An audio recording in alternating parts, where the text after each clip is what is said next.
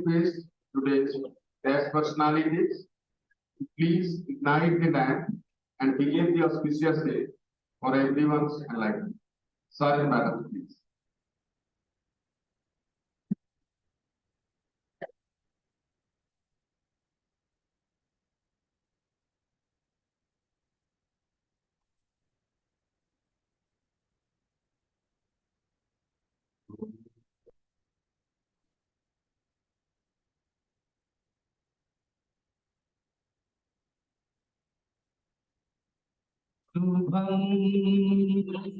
करोति परिवार आरोग्यं धनसंपदा शत्रुवृद्धिविनाशाय दिवो योगी नमस्ते दीपं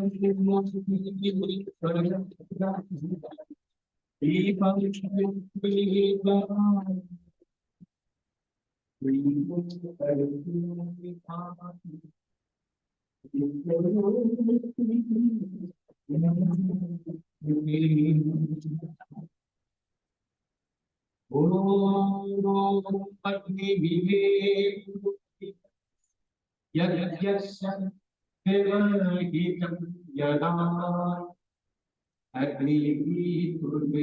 request all the dance dignitaries to please be on the stage. Please be on the stage. And now I request everyone present here in this hall, please rise in honor of EMP God.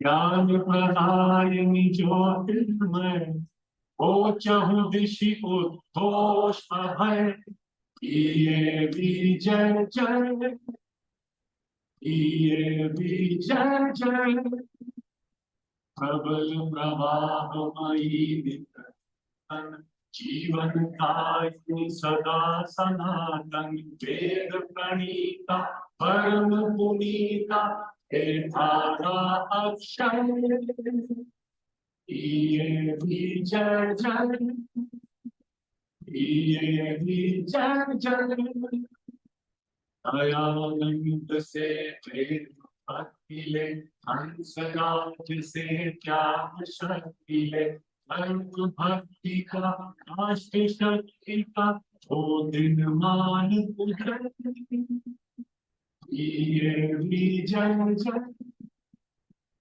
ये विजय जय सुख समृद्धि इसकी है शांति इसके तट है अगन शांति में प्रबल क्रांति में ये अटल निश्चय ये विजय जय ये विजय जय Thank you all. Please be seated. I request all the guest dignitaries kindly take your seat, please.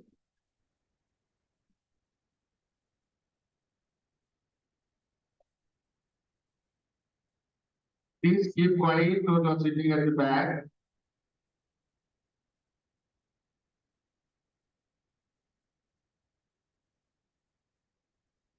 So good morning, one and all present to witness this unique event of organizing EAP Literature Conclave, a joint venture of EAP CAE and EAP United Foundation.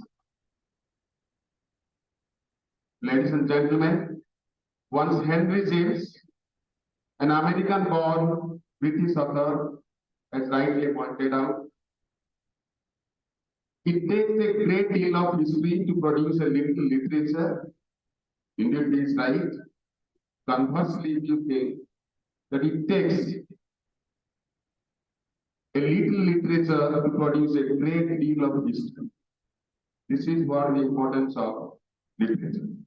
Children, in this age of technological revolution, all have a platform to give their peace of mind. And literature is such a solid platform. DABCA dreams of an India where there is no fear, where knowledge is free, where words come out of the depth of truth, where the clear stream of reason has not lost its way. This is the reason for which DABCA, along with DAB United Foundation, have jointly come forward to instill the value of literature in form of literature conclave that all the DABs of India, also abroad, are organizing a DAB literature conclave. This literature conclave is not a festival only, dear children. This is our investment for a strong and vibrant future. And you are, my dear children, you are the strong and vibrant future of our motherland. And to mark this day, children, as you all know, this world is full of diamonds and gems. We are privileged to have such diamonds and gems amongst us today, sitting here. So let me first introduce and welcome our ever chairman, sir, Madan Mohan Ponda, who is always with us on any occasion or event organized by us. Our beloved chairman has a great passion for literature and always encourages us not to lie, but to love literature. Hearty welcome to you, sir. Hearty welcome to you, sir. Next to me, I am privileged to welcome our Assistant Regional Officer, DAB Institutions, Odisha, and Principal of DAB Public School, Chandrasekharpur, the Lady of Substance, Dr. Sujata Khan. Round of applause for her. She always is here with us, and during our thick and thin, she is always with us to encourage us, to inspire us. Hearty welcome to you, madam. Next, I would like to introduce today's guests who are here to encourage us. First of all, Dr. Naresh Chandra Sahu, Associate Professor Economics and former head of the school, Social Sciences and Management, Indian Institute of Technology, what is popularly known as IIT. Dr. Naresh Chandra Sahu is a brilliant scholar who did his PhD in economics, having a vast experiences in many reputed universities of our country. So here he is with us today to enlighten us about sustainable development goals that are nowadays brought to limelight by CBSE, and you all might be knowing definitely. So I extend a hearty welcome to you, sir. So round of applause once again. We have today with us Mr. Chandra Das as our guest. A well-trained storyteller with around 15 years of experience in early childhood education and curriculum development at primary level. He believes in spreading joy and happiness through storytelling. She is also a trained glider pilot who has also worked in the field of social research. Hearty welcome to you, madam. Clap for Mr. Chandra Das. I welcome esteemed principal of DAB Conclave, Mr. Vijay Kumar Sahu, the former principal of this school. Welcome to you, sir. And also welcome our book beloved instructor, Mr. Malla Mahapatra, to this occasion. I welcome Dr. Krishnakesav Sarangi, a head, one of the parents of our school, who is also a writer, translator, EVFist. So, warm welcome to you, sir, to be here with us today. Also, all the supervisors, colleagues, alumni members, and of course, the star attraction of the day, you, my dear young children, those who are here to witness this program. So, welcome you all present here in this hall. So without delay, let me invite our beloved principal, Balram Mahapatra, to please render his welcome address. Sir, please.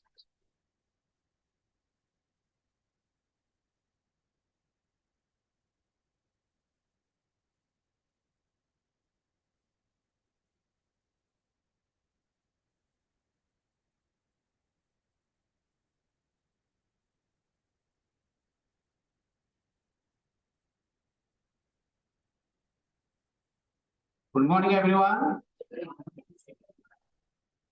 Very good morning to all of you.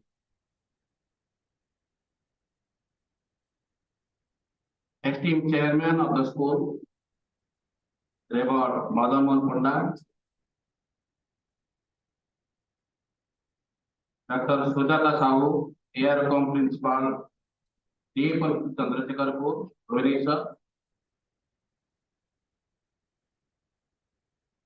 Dr. Naresh Chandra Sahu, Associate Professor and former Head of the Social Science and Management IIT Bhubaneswar,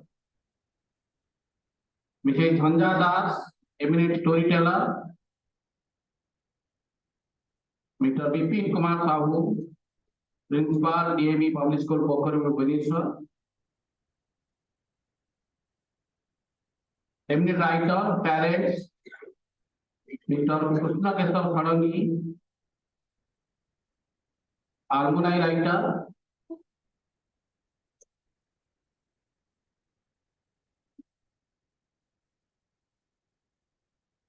Syed Siddiqui, alumni present also here, supervisors, teachers,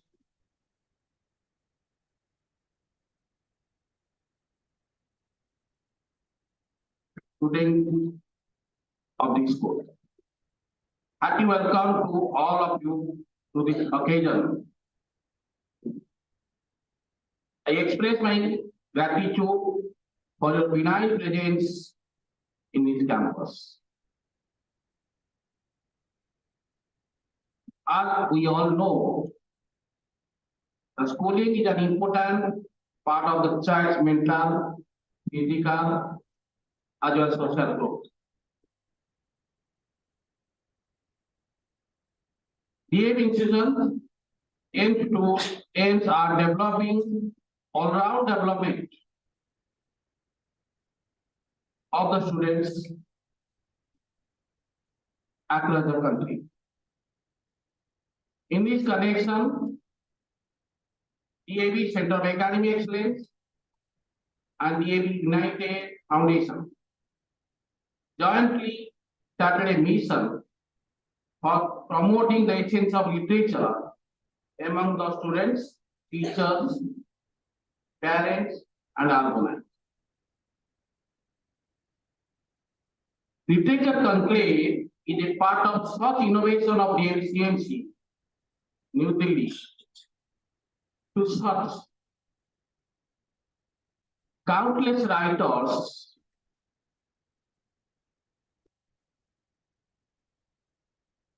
in different fields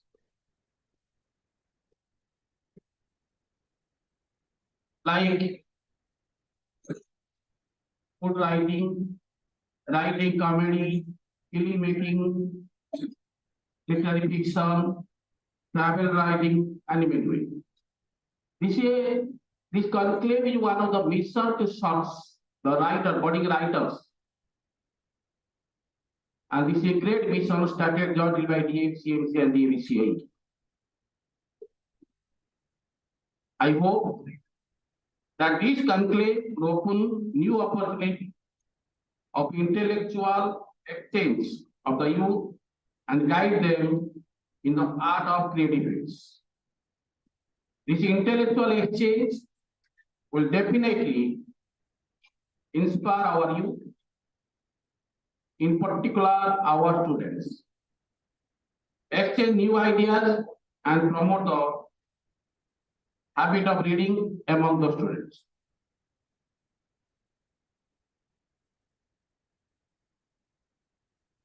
It is an open platform for all the students, for everyone, that your parents, alumni, students, everyone, to show your talents in this conclave.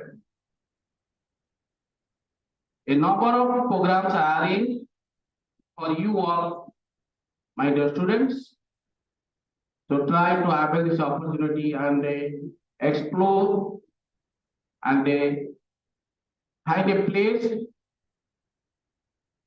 and give your identity, that everyone should know that you have this talent. eminent personally are invited to ignite your minds. So you are lucky that sir and madams are here. They are here to inspire and ignite your mind.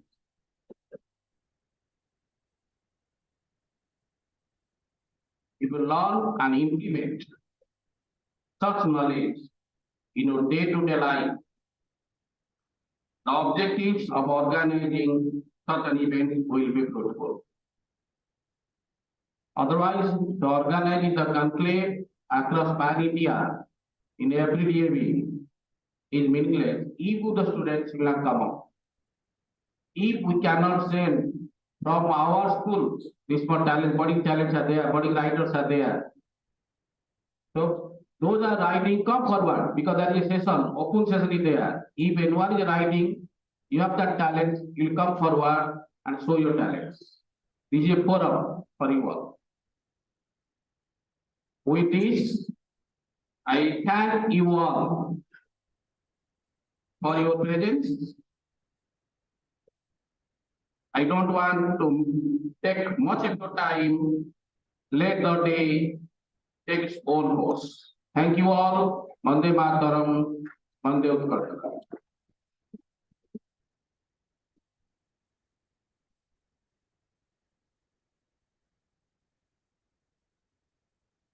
Thank you very much, sir. Next, I feel privileged to invite our Honorable Chairman, sir, Madan Mohan Ponda, to please enlighten us with his sublime words and declare the conclave open. Sir, please.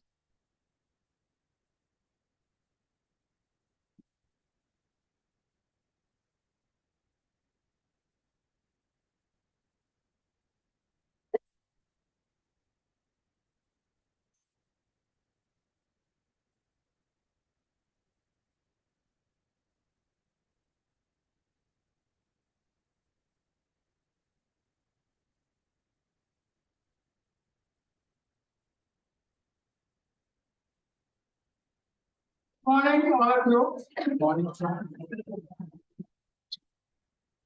Unique opportunity for me to be part of conference, which is for the first time we are organizing a school. We were organizing various activities.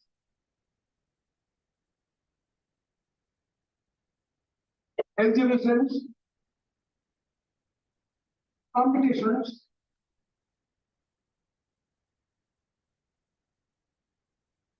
and conference of our aim to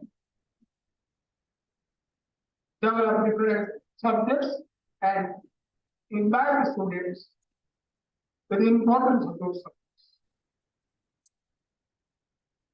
But this is for the first time, to my knowledge holds, that we are organizing and function in furtherance of the development of literature.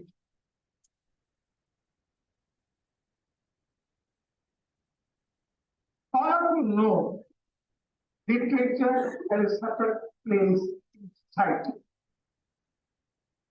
So many scientists are born, come and gone, they are awarded Nobel Prizes, different prizes, but seldom we remember their name.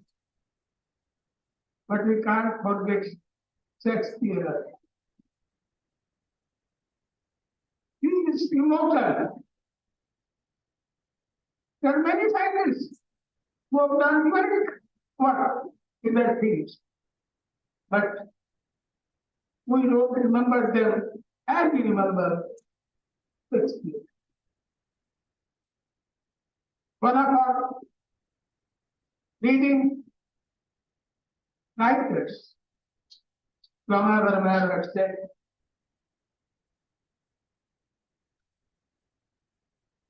मातृभूमि मातृभाषा है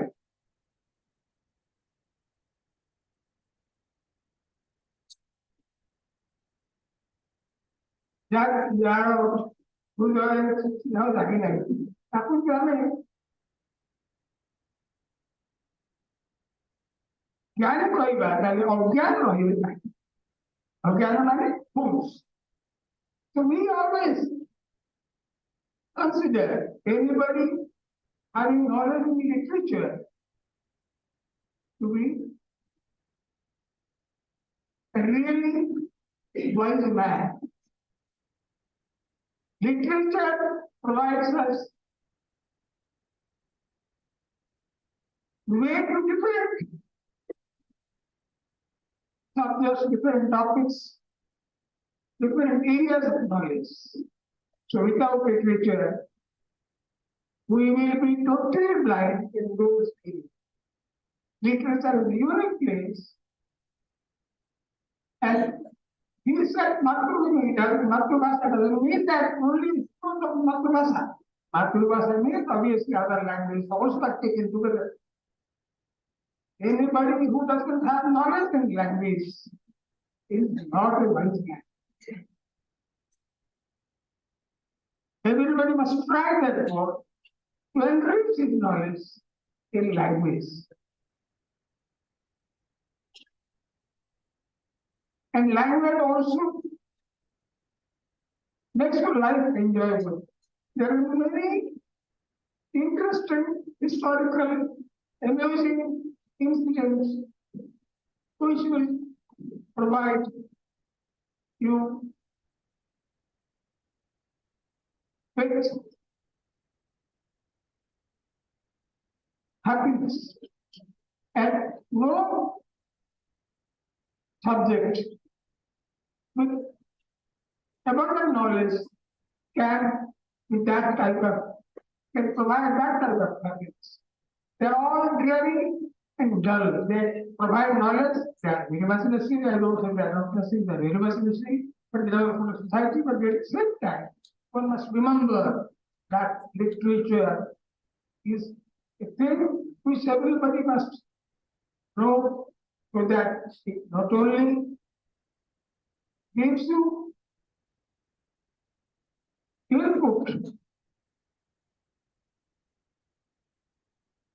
into other languages, you are provided access to other languages, other subjects, other topics, but you are also provided with amusement, with happiness. The literature has many such incidents which are very written and having providing just happiness to citizens of generous students. Mind you, my dear students, literature has an immortal value. Literature, even if it's the literature of some other language, I have said Matrubhasha is important for you, but at the same time, languages, other languages also are equally important. See, if one is real science, he has to learn English. He has to be profoundly knowledgeable in English, then only he will be able to master the intricacies of science. That is why language has a unique place in every citizen's life. And language is paramount in one's priorities for acquiring knowledge. This is my humble suggestion. I don't know how you feel about it, but you think about this.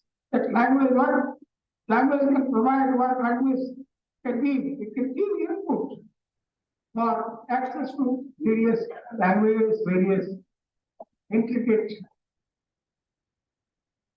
issues. No, it is of utmost importance that we strive to acquire knowledge in as many languages as possible. So I wish you all the best. God may bless you for a bright future. Thank you. Jai Hind, Vande Utkaral.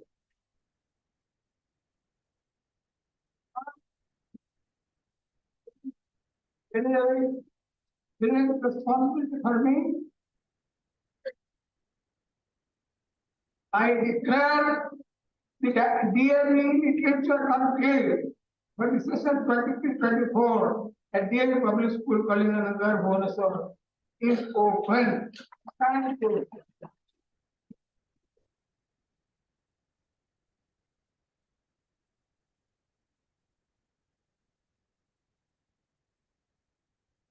Thank you very much, sir, for your inspiring words and declaration of the conclave open.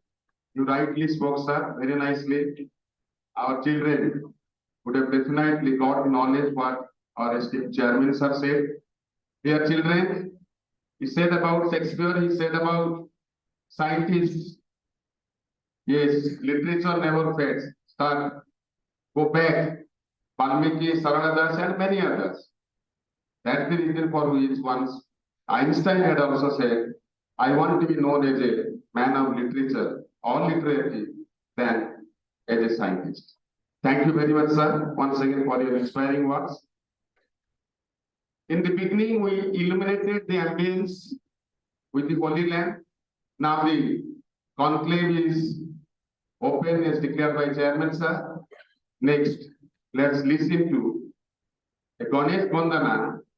They are being sang by the budding artist of the school, Trinayan, guided by our teacher in music, Mr. Rajkishore Gotchai. So let's welcome him with a round of applause. Trinayan is here to showcase his talent in form of this Vandana, Ganesh Vandana.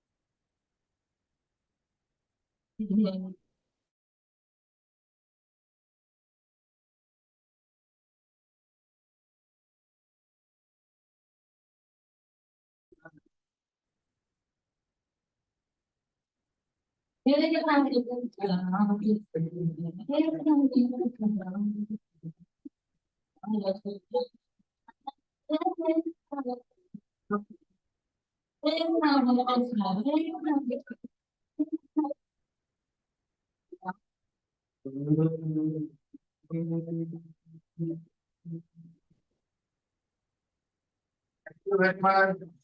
Vinaya, for your marvelous performance.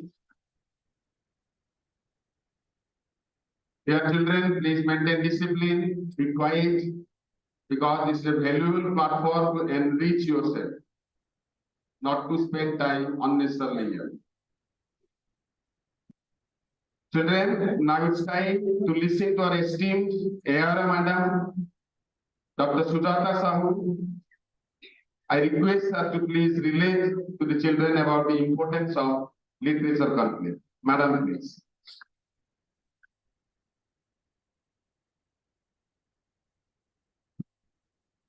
Namaskar and good morning to all of you. Thank you. Esteemed Chairman of the school, along with all the dignitaries present over here to witness the Literature Conclave of DAV Public School, Kalinga Nagar.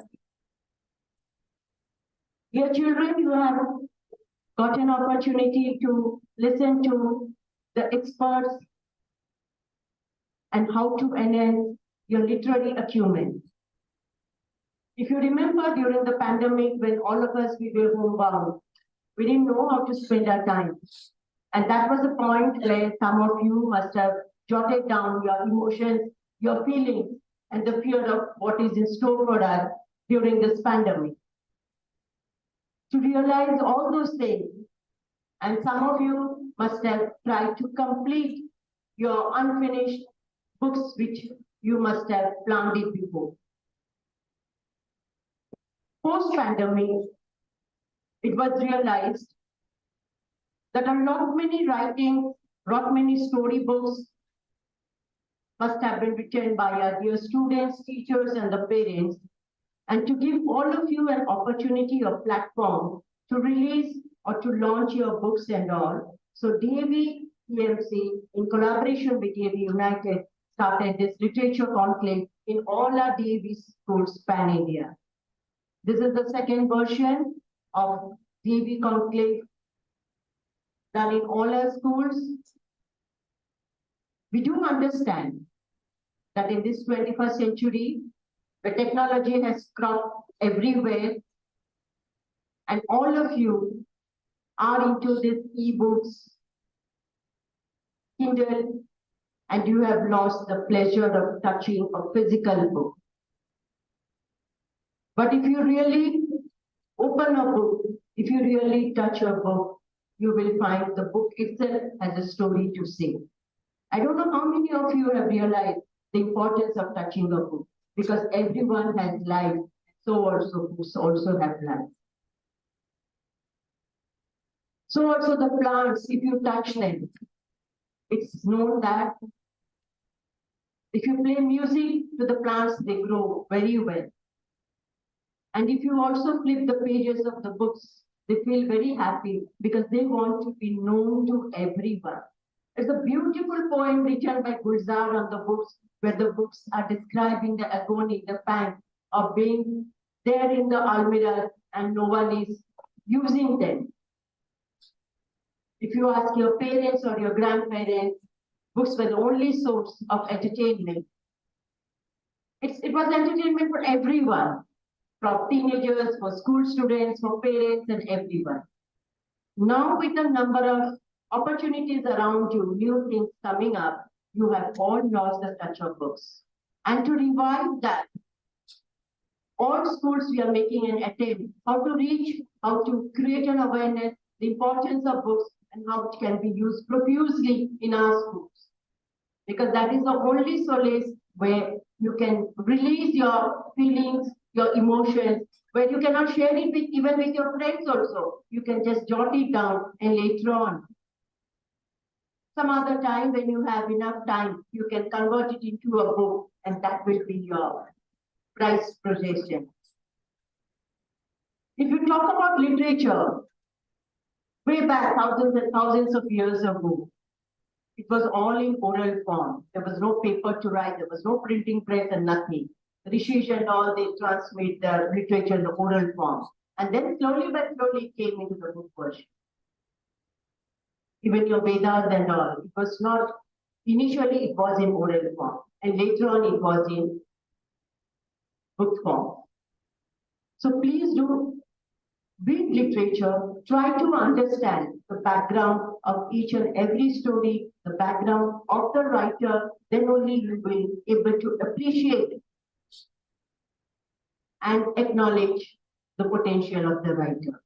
I will not take much of your time. I can understand we have very few good experts waiting, and I'm also eagerly looking forward to listen to them. I wish the conclave all success and hope all of you will have a wonderful time interacting with our panelists or the judges or the experts to whom you have invited. Please do have patience and try to jot down everything. Thank you. Good luck. Thank you very much, madam. That was really inspiring, and you have rightly said that the literature is the mirror of society, and you also reflect everything. Thank you once again, madam. Now, dear students, this is not for the teachers and students only to develop here on this platform on this day of organizing the literature conclave. It's a platform open for the parents also.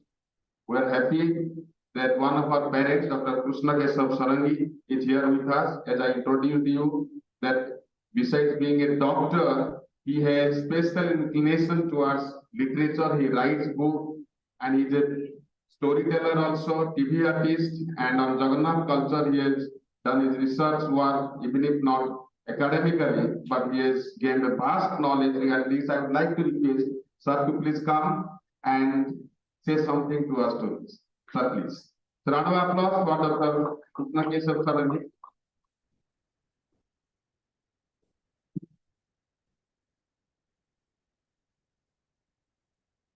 जय जगन्नाथ। सुप्रभात। आज DAV public school पक्षर आयोजित literature conclave eighty समस्ते जो पिला माने छात्र छात्री माने उपस्थित अछंती समस्त को प्रथमे शुभाभिनंदन। A hearty welcome and congratulations to all of you present here. द्वितीय एटी उपस्थित थिबा समस्त अतिथि वर्ग एवं विशेषकर डीएवी पब्लिक स्कूल कलिंग नगर अध्यक्ष श्रीयुत मदन मोहन पंडा समेत एटी उपस्थित थिबा समस्त को मोर शुभेच्छा एवं प्रणाम। आमे लिटरेचर कथा कहला बेले पुस्तक बा बुक आम आखि आगे आसे सब बड़ कथा हला books are the carriers of civilisation बुकटा बा बहीटा गोटे निर्दिष्ट सीमाबद्ध बा कौन गोटे लिमिटेशन भितर पाठ शिखाए नहीं एटा गोटे कैरियर ऑफ सिविलाइजेशन आज जदि आमे पुस्तक पढ़ी न थांते हुए तो ए स्तर पर्यंत आमर सभ्यतार प्रवाह नहीं न एठी जो माने आपण माने उपस्थित अछंती समस्ते खाइबा पई भारी भल पाउथिबे खरा दिन आमे सबुठु भल जिंस कोटा खाए कोटा खाइले आपन को शीतलता लागे भल लागे आइसक्रीम राइट आंसर पिला माने आइसक्रीम खाइला बेले आमे केबे भाबिचे कि आइसक्रीम हमको कोन सिखौछ what kind of learning we are getting out of releasing ice creams एटा आपण माने केबे भाबिछथि आपण देखिबे आइसक्रीम ता जते बेले फ्रिज भीतर अछि कोल्ड चैम्बर भीतर अछि सेते बेले से हार्ड हेकि रहिछ कंसंट्रेटेड जते बेले सेटा बाहर को आसुछि एम्बिएंस टेंपरेचर पाउछि इट इज गेटिंग मेल्टेड ठीक तो गोटे गोटे हाँ इज इट राइट गोटे व्यक्ति जते बेले लिटरेचर बा साहित्य को भल पाई तार हृदयटा सेई भलिया हवा दरकार जेतेबेले से he has to face challenges सेतेबेले से आइसक्रीम भली टाण हवा दरकार आ जेतेबेले से सामाजिक जीवन ऊपर लिखिबो तार फेलो पीपल को ऊपर लिखिबो सेतेबेले ता हृदयटा मेल्टेड हवा दरकार हृदयटा द्रवीभूत हवा दरकार सेति पाई श्रीमद भागवत गोटे सुंदर कथा कहली ये कवि हम he has to carry 9 qualities 9टा गुण थिले जड़े कवि एक रहला अप्रमत्त पागड़ा मिल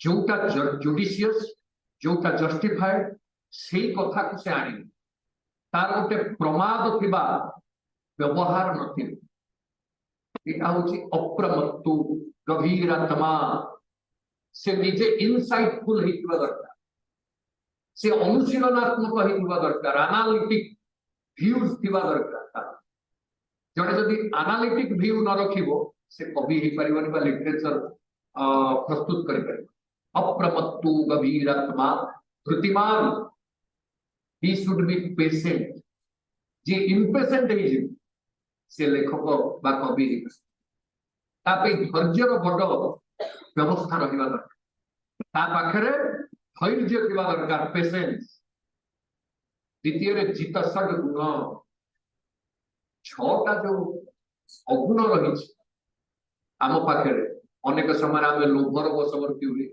ग्रीडीनेस हमको अफेक्ट करे जेलसी हमको अफेक्ट करे अनेक समय आमे आंगर हमको जहाँ पॉइजनस ट्री बोली कहा जाउछ सेटा हमको अफेक्ट करे ये जो गुड़ा को रही काम क्रोध लोभ मोह अनेक समय इल्यूजन जो गुड़ा को वास्तविक कथा नुहे आमे अनेक समय विभ्रांत हुए ये इल्यूजन रे बसे माया जात को मोह एगुड़ा का हमको अनेक समय विभ्रांत जी एकु उत्तीर्ण है ताकू अतिक्रम करके लिखिबो सेही हबो कवि अमानी अर्थात निजे केबे मान को जीवन मते आगे पोजिशन मिलले भल न मिलले भल किए फूल पिंधेला भल न पिंधेला भल किए कविता सुनले टाई मारला भल न मारला भल निजे केबे मान पछरे गोड़ेइबो मान ताकू गोड़े जी प्रकृत रे लेखक हेथिबो कवि हे हवा पे तार निजर अध्यवसाय थिबो ताकू स्वतः स्वीकृति आसे स्वीकृति पछरे गोड़ेबार आवश्यक अमानी आ मान दो अन्य मान को सम्मान दबा जाए जी अन्य मान को सम्मान दिए से जड़े भल लिटरेचर व्यक्तित्व बोले आगे गोटे लिटरारी टैलेंट ताकू ही कहजिवो जे अन्य मान को सम्मान देवा जाय अमानी मान दो कल्प कल्प बोले सदा बेले हित उपदेश सामाजिक जीवन में अहित हैला कौन प्रकार सामाजिक श्रृंखला को व्याघात कला कौन लेखा लिखी ना जहाँ लिखी समाज हित आपण माने समस्त जानिछंती लिटरेचर होची सोसाइटी रो mirror literature is the mirror of the society society gets reflected over literature तेणु जदि रिफ्लेक्शन ताको ठीक रे न देबी ताले मु लिटरेचर कोन प्रस्तुत तेणु अमान ईमान द कल्पो पवित्र कहा संगे जेलसी कहा पाखरे असूया रखिबा से जे जोथे एक्सेल करूची के भलो नाची पर के जड़े भल गीत गाई पार्छ किए भल कही पार्छ तार अंतर्निहित गुणावली जहा ताको सम्मान दबा ताहा प्रति ईर्ष्या आ शेषरे कारुणिक कवि आइसक्रीम भली करली कहार दुख दैन्य देखिले कहार असुविधा देखिले हृदय जदि गोटे आवेग न आसिला जदि गोटे क्षोभ दुख न आसिला केमिति साहित्य सृष्टि हो आपण माने समस्त जानि छथि हमर आदि काव्य होछि रामायण कौटू तैयारी हला विषाद तैयारी जत क्रौंच मिथुना देखम अवधि काम मोहितम जेतबळे गोटे व्याध स्वर निक्षेप करिछि एवं क्रौंच मिथुन जुगल क्रौंची चली जाइछि क्रौंच कांदुछि एवं ये दी जनक भितरे जो विरह है से विरह को देखि जो डिटाचमेंट ताको भीतर तैयारी होइछि ताको ही देखि हमर first literature evolve out of a poet's heart ए जिंसटा हमें माने विचार करबा दरकार गीता कहा गला कोन द्वारा हुआ विषाद जेतबे हृदय रे विषाद आसी हृदय रे गोटे द्रवणीयता आसी हृदय तरणी सेतबळे ही ता पद्यावली बा गद्य आकार आपण करू सेटा ही इरप्शन जाको जाको spontaneous overflow powerful thought what is that ए द्रवीभूत अवस्थार परिप्रकाश तेणु आम आइसक्रीम खाइला बेले खाली तार स्वाद नहीं कि शीतल हवा नहीं बरं तार से जो गुणवत्ता आम आनिले लिटरेचर प्रकृत रे तैयारी करबा पई हमर सामर्थ्य तैयारी समय अभाव मते भी ऑफिस कार्य करबा पई जीवा को अछि अन्य अतिथि वर्ग अछंती आपण माने ताको ठार स्क्रीन आउ केते बडे विशद भाव आइसक्रीम रो सविशेष आलोचना रखिबा साथ दुई तीन मिनिट मुझे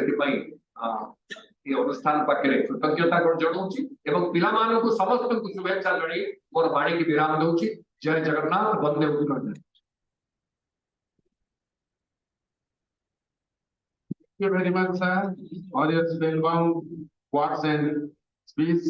I hope that our children learn something from ice cream, even if they use it in their own life. These 9 qualities, if you imbibe with all the 9 qualities, you will definitely become a real poet. Thank you once again.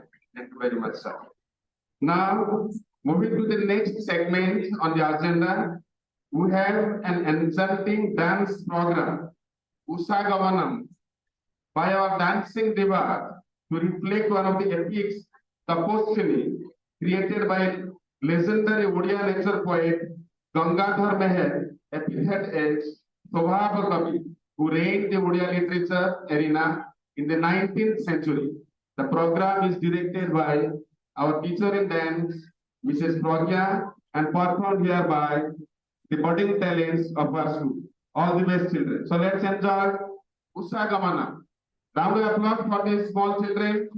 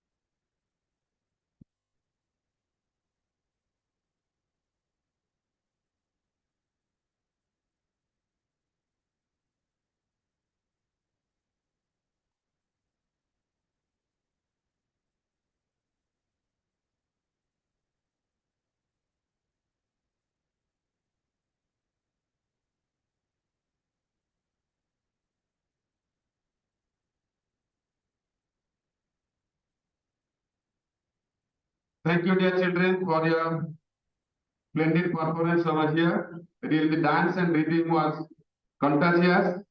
Thank you once again to you and your mentor.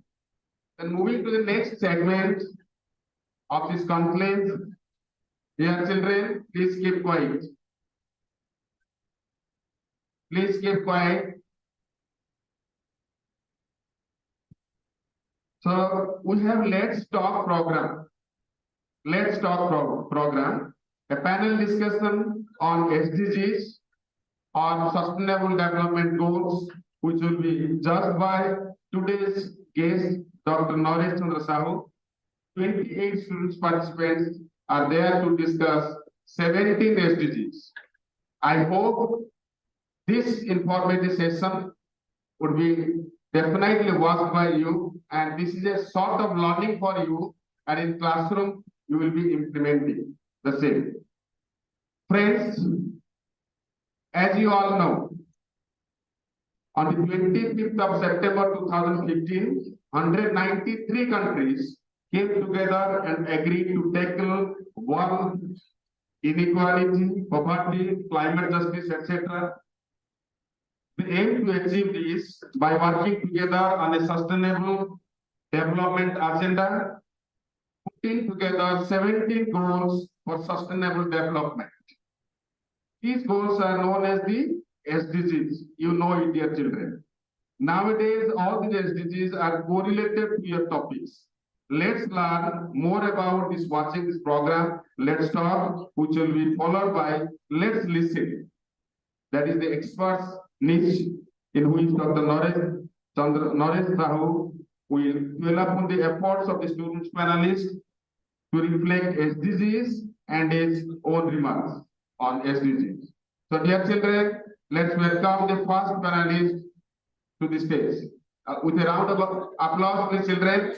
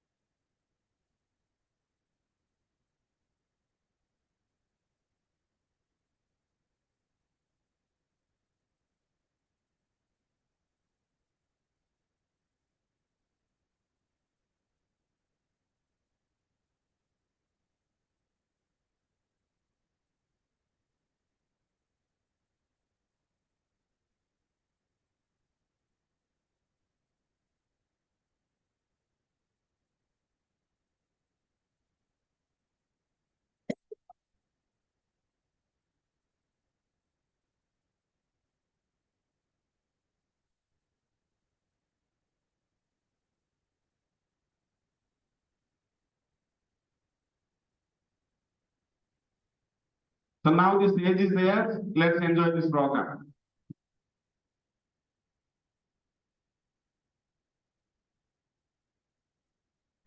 A pleasant morning to one and all present over here, esteemed dignitaries, revered principal sir, honorable members of the jury, respected teachers, and my dear friends.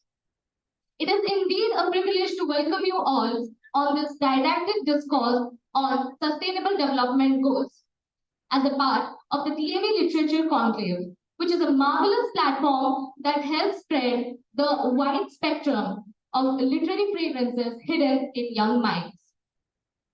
I would like to introduce you all to our panelists present here with us today. Panelist number 1, Daksha. Panelist number 2, Preeti Pragya. And panelist number 3, Ayushman. And me, Anshika, as the moderator. Before diving into the discussion, let us first understand one. What is sustainable development?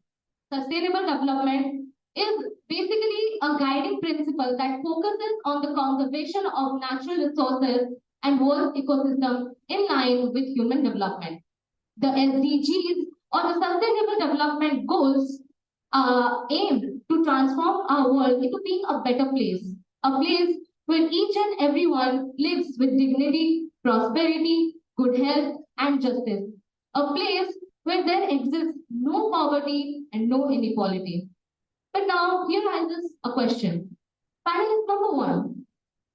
Do you think for an overpopulated country like India, it is quite challenging to take over this task of implementing the SDGs? Please state your views. Sustainable development goals aim to aid the entire world. For a country like India, which is the world's most populated country, is quite difficult. In the recent years, there have been recent wars like the Russia-Ukraine war, the Israel-Palestine war, and the COVID pandemic. These all have affected it globally. But what about India? Well, India has taken various measures since the past few years. Even before the SDGs came into power, they have been taking measures, but they haven't been 100% successful.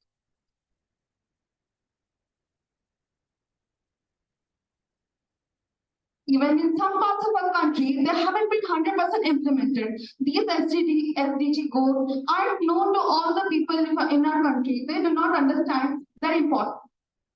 Also, India lacks many resources as that of a developed country. Hence, implementing sustainable development goals is quite difficult for a country like India, which is in the developing stage. And since India is a very vast and diverse country, it is very difficult to put an impact on each and every person of the country. And there are many other factors that contribute to poverty. Poverty is hence the most difficult challenge India is facing right now and will have to face in the future even. For the next question, I would like to forward to panelist number 3, Ayushman. How do you exactly counter this problem? So, in context to your question, I have this answer. Every problem has its own solution. In this case, Transparency and literacy are the ones will be guiding our nation towards suffering less from poverty. The government should be transparent regarding its usage and should be spreading awareness about literacy so that we can tackle poverty in India. It also help us to improve all the fields that are being infected due to poverty. Definitely, I agree with him. India is slow on progress, but doesn't mean we cannot improve. For the next question, I would like to ask panelists to state her views. Why has no poverty been placed as the first SDG? Every SDG plays an important role, and there are 17 of them. But why has no poverty is the most prioritized one? Poverty is the root of all the evil existing in our nation today. It doesn't let it grow. People living in poverty do not even possess the basic amenities that are healthcare, food, and shelter. How do you expect them to improve the country?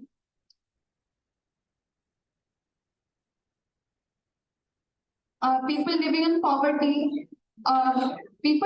poverty share their perceptions and ideas to the next generation, which forms a vicious cycle of being illiterate and binding themselves to the orthodox shackles of the society. This doesn't let them grow or the country prosper. That's right. According to what she said, that brings us to our next SDG, which stands fourth among the 17, that is quality education. Education is the biggest weapon one could own. It's the biggest security. Panelist number 3. Do you think that India's quality of education or our educational system is at par with the developed nations like USA? Yes, I do believe India's education system can be developed to a great extent. India ranks 33rd in the world education system. Education is a thing that makes us an asset for our country. But Indian education system prioritizes theoretical studies rather than practical studies. But in the NEP 2020, they have made many changes in our curriculum so that we can tackle these problems. If we can tackle these problems, we'll be able to make our education system the best education system throughout the world. Well, it is not that the Indian standard of education needs to be changed. No doubt, India has a very high standard of curriculum than most of the world in the world. But the need for the change is for good facilities. We know that studies in the government schools are well regulated. So we need to go for good facilities like cleanliness, hygiene, good infrastructure, and digital methods of education, etc., for quality education to be provided. In fact, our government has launched many schemes and programs such as the midday meal scheme to ensure and increase the enrollment of students in schools run by government, both in rural as well as urban areas. This scheme has also decreased the out-of-school students who are currently in an elementary age of education. But why did government place such an emphasis on food? It could have done something else, like interesting activities to get the students. But why exactly food? Panelist number 1, please state your views on this. So this lands us to our second SDG goal, that is zero hunger. Did you know that Africa and Asia top this stage? Asia is the country that contains most important countries of the world, like Japan, India, and China. So how does this stop the most? Yes, it is education. People are educated, that is right, but they do not focus on nutrition. Nutrition is what is required right now. As per the recent data, 600 million people will face hunger by the end of 2023.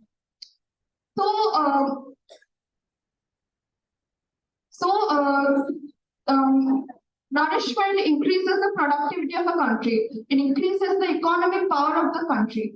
As the economy increases, the number of assets also increase, exceeding the number of liabilities.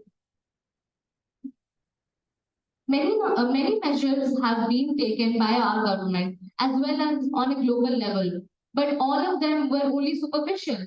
What we saw was their work on the surface level. None of them were deeply rooted enough to impact each and every person. But we have given so many efforts and we have also got the results. For example, after independence, we faced a lot of challenges. Our food security was hampered, and India became a borrowing country. But then the government introduced the Green Revolution, which improved our condition gradually, and then India's self-sufficiency was regained. Hunger. It is a thing that hurts the most. Everyone wants good food, not poisonous food. Food security is very essential for a country's growth. So we have a very big responsibility of feeding hundreds of starvers throughout our country. So the country should make hundreds of changes in the curriculum so that we can feed these starvers too. That's right. A change can begin with oneself when we can realize that one small step can lead to a bigger leap. When we try to implement these SDGs or even create our own small SDGs and implement them in our day-to-day life, then definitely the day won't be far when we'll be achieving all of this. With that, we all would like to sign off. Thank you and have a marvelous day ahead.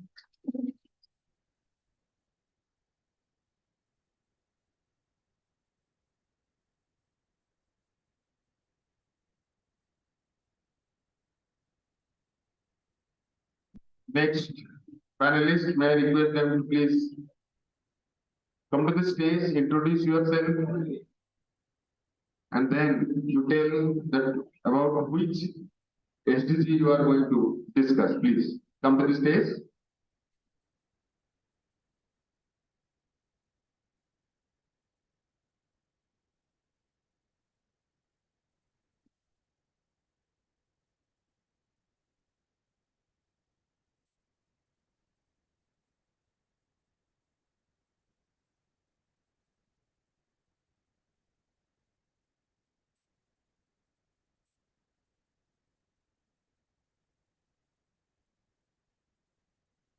सुप्रभात, गणमान्य व्यक्ति, अध्यक्ष महोदय और मेरे प्रिय मित्रों, आज मैं परोजा, मैं अमृता,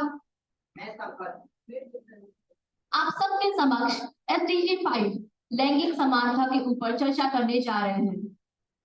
तो भारत एक ऐसा देश है जहां स्त्री और पुरुष को हमेशा समान माना गया है, वैदिक स्थिति में हो या हमारे भगवत गीता में हो।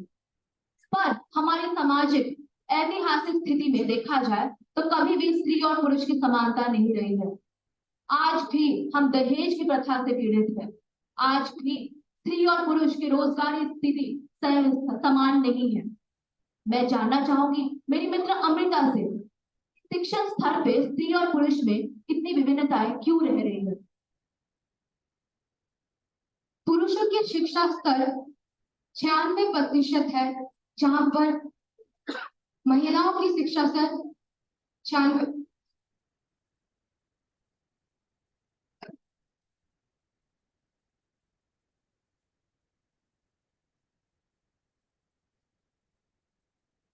पुरुषों की साक्षरता जहां पर 82% है, वहां महिलाओं की साक्षरता 85% है। यहाँ पर महिलाओं को शिक्षा की कोई भी सुविधा नहीं दिया जाती है। बचपन से स्त्रियों के और महिलाओं के माता पिता का ये मानना है कि लड़कियां पढ़ नहीं सकती क्योंकि आगे जाकर उन्हें अपने पति का घर ही संभालना होता है, तो उनके लिए पढ़ना एक बेकार सा चीज है। राजस्थान और हरियाणा जैसे राज्यों में बेटियों को उच्च स्तर की शिक्षा प्राप्त नहीं की जाती है। उनकी पढ़ाई या तो 5वीं या तो 4वीं स्थान पर ही बंद कर दी जाती है। लेकिन अब ऐसा नहीं है। अब भारत संविधान के अनुच्छेद 14 के अनुसार सारी महिलाएं और सारे बच्चे को समान अधिकार मिला जाता है। जो बच्चे 6 से 14 वर्ष की आयु में होते हैं उन्हें समान शिक्षा प्राप्त करने का अनिवार्य है। बात तुमने सही कही अमृता। तो ऐसा क्यों है कि केरल जैसे राज्यों में लैंगिक समानता देखने को मिलती है, पर राजस्थान, हरियाणा जैसे राज्यों में बेटियों को उतना मौका नहीं दिया जाता जितना बेटों को दिया जाता है। लड़कियों को आज भी पराया धन माना जाता है। ऐसा क्यों? मैं यहाँ पर ये कहना चाहूंगी कि केरला में साक्षरता बहुत ज्यादा है। और जहाँ राजस्थान और हरियाणा जैसे शहरों में लड़कियों को पढ़ने का कोई भी अधिकार नहीं दिया जाता, लेकिन अब भारत सरकार ने इसे अनुच्छेद 14 के लिए इसे बदला गया है। बात तो तुमने सही कही अमृता। जहां भारत में साक्षरता की स्थिति बढ़ती जा रही है, वैसे ही दहेज की स्थिति दूसरे शहरों में, दूसरे राज्यों में कम देखी जाती है। पर जब बात आती है राजस्थान, हरियाणा जैसे राज्यों की, वहां दहेज की स्थिति आज भी देखी जाती है। वहां लड़कियों को राजनीतिक हक नहीं मिलते हैं। मैं जानना चाहूंगी मेरे मित्र ज्योतिरादित्य से। जी, अभी अक्सर देखा गया है कि अधिकृत क्षेत्र में अर्थात ऑक्यूपेशन सेक्टर में अगर कोई भी पुरुष या महिला एक समान पद में काम करती है तो पुरुष को महिला से ज्यादा तनख्वाह दी जाए। ऐसा क्यों है? क्यों है ऐसा? क्या आजकल के लोग अभी भी सोचते हैं कि जो पुरुष कर सकते हैं वो महिलाएं नहीं कर सकती? मेरे मत में ये बिल्कुल गलत है। मैं जानना चाहूंगी कि रोजगारी स्थिति में, आर्थिक स्थिति में और राजनीतिक स्थिति में पुरुष और महिलाओं में क्या क्या विभिन्नताएं देखने को मिलती है। ऐसा क्यों है कि महिलाओं को उनसे कम तनख्वाह मिलती है? तुम अपने विचार मुझे बताओगे? आजकल की आधुनिक दुनिया में कुछ पुराने मानसिकता के लोग अभी तक सोचते हैं कि जो काम पुरुष कर सकते हैं वो काम महिलाएं नहीं कर सकती, और तथा ये भी सोचते हैं कि पुरुष महिलाओं से बेहतर है। पर मेरे मत में ये बिल्कुल गलत है तथा ऐसा हमें नहीं करना चाहिए, क्योंकि इससे समाज पर बुरा प्रभाव पड़ता है। धन्यवाद ज्योतिरादित्य। आखिर में ये बात मैं जानना चाहूंगी, जैसा ज्योतिरादित्य ने कहा, आज भी लोग पुरानी सोच से पीड़ित हैं। आज भी राजनीतिक, सामाजिक और व्यक्तित्व हक महिलाओं को नहीं मिलता है। ऐसा क्यों? मैं अपने मित्र संकल्प से जानना चाहूंगी। और पुरुषों की तुलना में महिलाओं को इतना कम स्थान क्यों मिलता है? जैसा कि हम सब जानते हैं, हम 21वीं सदी में रह रहे हैं, मगर क्या हर महिला को उसका हक मिल पा रहा है? नहीं। आजकल भी हमारे देश में घरेलू हिंसा के मामले में आ रहे हैं। कभी किसी औरत को दहेज के मामले में मार दिया जाता है, तो कभी किसी को जान से मार दिया जाता है, कभी किसी को घर से निकाल दिया जाता है, तो कभी किसी को पैसे के लिए उसकी बलि चढ़ा दी जाती है। क्या यही है हमारी साथियों की मेहनत? क्या यही है हमारी पीढ़ी में बात है? तो हमसे अच्छे तो रावण थे, कम से कम उन्होंने सीता माता को अशोक वाटिका में रखा था, ना कि जंगल में छोड़ दिया था। मगर ये भी हम नहीं भूल सकते कि सीता माता के क्रोध से सोने का शहर लंका तबाह हो गया था।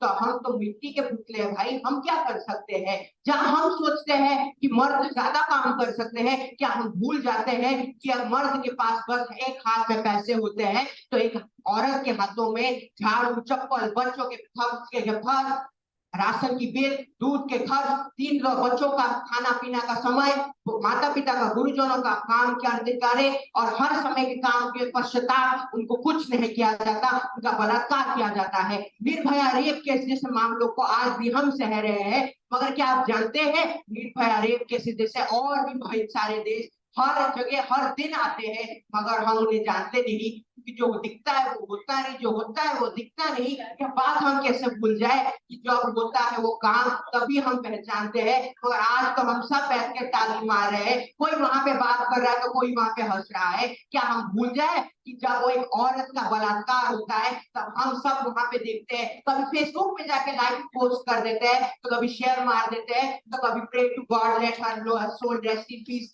कीप जस्टिस के नारे लगा देते हैं।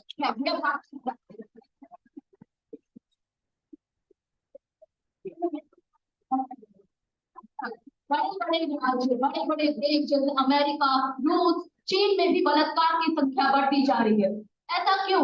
महिलाओं को पुरुष के समान हक क्यों नहीं मिलता? ऐसा क्यों है कि स्टेम सब्जेक्ट्स में सिर्फ महिलाओं का समान हक नहीं मिलता? ऐसा क्यों? संकल्प, मैं तुमसे और जानना चाहूंगी तुम्हारे विचार। एक औरत को उनके पुराने परंपराओं के सीढ़ियों में बांधा रखता है, और औरत को उसके घर से बाहर 10 बजे के बाद निकलने नहीं दिया जाता। क्या तुम ये जानते हो कि एक औरत को उसके घर के परिवार की समस्याओं के लिए घर के बाहर निकलने की समस्या है, मगर कभी उसका परिवार रोकता है, अरे ये औरत जा रही है 10 बजे, क्या करेंगे, इसके लक्षण सही नहीं है, क्या है इसके माता पिता के लक्षण, ये रात के 10 बजे निकल रही है, मगर वही औरत अपने माता पिता की दवाइयां लेने रात के 10 बजे 10 किलोमीटर का तय करती है, जबकि जेब में 10 रुपए भी नहीं होते, और उस घर 10 अच्छे लोग होते हैं जो उसके नाम पे 10 अलग अलग तरीके के बातें कहते हैं, उसके चरित्र पे सवाल उठाते हैं। क्या तुम ये कहते हो कि तुम 21वीं सदी में रह रहे हो, जहाँ 21 प्रकार के लोग 21 प्रकार की बातें करते हैं, एक महिला पर यह बलात्कार हुई, तो क्या कह सकते हो हुजूर? जी, आपने सही कहा। इसीलिए तो हर देश ने ये एक समस्या हर देश में पाई जाती है, हर देश इस समस्या से पीड़ित है, जो है लिंग असमानता। बड़े बड़े देश हो जैसे संयुक्त राज्य अमेरिका हो, चीन हो या रूस हो, या हमारे जैसे विकसित देश हो या विकास के मार्ग पे चलने वाले देश हो, हर देश में ये समस्या पाई जाती है। मैं कहना चाहूंगी कि आप यदि समाज के 2 चालकों में एक को पंख दोगे और दूसरे को विकलांग कर दोगे, तो कैसे आप उम्मीद लगा सकते हो कि हम समाज में बढ़ोतरी करेंगे?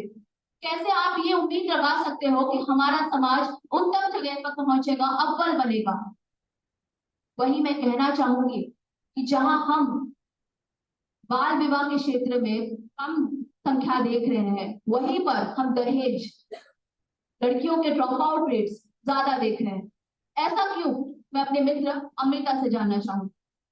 मैं पहले बता दूं कि भारत संविधान के अनुसार भारत सरकार ने ये नियम किया है कि कोई भी लड़कियां 18 वर्ष के उम्र के नीचे शादी नहीं कर सकती।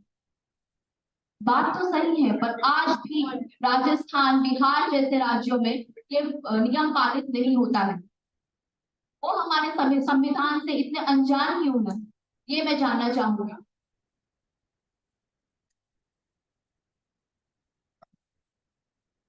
राजस्थान और बिहार जैसे शहरों में लोग कम शिक्षित रहते हैं, तो हमें इसमें उन लोगों को शिक्षित कराना चाहिए और उन लोगों को बताना चाहिए कि ये सब चीजें गलत है। मेरे अनुसार सिर्फ शिक्षण ही विकास की तरफ का मार्ग नहीं है, हमें राजनीतिक तरफ से और आर्थिक स्थिति में भी महिलाओं को काबिल बनाना होगा। जब महिलाएं और पुरुष दोनों ही 50% है भारत में, तो एक ही क्यों आर्थिक स्थितियों में कमाए और एक क्यों घरेलू मामलों में कमाए? मैं चाहती हूँ कि दोनों को आर्थिक समस्याएं साथ में निभानी चाहिए, घरेलू समस्याओं को साथ में मिटाना चाहिए। इसी के साथ हम मंच पर से विदा लेते हैं। आप सबका धन्यवाद।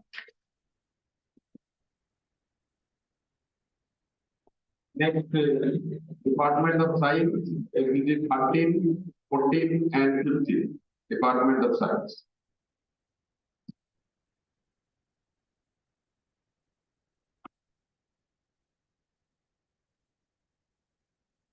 Now for them, one for the Department of Science, discussing exhibit 13, 14 and 15.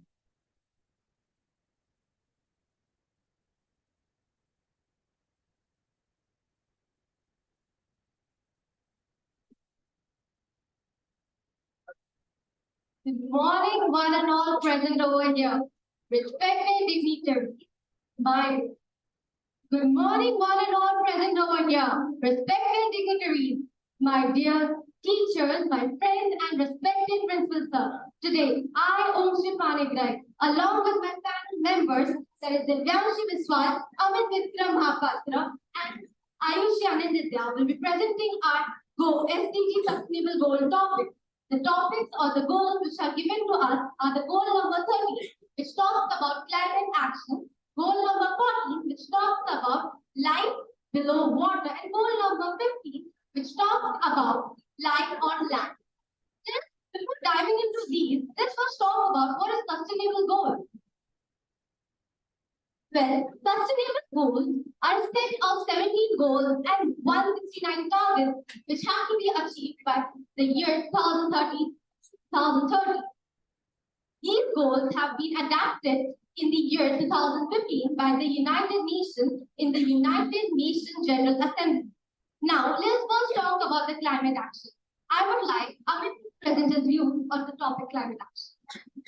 Sustainable Development Goal 13, that is climate action, aims about the climate changes that occur in the world and the necessary precautions that should be taken to combat them and to minimize its effects.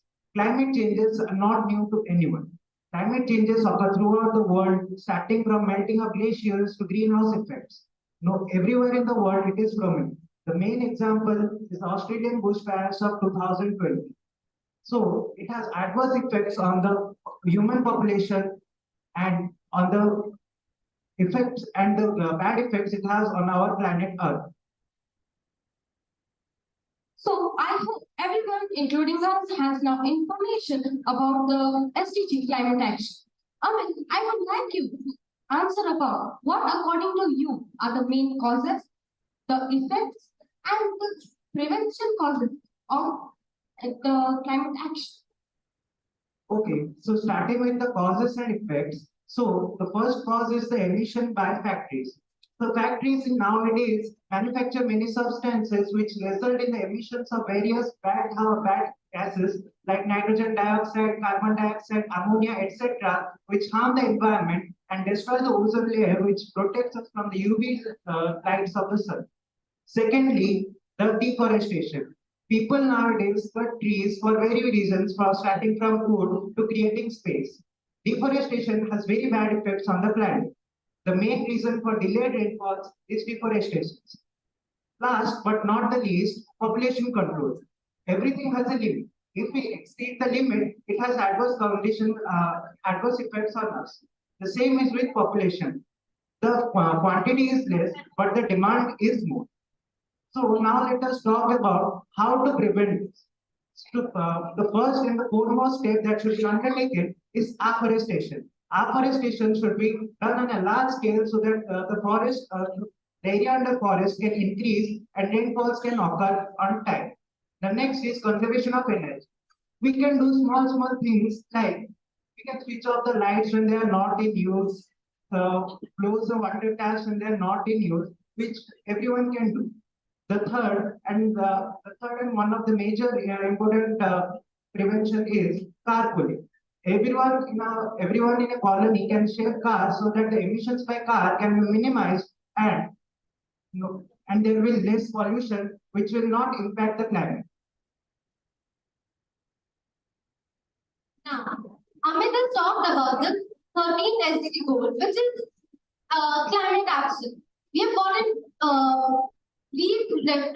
deep knowledge about climate action. Now, this climate action is actually linked to the other goals too, other 16 goals.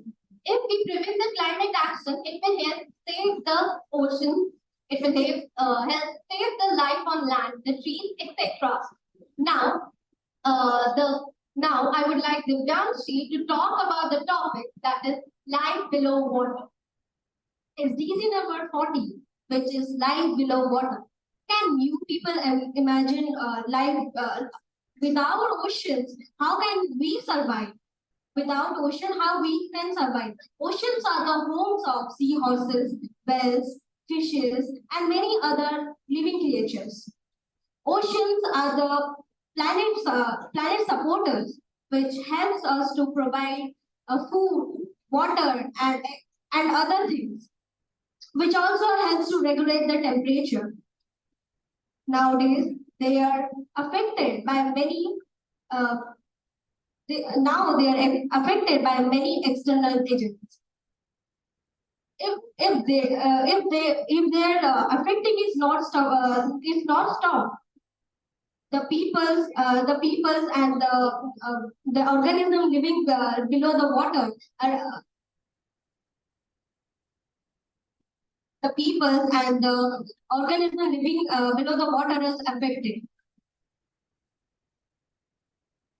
So Divyanshi talked about how the life below the water are affected by by throwing dust or throwing waste materials into the water and the ocean, into the seas and other marine habitat.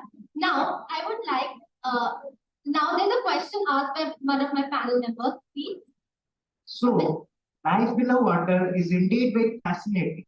But how come it is important in our day-to-day life, or how it is important for us?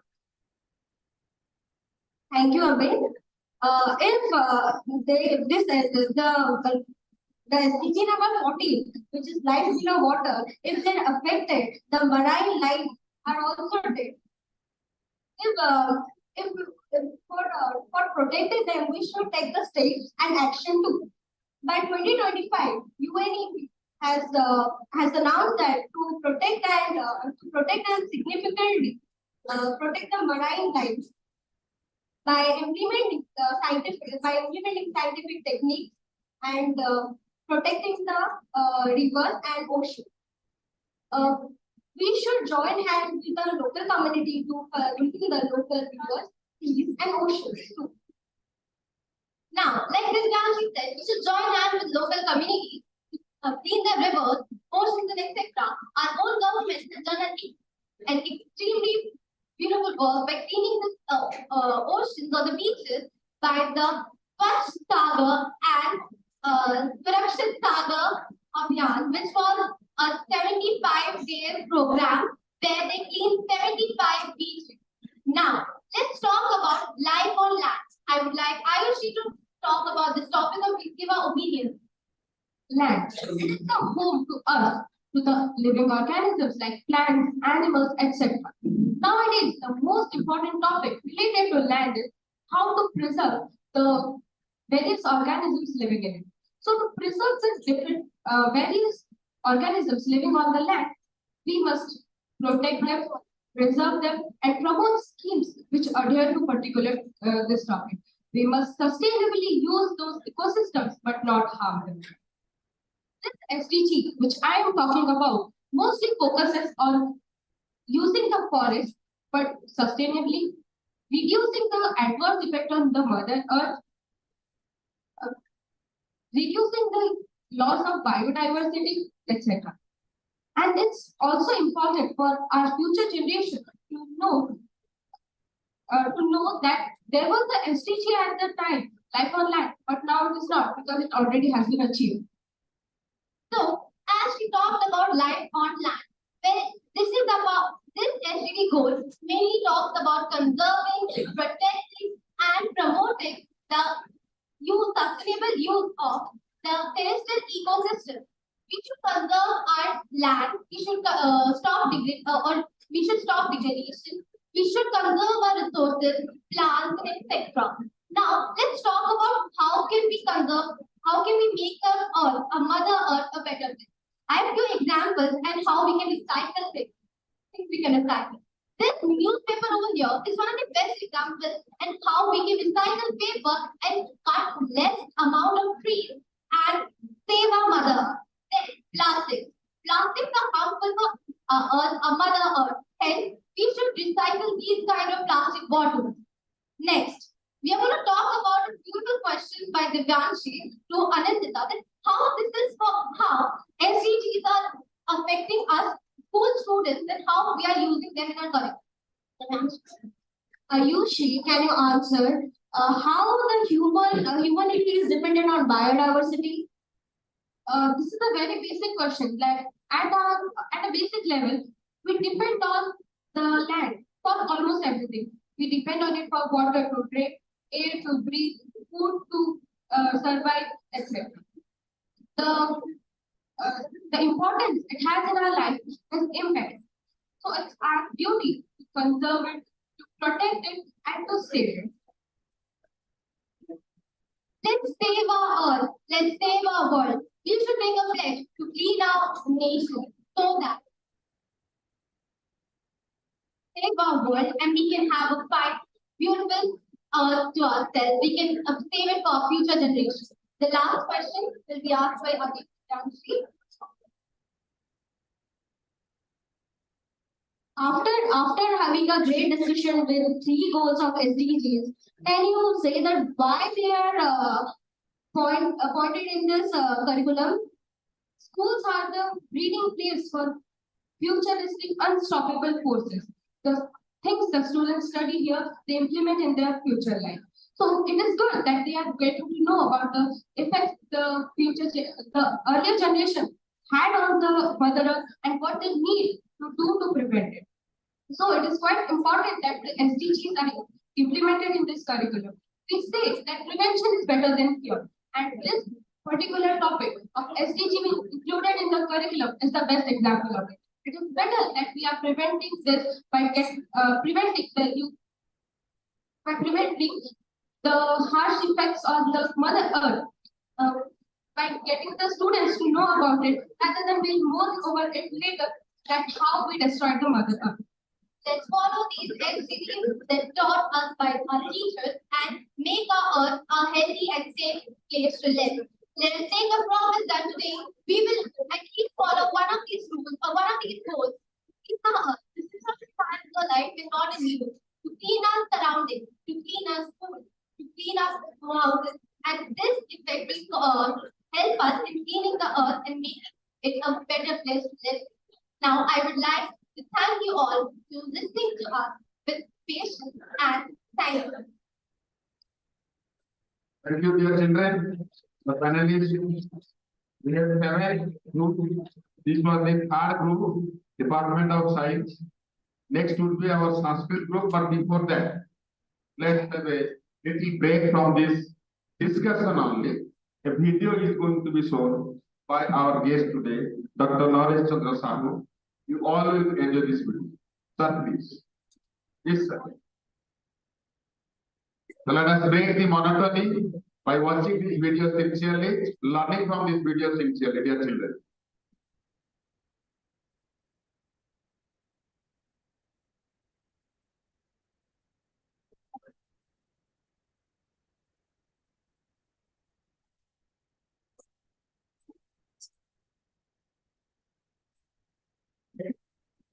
नमस्कार actually समस्त व्यस्त हो पड़े तो जना पड़े टिके 87 seconds रो गोटे वीडियो मु देखैबी जो पैनलिस्ट एठी क्लाइमेट चेंज ऊपर कहले आउ किछि क्लाइमेट चेंज ऊपर कहिबे आटे स्ट्रेच रे 2 घंटा हे गलानी आपण माने जो क्वेश्चन दे दिस तो बोरिंग फील करबे जस्ट खाली 87 we will go for a break small break after that we will resume another panelist or panel members.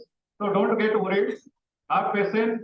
Please see that, and whatever will be discussed here, all together you will find from this particular video. It's all about how to save our Mother Earth. Okay, 17 sustainable development goals are there, but for me, only one sustainable goal we need. That is how to save our mother planet. Okay, so in this context, I would like to share with you guys a small video which of 87 seconds. Have your patience and see this video. After that, we will have a very long discussion and talk. Thank you guys.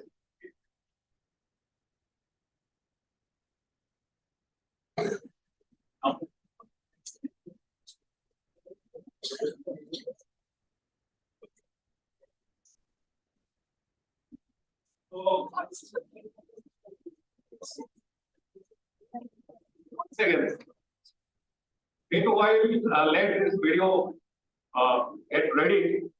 I would like to ask a very simple question. Have you ever heard a book written by a very famous scientist who is no more today, who is known as the second Einstein of the world, and who passed away in 2018?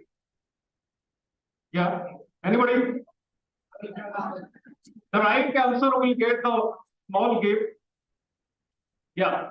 So, what's your name? Yeah. So, next. Sorry? Okay. So, he is having the right answer. Okay. And do you know when he passed away? What is the last book? Okay, so I will tell you guys, how many of you heard of a book is all about all the major problems of this world? Has anybody gone through that book? Book of Stephen Hawking, which was published in 2018, just after his passing away. Yes, please. No. Anybody else? A very famous personality. He is known as the second Einstein of the world. And what is his famous book? Yes. Absolutely. So you deserve one pen from my side. Okay, two guys gave right answer. What is the last book? Because this is related to literature, and I will start with literature. What is the last book? A very famous book. A brief history of time. Absolutely, you deserve two pens. Okay, and the famous book is brief answers to the big questions. This when we discuss about the big questions, how many questions he has asked, how many answers he has found. It is the last book, and this is the book brief answers to the big questions. I will discuss in great detail because this conclave is all about literature. I will start with that. Meanwhile, I think this video is ready. You guys have a long time here, so please enjoy this video. After that, we will have thorough discussion. We'll listen to our fellow panelists. After that, I will give my last remark. Thank you, guys.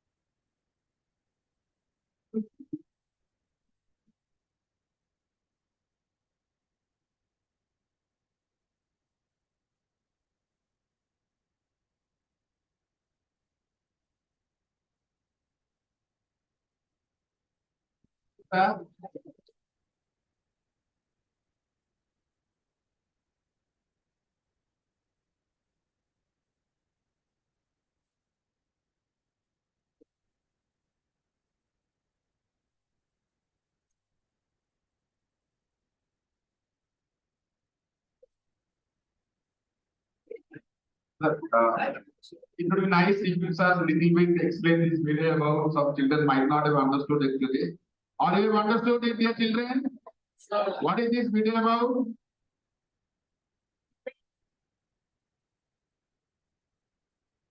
What is this video about? Please raise your hand. So don't worry. At the end, another video is there for you. Okay. So have patience, right? I know that you have been sitting for a long time. Thank you very much sir for this video and breaking monotony. Let me start with panelist Sanskrit. Department of Sanskrit. Please come to the stage.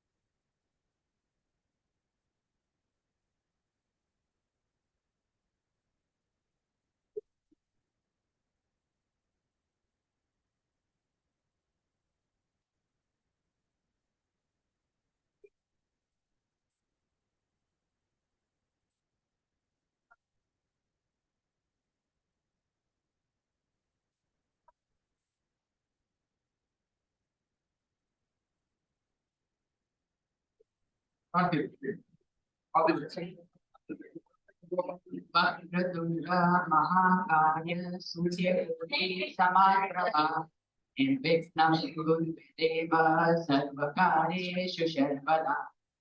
मान्याः पूज्याः उपस्थिताः गुरवः प्रियमित्राणि च अद्य आनन्दस्य विषय अस्ति यत् वयं सर्वे मिलित्वा एसडीजी इति विषय चर्चा करिष्यामः। एतत् कार्यम् अतीव उत्तमं भवति। अतः उच्यते वादे वादे जायते ज्ञानम्।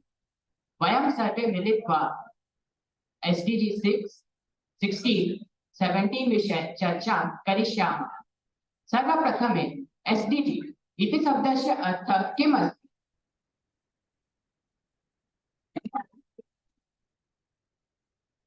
सतत विकास लक्ष्यम्। अतीव शोभनम्। SDG किमर्थम्? अस्य महत्त्वं किम् अस्ति? समग्र विश्वस्य मानवजातेः कल्याणाय अस्य आवश्यकता अस्ति। मानवजातीनां शारीरिक, मानसिक तथा शैक्षिक विकासस्य अस्य लक्ष्यं भवति। अतीव शोभनम्। अधुना वयं सर्वे मिलित्वा SDG 6 अर्थात् 6 SDG विषये चर्चां करिष्यामः। सर्वप्रथमे SDG 6 किं भवति? शुद्ध पानीय जलं तथा स्वच्छता। शुद्ध पानीय जलं सर्वेषां कृते कथम् उपलब्धम्? रोगान् दूरीकर्तुं पुनः पर्यावरणस्य स्वच्छता। समीचीनम्।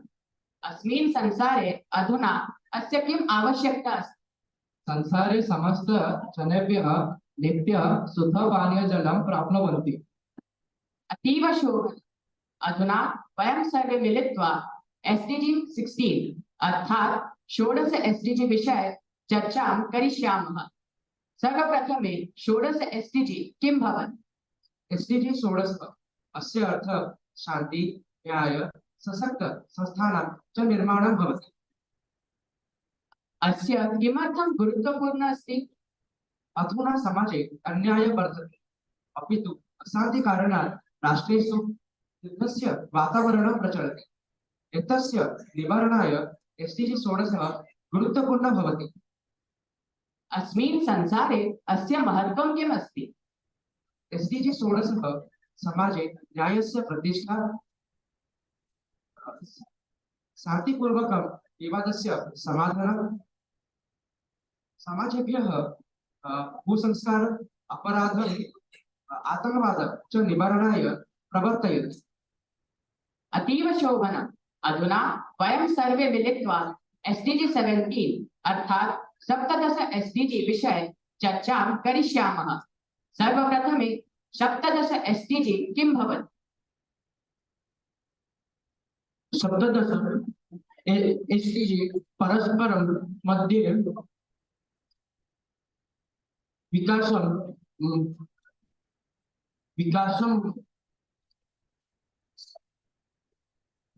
सततं विकासं प्राप्तुं सामूहिककार्याणाम् आवश्यकतां च प्रकाशयन्तु। अतीव शोभनम्। अस्य महत्त्वं किम् अस्ति अस्मिन् संसारे? आगच्छन्तु वयं सर्वे मिलित्वा प्रतिज्ञां कुर्मः कथं निवारणीयं दारिद्र्यता, असमानता इत्यादीनां जटिलविषयान् उपरि निवारणे अस्य भूमिकायां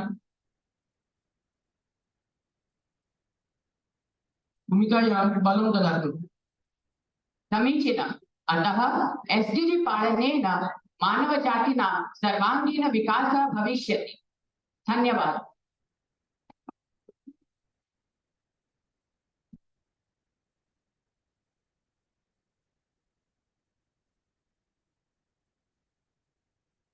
Thank you, dear children. Moving to Department of Computer Science.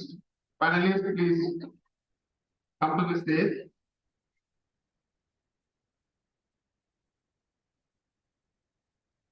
So clap for them. 4 minutes. They are on the stage.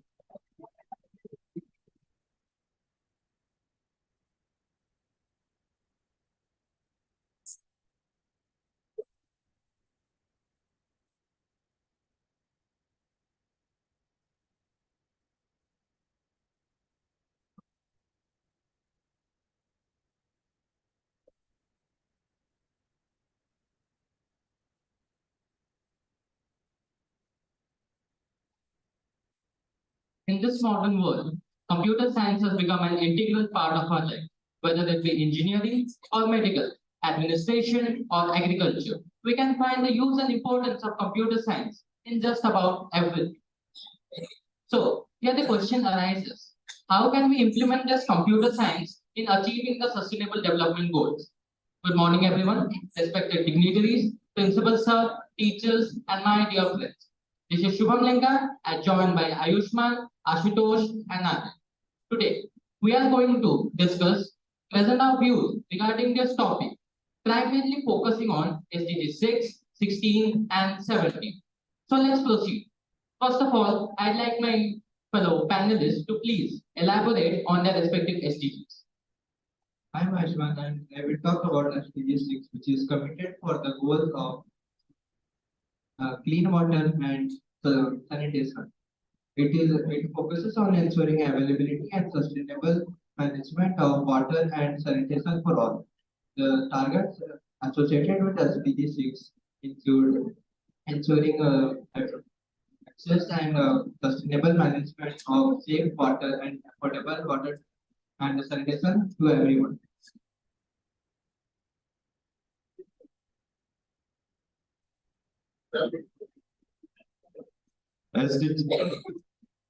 SDG 16, Sustainable Development 16. It basically emphasizes on peace, justice, and institutions. So, peace. SDG 16 helps to create peaceful and a secure society. And SDG for Sustainable Development, Justice. We all know justice means fair and equivalent treatment for an individual, and SDG 16 looks into it.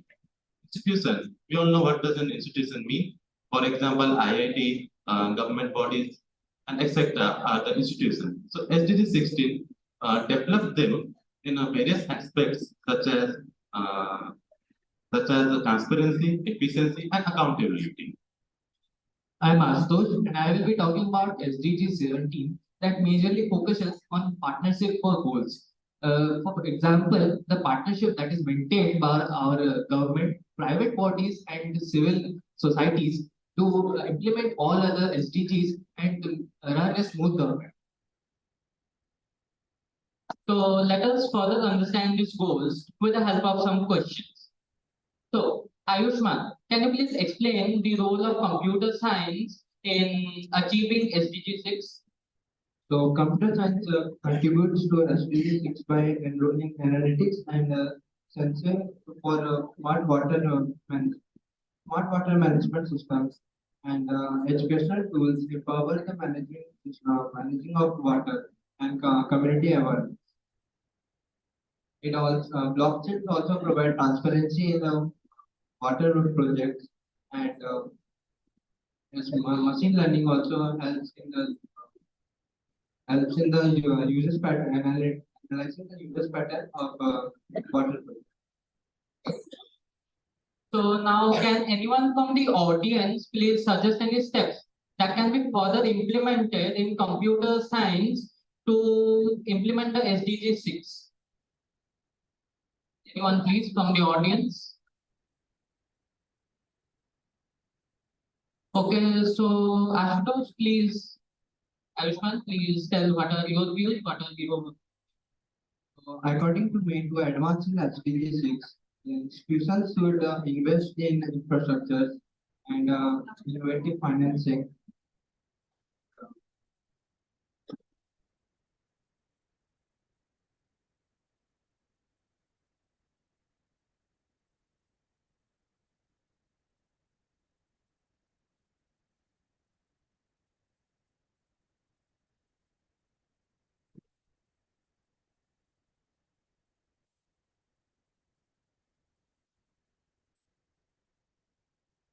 So Ajit, do you have any views, like any future projects that can be taken up? Yes, we can set AI or many proposals like we can set technologies and AI in water tank, so it will it will manage the waste of waters, and we can also build various dams and many things are there. So, quite interesting. Thank you so much, Ashutosh and Ayushman. Now, let us further moving into SDG number 16. I think we all know the importance of peace, justice, and strong institution. We can clearly see the importance of it by viewing on the ongoing Israel-Hamas war. So now, I would like my panelists to please elaborate on. Well, CSE or Computer Science Corporation have various role in SDG 16. For an instance,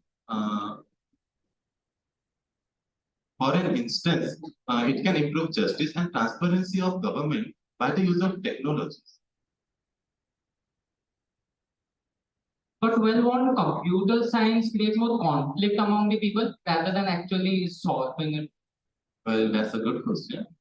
But yes, it can. But we know a coin has two sides. So does we human, good and bad sides. If we are going to use it in ethical way, it's surely going to create a beautiful society in future. It can establish the all component of SDG 16 such as peace, justice, and institutions, strong institutions. But human also has their bad sides. If we are going to use them in unethical way, it's surely going to create conflicts. For example, terrorists use these technologies to create wars and many more things we cannot imagine.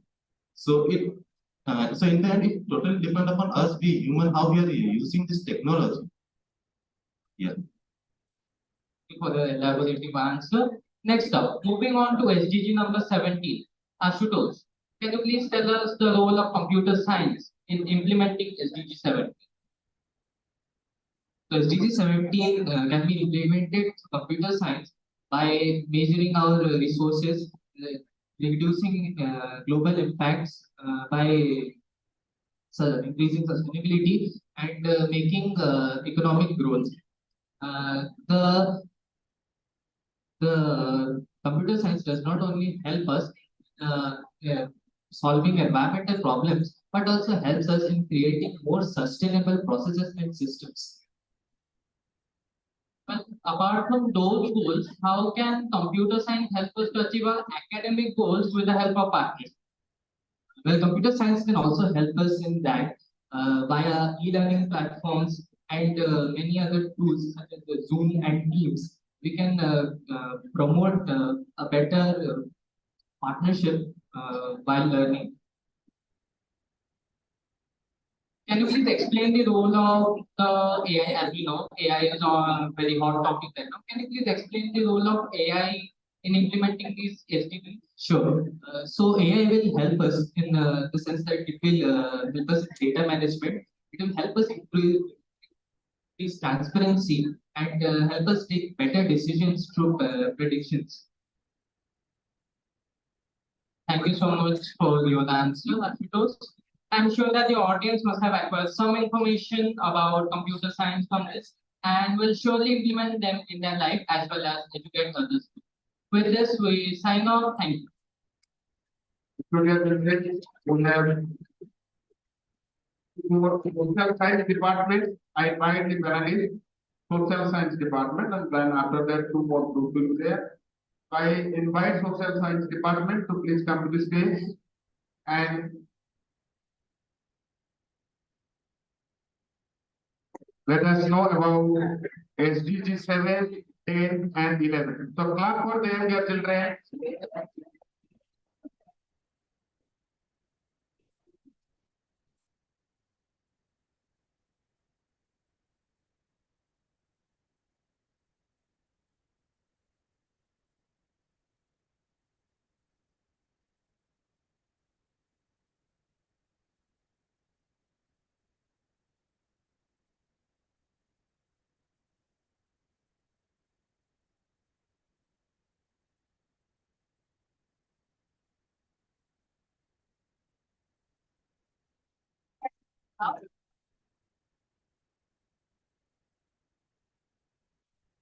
Present over here, respected principal sir, honorable teachers, and my dear friends. Today we are here for discussing the SDG goals. For the SDG goals number 7, 10, and 11. You all might be knowing about SDG number 7. It's all about the clean, affordable and clean energy. And SDG number 10 about reducing inequalities, and SDG number 11 about sustainable cities and communities. So, what do you think, or what comes to your mind when you think about or listen to the word SDG? According to me, SDG is something that is introduced to the world to make the world a better place to live in. These goals will lead to a better future and a good environment. Something that will help our country to prosper. Yeah, it's all about that you told, and it also emphasizes on the poverty eradication. About it helps in the economic growth also of the country.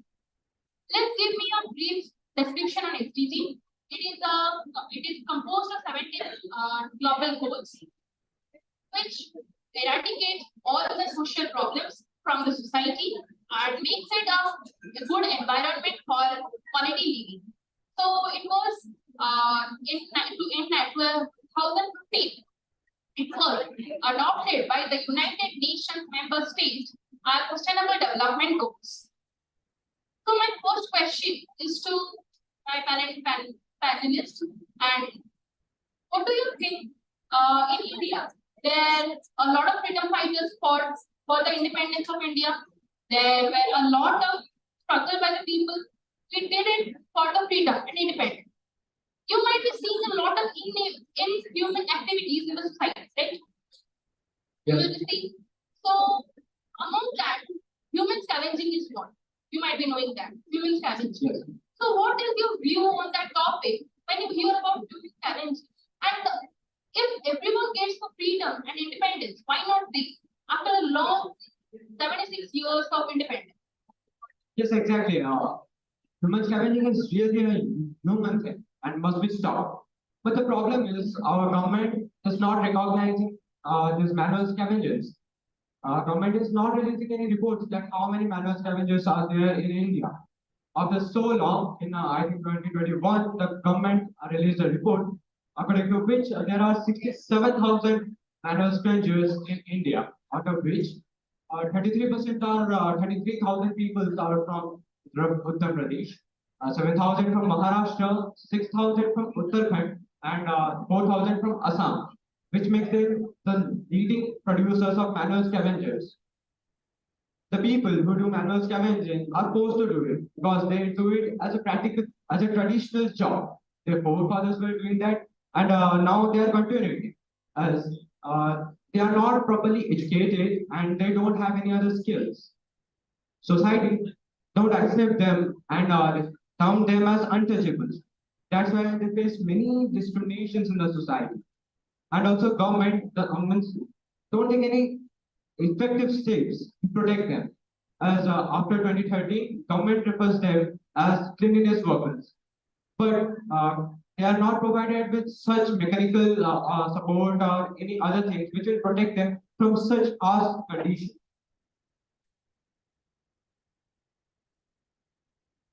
Manual scavenging. This inhuman activity not only harms the dignity and the self-respect of the people, but it costs lives. It harms their health. According in last 5 years, around 340 people lost their lives due to manual scavenging. Recently, in this year 2023, till date, 9 people lost their lives due to manual scavenging. 508 out of 760 districts are declared free from manual scavenging, but the remaining 252 districts are still practicing it. There are many health hazards of this manual scavenging. They get continuously exposed to gases such as CO2, methane, carbon monoxide, and etc. For this, they suffer from many diseases such as cholera, typhoid, hepatitis, and many respiratory diseases. They are also stigmatized by society for their job. That's why, in order to eradicate manual scavenging from our society, government has introduced a variety of schemes, such as in 1993, the Employment of Manual Scavengers and the Construction of Dry Latrines Prohibition Act was enacted to safeguard the dignity of all the sections of the society. The Self-Employment Scheme for Rehabilitation of Manual Scavengers was introduced in January 2007. rehabilitate the remaining manual scavengers and the dependent alternative occupation. After the enactment of prohibition of employment as manual scavengers and the Rehabilitation Act in 2013, SRMS was revised.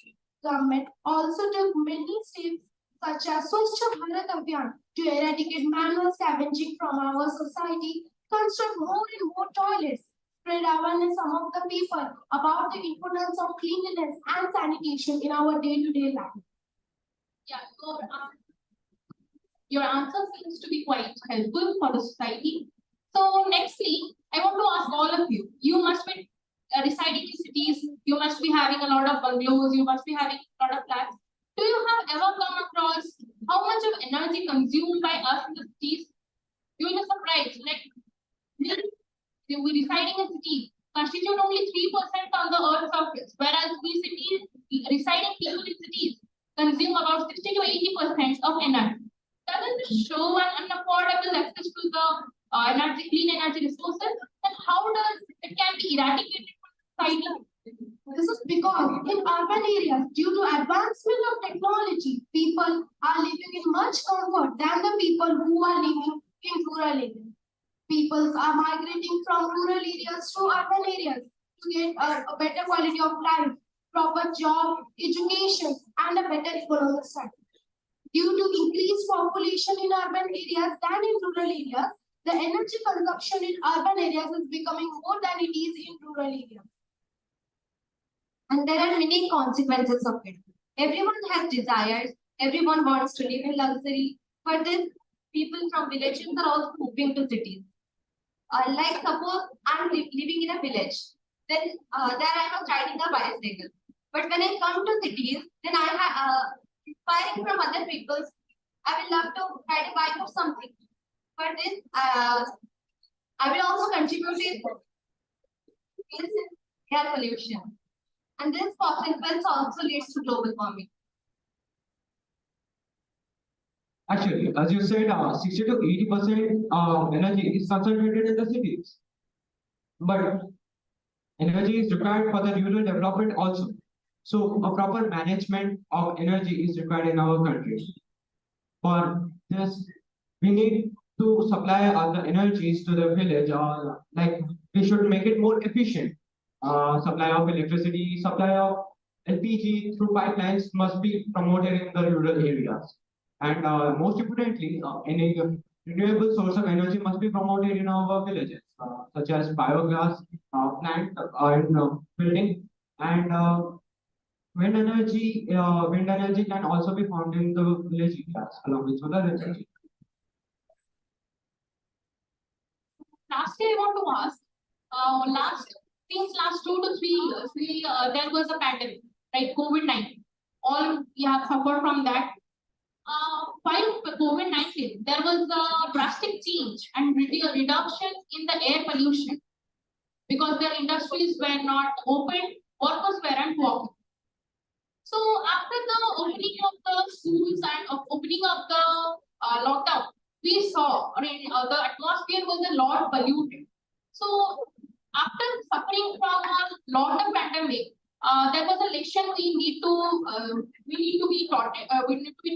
So why we so-called educated people, after getting a lesson from that, not understanding the importance of air and making the air polluted from the airborne.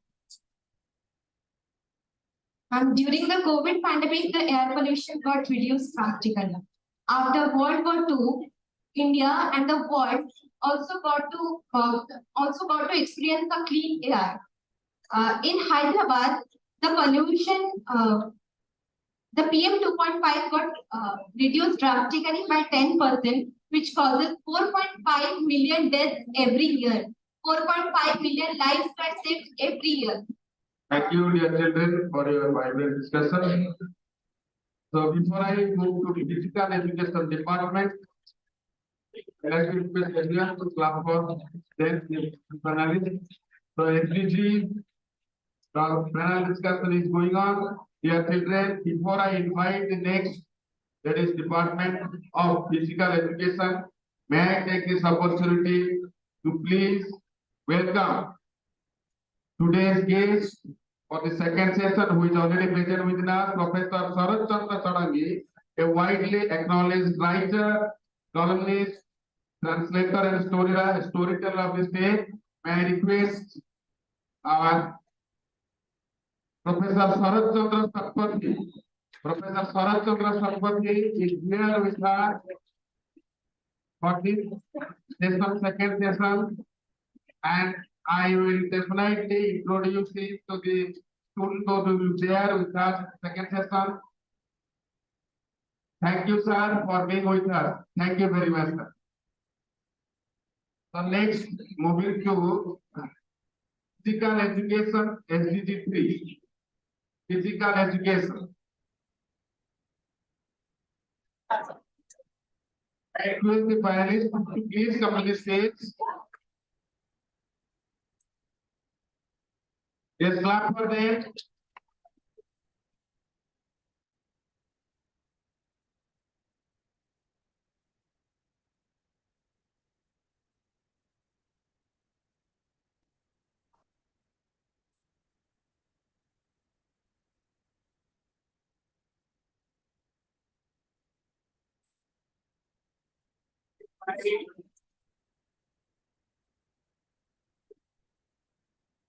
Good morning to one and all present over here. A hearty morning to one and all present over here. Today, we embark on a journey to explore Sustainable Development Goal 3, which is good health and well-being. I am Suman Mohanty. I'm Samavacharya. I'm Siddhishwani. I am Sneha Suman, and in this journey to expedition, we shall navigate the SDG 3, good health and well-being. Our body is like a machine. It's designed to perform at its peak for years to come. But just like any other machine, our body also requires some level of exercise to keep it performing optimally. Just like a physical activity, any exercise or sports, they make our body geared up for the next years to come and make it easy for us to work in different sectors of the life. Good health is not just about medicine. It's about creating places where it's easy to have good health. It is about teaching people how to make healthy choices. It's about teaching people, giving people the power to make their life healthy. Now, as we move on in this topic of physical health, question arises in our mind. Physical health is only for our personal gain, is it not? But no, that would be wrong. Physical health is not only for our personal life to make us more handsome or anything.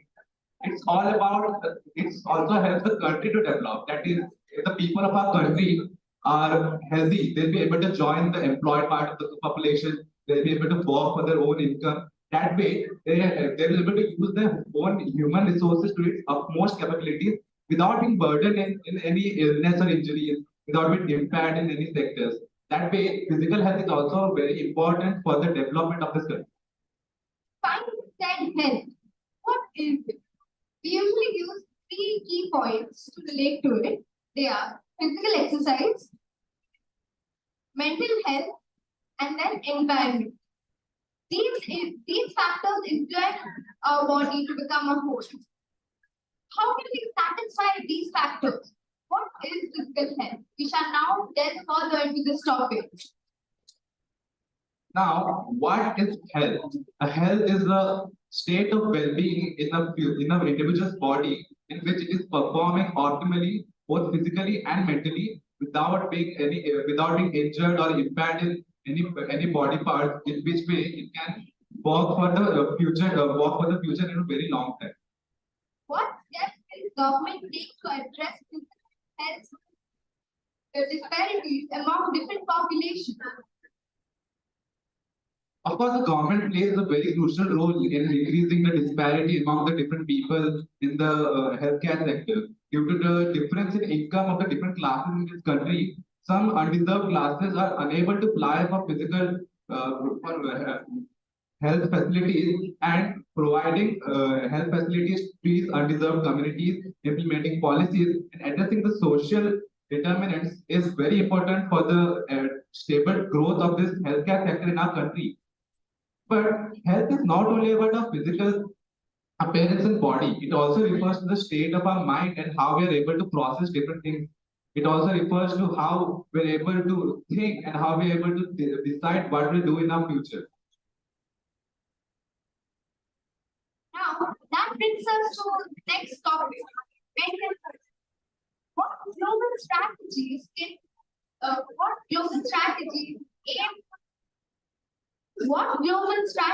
aim to enhance mental health and then ensure treatment? Well, SDG 3, which is health and well-being, ensures good health and well-being to all. But it also refers to mental health. SDG 3 in global strategy, what does it mean? Mental health concerns are spreading like smoke around the world. What is happening? Global strategies, food education, it's private care, where they're promoting and encouraging mental health programs around the society, around the workplace, and also they're reducing stigma of the topic while encouraging development and research of it. No matter how hard we work to make ourselves healthy, it is impossible to remain completely healthy in an unhealthy environment. Environment. How does the environment relate to this? My question for my third panelist is: environmental factors impact physical health through pollution and hazards, leading to respiratory and cardiovascular issues. Mentally, lack of sleep spaces and exposure to urban anon leads to stress and mood disorders. Policies addressing these concerns are climate change mitigation, pollution reduction, and educational campaigns that promote sustainable practices. Now, we have discussed and explored a lot about physical health. To sum it all up, this panel discussion has delved into the topics into the Sustainable Development Goal 3 and has covered the topics: the environment, mental health, and physical exercise. From how the body is developing and from how different social factors play a very important role in the mental and physical state of our body. We have explored a lot, and we now have also learned how difficult it is to maintain a global health equity in this world. In a world where there is the poverty everywhere and the people are suffering, being healthy is not one of the first priorities in people's mind. However, being healthy is always the first requirement towards leading a healthy life and towards how people can attain the employment and how they can attain their long lifespan. Achieving health requires social, economical, and environmental determinants of our well-being. SDG 3 is not merely a goal, but a shared responsibility for all of us. So for that, we must promise that we will take care of our life, and also government will implement many more programs like Fit India, Hello India, and such programs, so that we all can be healthy and have a long time. Thank you. Thank you all. Thanks for your discussion. Now, last but not the least, Department of Commerce. Department of Commerce, SDG 8, 9, and 12. Department of Commerce. Hello. So let's welcome them with a round of applause, please. Clap for them.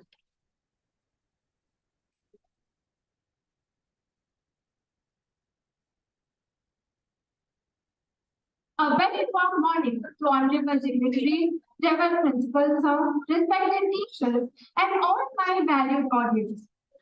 Can you all imagine a life where there is no technology? You won't have any mobile phones, no televisions, nothing. Can you imagine an India where there are no buildings, no roads, no footpaths, literally nothing, just a barren desert with no development? Obviously, we can't imagine ourselves in such a situation because we are in a developing country. We have industry, we have infrastructures, we have many facilities, we have a government that nurtures innovation.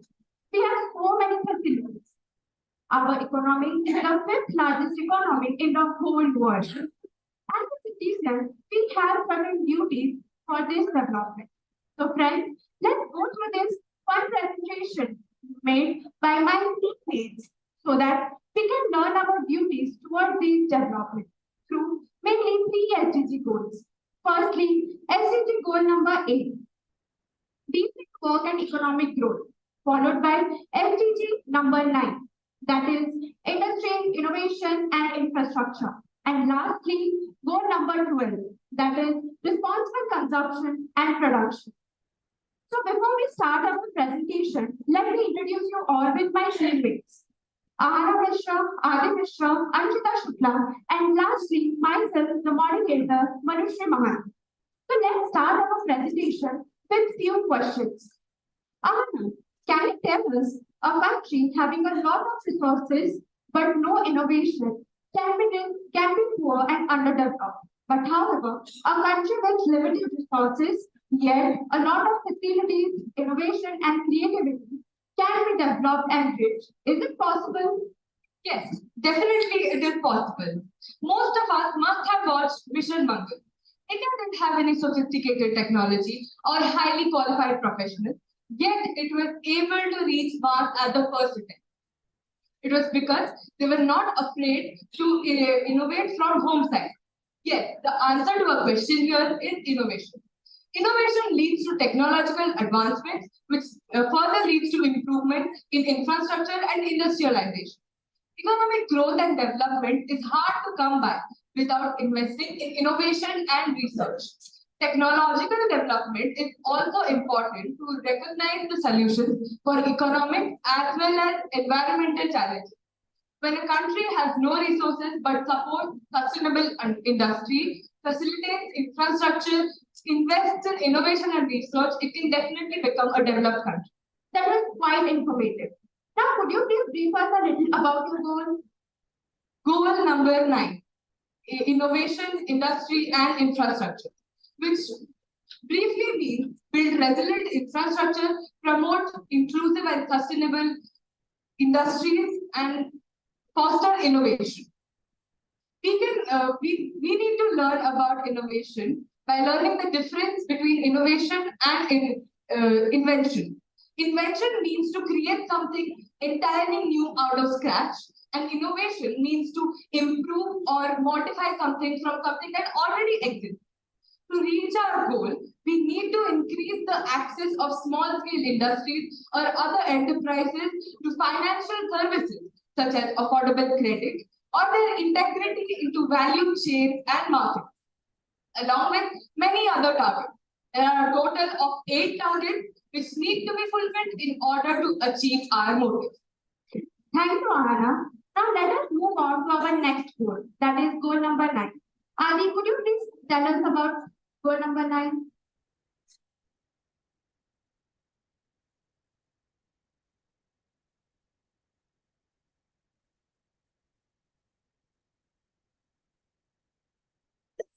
Goal number 8 basically says about decent work and economic growth. Let us first understand what is decent work with the help of 2 examples. Think about a worker working at a random construction site who doesn't get any proper salary and doesn't have any health insurance. On the other hand, think about someone who works in NALCO or NTPC-like organization and has a regular salary along with perks like health insurance, gratuity, pension, etc. So the second case which I mentioned is the example of decent work. So now let's dive deeper into this topic by understanding what economic growth is. The economic growth is the capacity of producing goods and services inside a country, and it is mentioned or it is measured by GDP of a country. So decent work and economic growth are interrelated. If decent work is provided, the workers will have a stable income, which will facilitate the education of their children and will also eradicate poverty. With education, they can increase the standard of living, which will aid in economic growth of the country. Moreover, decent work will remove or eradicate disguised unemployment. According to the board, we should achieve the decent works for men, women, and the disabled peoples till 2030, and everyone should have a better, decent work, and there should be equal payment for equal work done. Now, Adi, could you please tell us how India plans to implement these? So SDG number 8 has total of 12 goals and 28 indicators which will help them to achieve or indicate that if these goals are achieved or not. India is basically planning to invest in education and training. The NEP 2020 is one of the best examples. Then secondly, India is trying to invest or promote entrepreneurship and provide easy access to banking so that there will be creation of more decent jobs and there will be more employment created. So India plans on giving programs like Make in India, Startup India, globalization, etc. So green revolution, white revolution, etc. are playing a vital role in these aspects. Now, Adi, nowadays AI is in the hot topic. Could you please tell us if it is the goal or way for this goal? AI is artificial intelligence, and artificial intelligence are nowadays termed as co-pilots. So co-pilots are basically someone who assists the pilot. So AIs are basically made to assist human beings in their jobs or in their work. So AI will basically help us in the manual work, and it will make it easier for us to do them.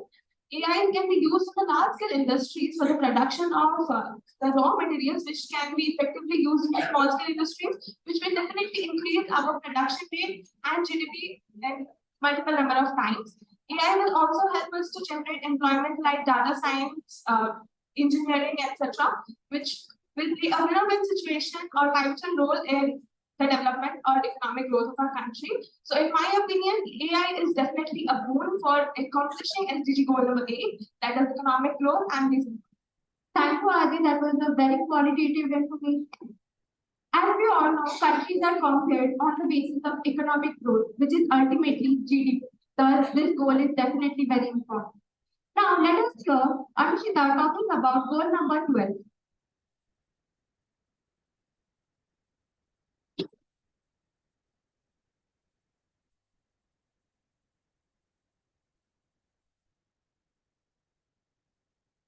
Basically, goal number 12, or responsible consumption and production, focuses on ensuring the resources and availabilities which are available to us should be available to the future generations too.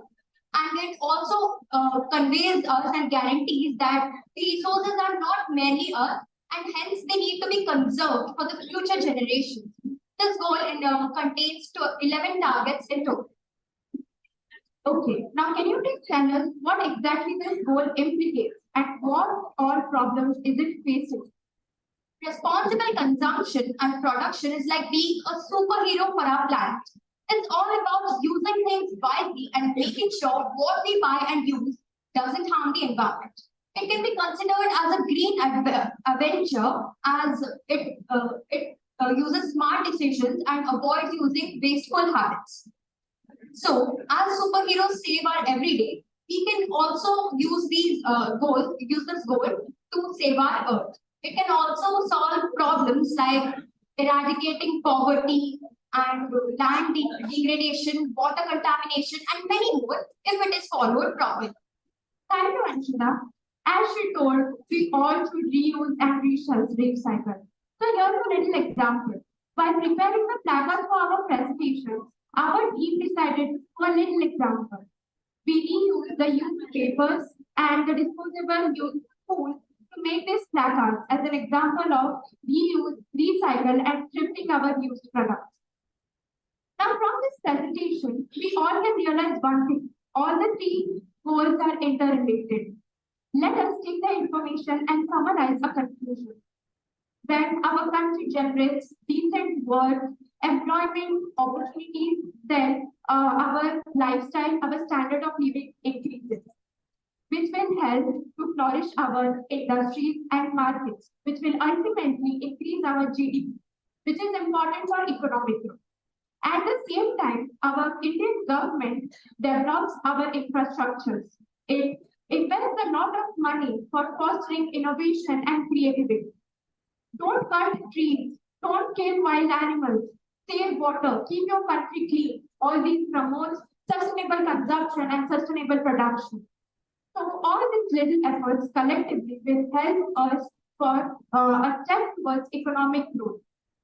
So let's, as an Indian citizen, let's be active, let's be powerful, let's help our country to grow. Let's make our developing India into a developed India. With this, we would like to conclude. Thank you. Thank you, dear children. So, my friend, last one, please. As you all know, the discussion is an exchange of knowledge, dear children. A lively discussion is usually helpful because the hottest fire makes the hardest steel. And this was the example that we saw here. Now, I would like to request Dr. Naresh Chandra Sahu to please come to the stage and comment upon the program SDG. Sir, please.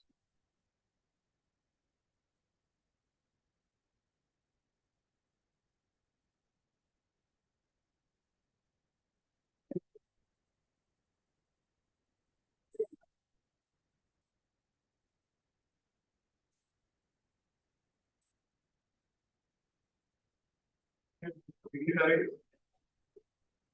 dear friends, and respected teachers.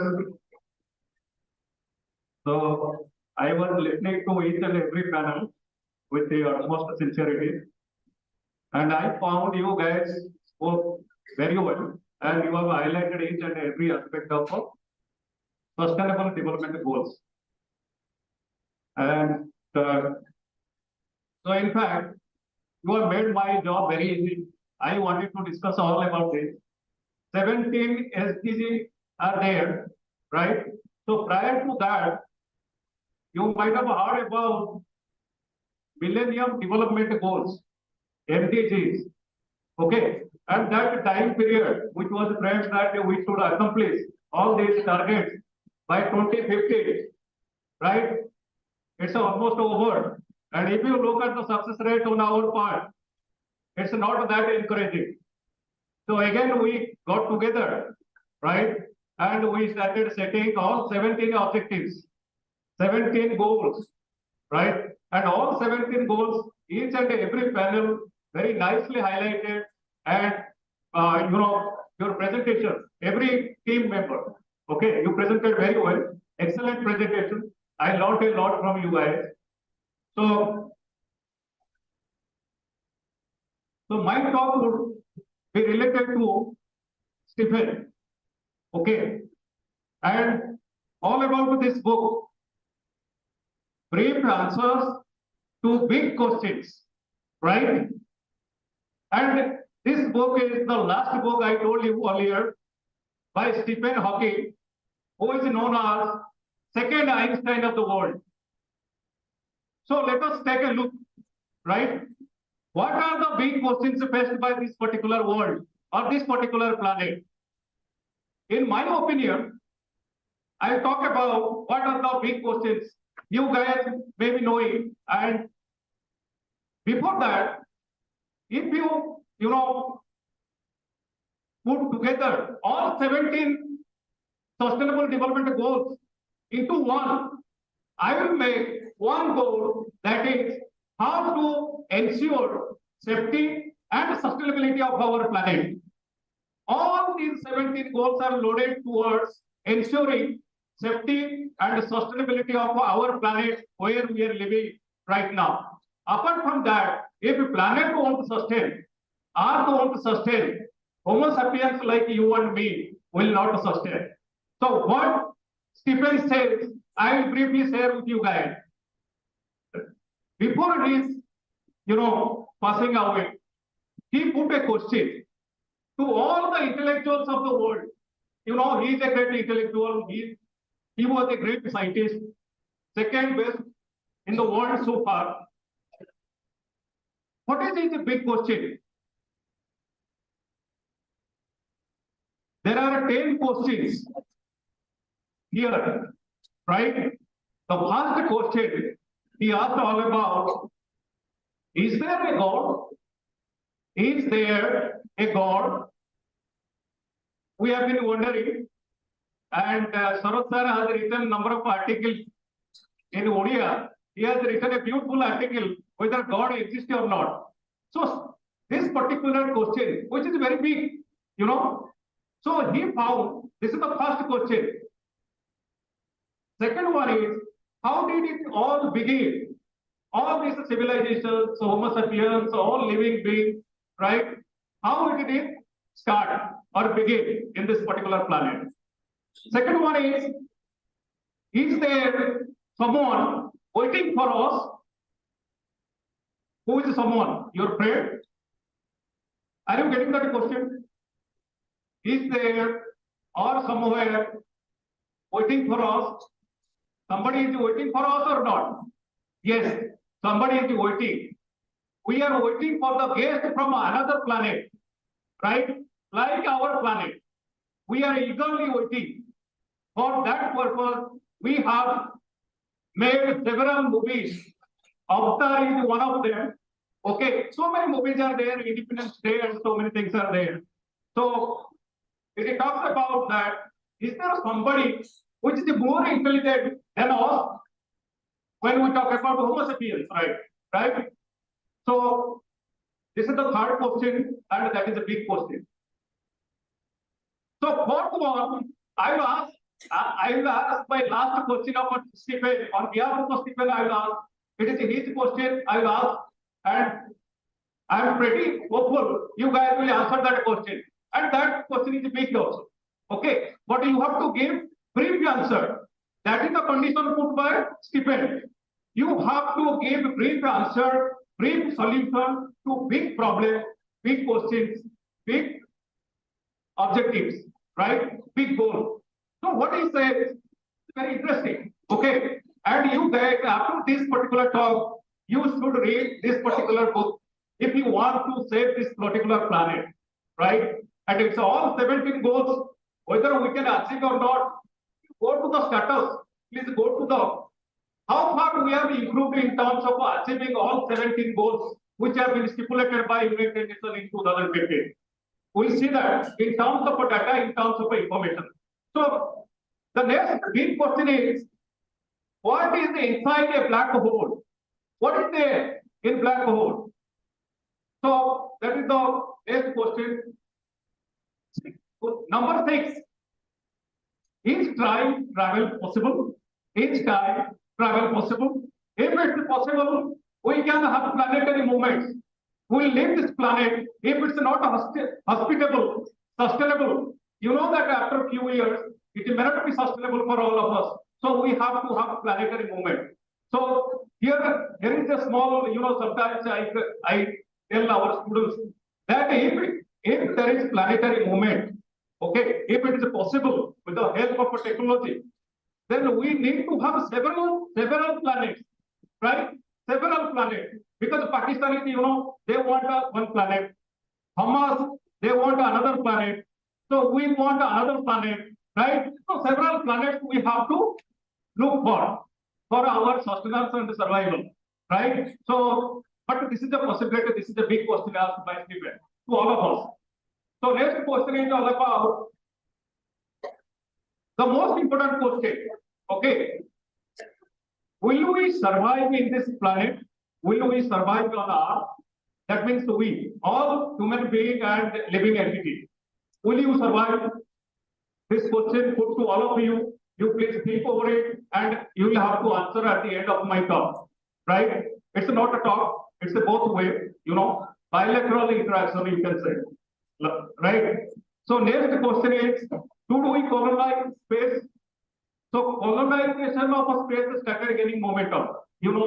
We are sending our rockets to moon and some other planet. It has been started. So that is the first one is all about.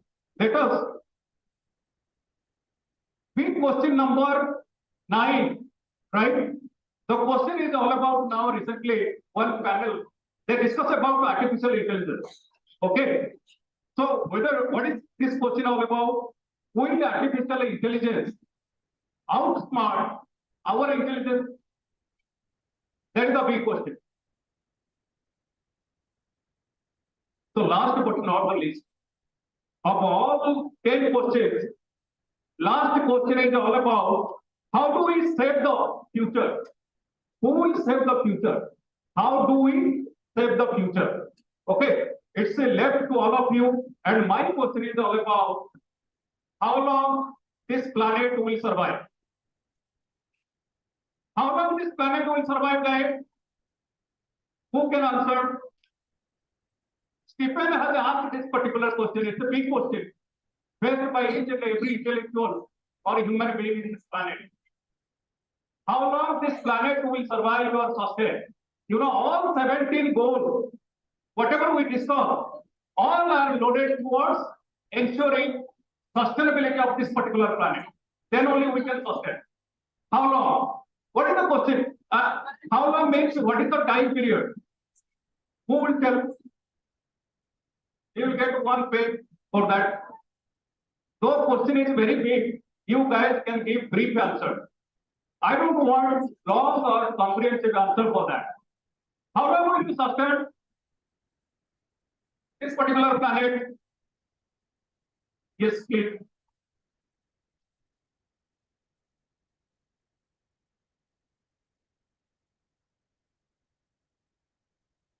Okay, thank you. Next, anybody? You need to give the time period. Okay, so next, how long?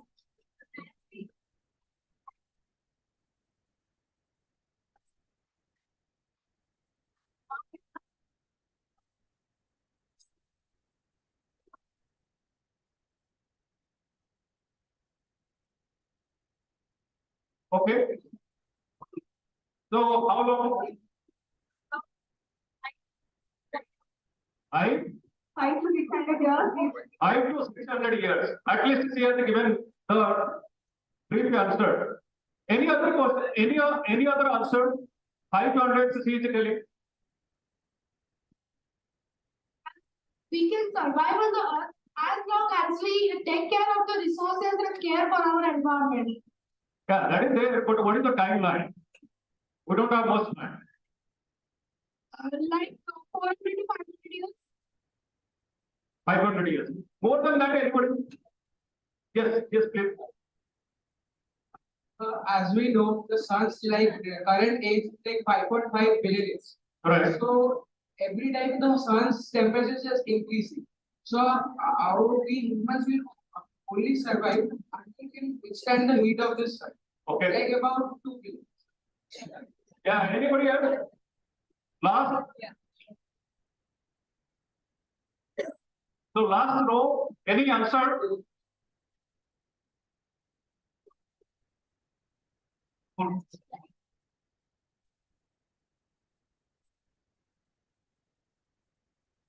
Okay. So thank you. Yes. Yeah. As long as we don't go according to the sustainable development goals, we can last for about 300 to 400 years. But if we follow the sustainable development goals, then maybe more 100 or 200 years we can live. Absolutely. Okay. So thank you very much, everybody else. So let us stop here. I'm telling you guys, Stephen has asked this particular question. No intellectual in the world, contemporary intellectual of the world, they could be able to answer this question. So they asked Stephen, what is your time frame? At least this guy told that 500, 400 years or something like that. Okay. So best scientists of the world or so-called team of a scientist, they could not answer this particular question. They asked the person who has put this question, he or she has the answer, right? So the question is reverted to Stephen. Why you have made this question, you have to answer, right? So he answered this way. What is the answer? The answer is that it's not in terms of a number of a year. He says that it all depends how we behave with the natural resources of this particular planet. Our behavioral pattern, right? I was just showing you that particular video at the outset. You saw that video. Every country, they are passing the buck from one to another. That I will not got carbon dioxide. I will not got fluorofluorocarbons. Okay, Americans, they are polluting a lot. So developing country like India or other countries, they're saying, why you have polluted? Okay, you have to solve. Ultimately, it's all about the sustainability of this particular planet. So together, we'll have to take a call. And if you look at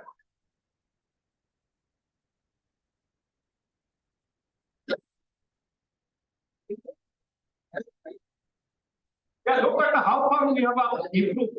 Okay, so ultimately, people say that, okay, that our behavioral pattern with the environmental resources will determine, will stipulate how long we can sustain as a Homo sapiens in this planet, or how long this particular planet will sustain. It all depends upon us, right? It's not upon animals.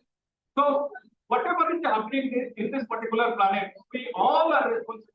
So we'll have to change our behavioral pattern. It's not about 500 years, it's not about 100 years or a billion of years, etc. Okay, but this is the kind of the story of a stipend, and ultimately, whatever goals we are setting, we are unable to accomplish the targets within the stipulated time period.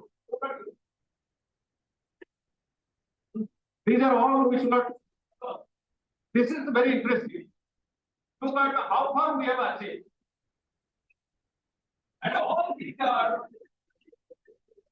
all goals are there. And this is look at it. It means we have achieved something. Right? All 17 goals are there. So this is right now. This is our, so we have not changed our behavioral pattern. Okay. We have not changed our behavioral pattern as envisaged by Stephen Hawking. So what is left for all of us? Doomsday is nearer. And Stephen is not hopeless. He says planetary movement is possible. How? You know that I told you that planetary movement is possible because of a technological innovation. AI is there. So many things are upcoming. Right? He is not hopeless. He says, if this particular planet will not sustain for 100 years or 500 years, we have to have planetary movement. At that time, technology will make us to have planetary movement. Okay, so planetary, if there will be, if the possibility is there, right? So there will be fight, I told you, among countries who will go for which planet. That planet is beautiful, that planet is ugly, something like that. That another fight will come. Okay. So all of us, particularly Homo sapiens, our behavioral pattern will shape the shape of the future, right? And this is the progress we have made so far, and this is not encouraging. This is not at all encouraging. I told you, we set Millennium Development Goals. How many Millennium Development Goals we set earlier? By 2015, we are supposed to achieve that, but we did. That's why we made a set of 17 goals. And all these goals are loaded towards ensuring safety and security and sustainability of our planet. So this is the case of India. Right? And it's not also healthy. It's not encouraging.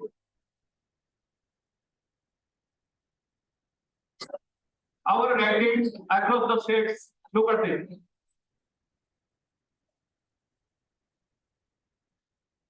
These are all action related. Ultimately, I told you, you have a lot of time. You have already listened to various, government goals. I don't want to speak more than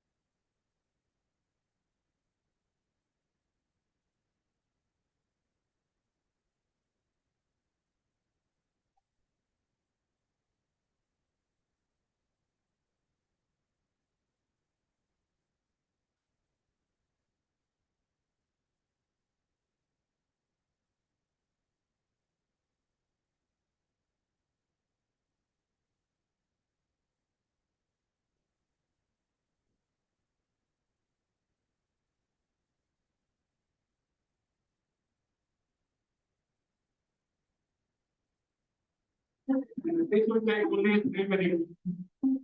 So please take a look and draw inspiration from this particular video.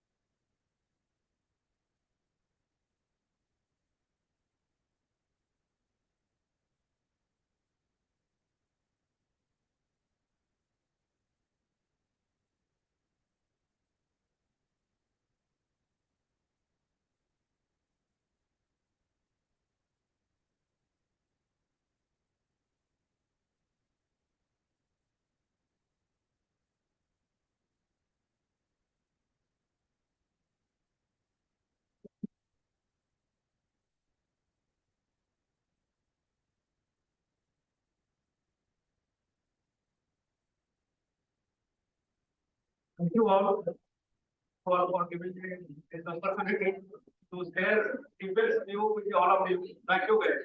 Thanks a lot. Thank you very much, sir, for your vibrant day, sir. Please be on the stage, sir. I request sir to please be on the stage. So now it's time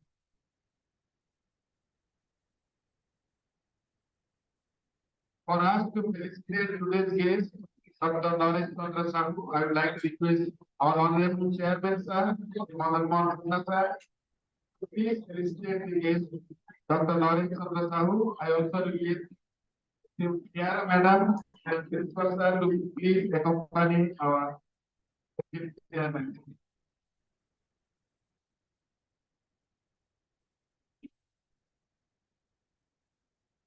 Please hold a question, dear children.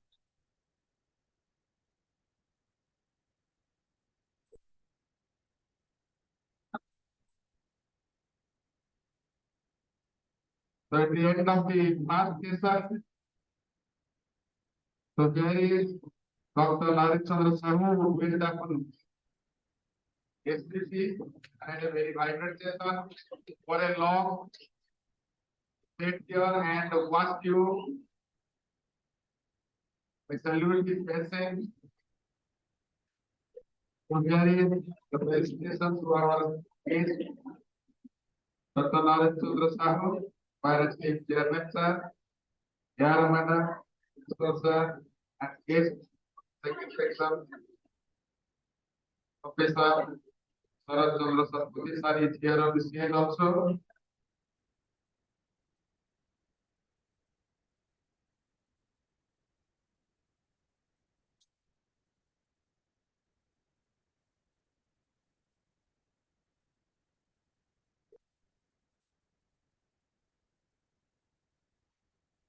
So clap for this, please. We are present. Thank you very much. Now we are having a short break of 15 minutes. After that, we will be starting this second session of this conference.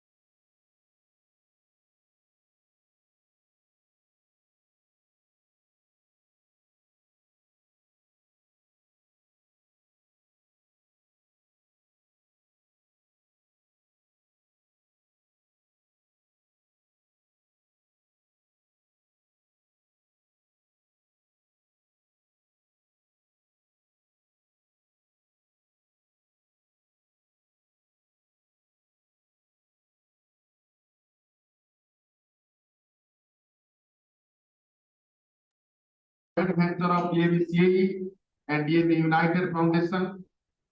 In our first session, we had a plethora of programs by our students, and more than that is our second session, the valedictory session, in which we have a very big platform for the participants to explore and showcase their talent.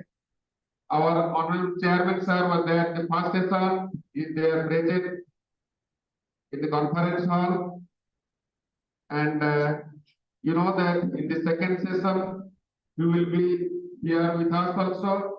And this shows his nobleness that despite for a long time he is still here with us. And next to him, dear children, please clap for today's guest of the second session, Professor Sharat Chandra Satpathy.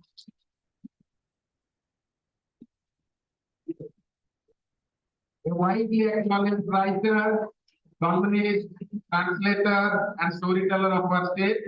As a speaker, translator, motivator, and mentor, Professor Satpathy is widely acclaimed. He is the apple of so many eyes, so many university students, research scholars, and PhD holders during his tenure in 1 year as the professor of English. He is blessed with erudite scholarship and incisive intellect. Sir is associated with JV since a long. So this shows his keenness with student fraternity and teacher fraternity. Hearty welcome to you, sir, once again. Yes, sir. She was there in the first session. I have already welcomed her, and I also welcome to the second session. So we are indeed happy, sir, to be here with you. Hearty welcome to you, sir. And next to him, I also extend once again hearty welcome to Sanjay Madam, who is also associated with PAV for a long, renowned politician of our state. She was there in the first session, and now regularly waiting for her talk to come when she would show her talent in storytelling. So hearty welcome to you once again, Madam. I also welcome all of the teachers and my dear students to this program. Second session of PAV Literature Conclave. You know that Odisha is a land of versatility. It is a rich legacy of literature. In session 1, we gave a tribute to Swabhav Kavi Gangadhar Meher, and now let's pay tribute to Odia Dhagad Hamari or Odia Lokakatha or Natha, which teaches us a lot about our culture and tradition. So let's invite the students to recreate a village scene over here on the stage and to portray the countryside culture, Dhagad Hamari, a tribute to Odia culture. And this program is guided by Pranita Madam. So clap for the participants of this program.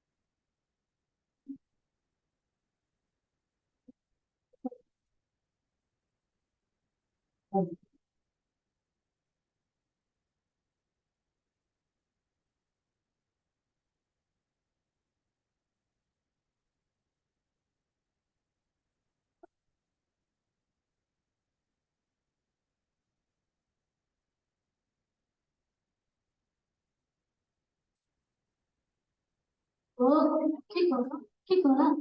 Hey, I this is the company I had to tell I'm going to go to the head. Someone saw.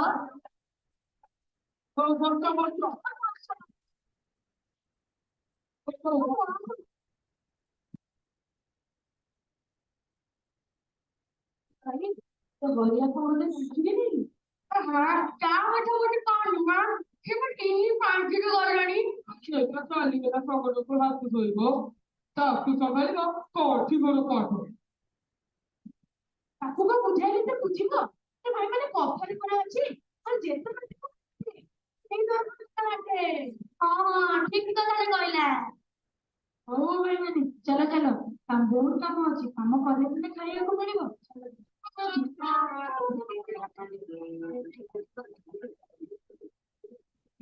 ଆରେ ଶୁଣ, ଆମ ଶୁଣିବାକୁ ପାଇଲି କି ଆମର ଆସେ।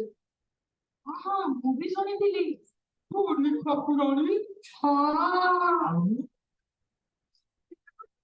ହଁ ଚାଲ ଚାଲ। ହଉ ଚାଲ ଚାଲ ଚାଲ।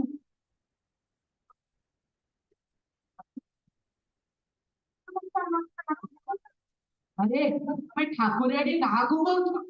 ଏସବୁ ତୁମର ଅନ୍ଧବିଶ୍ୱାସ।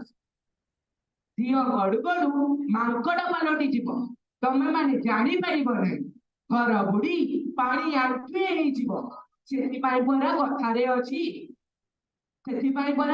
ଅଛି, ବେଳକୁ ସାବଧାନ ହେଲେ ବିପଦ ନ ପଡେ ଭଲେ। ଆରେ ଭାଇ ମାନେ, ଡାକ୍ତର ବାବୁ ଏ କଣ କରୁଛନ୍ତି? ମା ସେ ଆମକୁ ହାଣିଦେବେ, କାଟିଦେବେ, ମାରିଦେବେ। ଡାକ୍ତର ବାବୁ ସେ ରୋଗ ନୁହେଁ, ସେ ଠାକୁରାଣୀ, ଠାକୁରାଣୀ। ମୁଁ ରୋଗ ପ୍ରତିଷେଧକ ଇଞ୍ଜେକ୍ସନ ଆଣିଛି, ତାହା ଦେଲେ ରୋଗ ଆପେ ଆପେ ଭଲ ହୋଇଯିବ। ଆରେ ଡାକ୍ତର ବାବୁ, ସେ ରୋଗ ନୁହନ୍ତି, ସେ ସାକ୍ଷାତ ଠାକୁରାଣୀ। ଇଞ୍ଜେକ୍ସନ ତୁମର ଏଇ ନଛଡବାଣା ଗୁଣ ଯୋଗୁ ତୁମେ ଦିନେ ସବୁ ଆଣ ମୁହଁରେ ଯିବ। ହଉ ମୁଁ କଣ କରିପାରିବି, ଏବେ ଯାହା ଈଶ୍ୱରଙ୍କ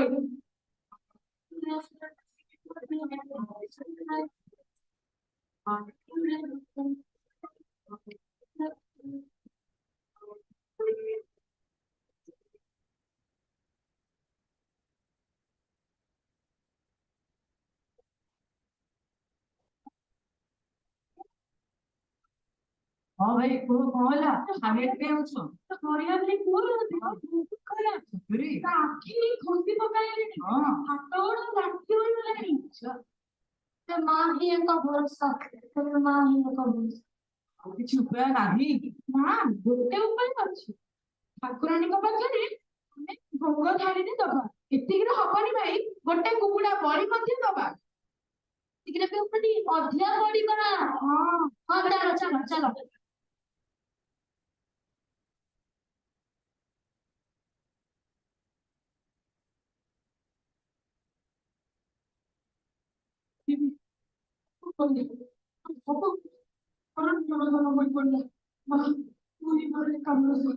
ସାହାଯ୍ୟ କର, ବଞ୍ଚେଇବେ।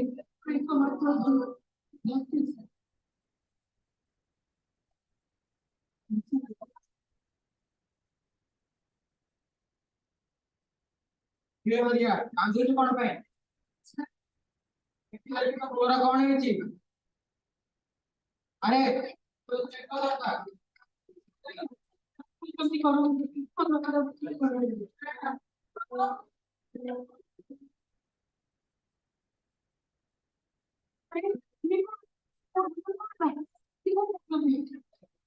ଏ ହରିଆ, ଆଉ ହେଲାଣି, ତାକୁ ଭୋଗ ଦେ, ନହେଲେ କାଟିଦବ, ଆଣିଦବ, ପୋଛି ପକାଇବ ସମସ୍ତଙ୍କୁ।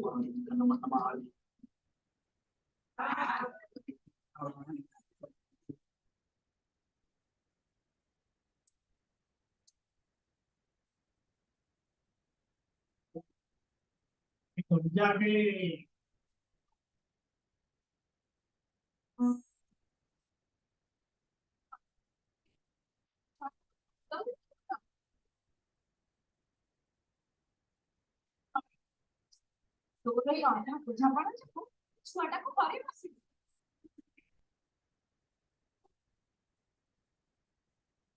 ତୋର ଏଇ ନଈନ ଦେଖୁ ନଗଳା କଥା ମତେ ଜମା ଭଲ ଲାଗେନି।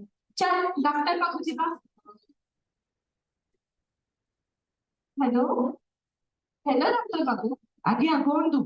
ହରିପୁର ଦେହ ଭାରି ସିରିୟସ୍। ତାକୁ ସଙ୍ଗେ ସଙ୍ଗେ ମୋ ପାଖକୁ ନେଇ ଆସନ୍ତୁ। ହଉ ଆଜ୍ଞା।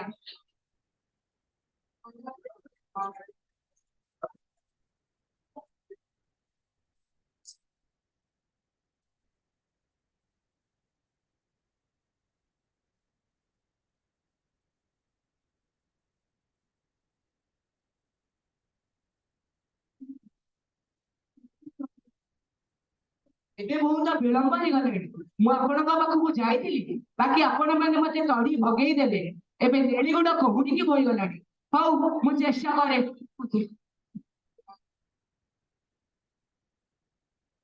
ମୁଁ କିଛି ଔଷଧ ଲେଖୁଛି ତାକୁ ଯାଇ ସଙ୍ଗେ ସଙ୍ଗେ ନେଇ ଆସନ୍ତୁ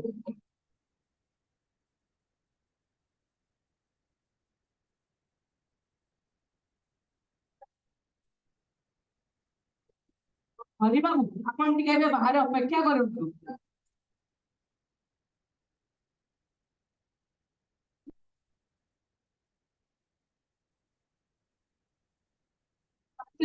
medicine दिया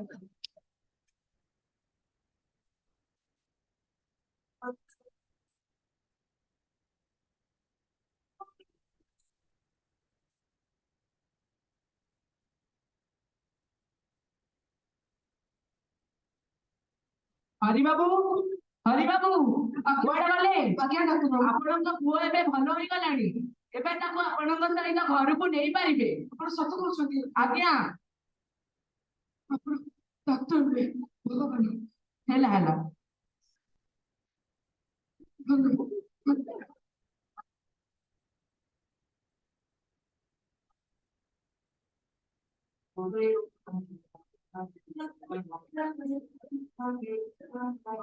ଭାଇ ମାନେ ଶୁଣ ଶୁଣ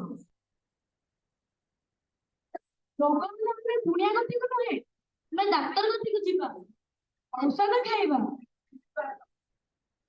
ତେବେ ହିଁ ଆମେ ରୋଗମୁକ୍ତ ହେଇପାରିବା ସତରେ ସେଥିପାଇଁ କୁହାଯାଇଛି ଡାକ୍ତର ହେଉଛନ୍ତି ଈଶ୍ୱରଙ୍କର ଦ୍ୱିତୀୟ ରୂପ ସତରେ ଆଜ୍ଞା ଡାକ୍ତର ହେଉଛନ୍ତି ଈଶ୍ୱରଙ୍କର ଦ୍ୱିତୀୟ ରୂପ ଦେଖିଲେ ମୋ ପୁଅକୁ ଯୋଉ ବୁଣିଆ ଠିକ କରିପାରିଲା ନାହିଁ ସେଇଟା ଏକ ଡାକ୍ତର ଠିକ କରିଦେଲେ ଧନ୍ୟବାଦ ଜୟ ବିଜ୍ଞାନ ଜୟ ବିଜ୍ଞାନ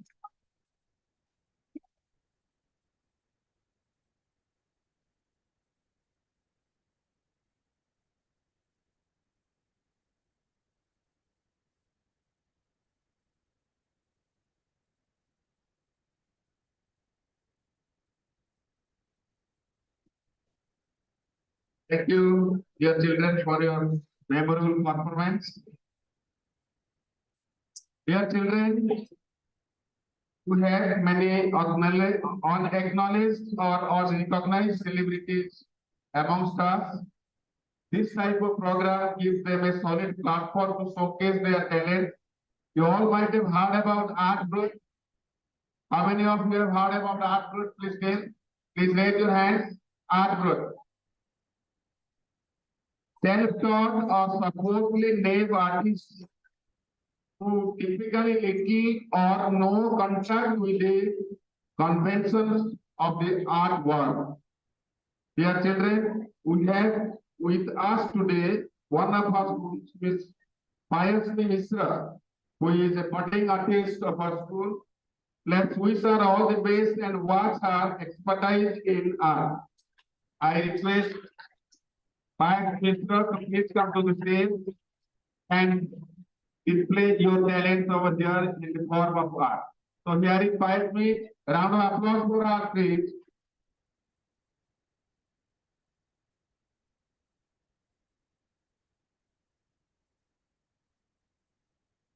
Please keep quiet here, children. Please keep quiet. Please keep quiet. So here is Payasmi and arranging her all the apparatus she needs to portray the art.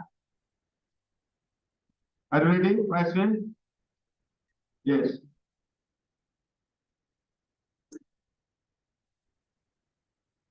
So the story what she has taken is the craft and the effect.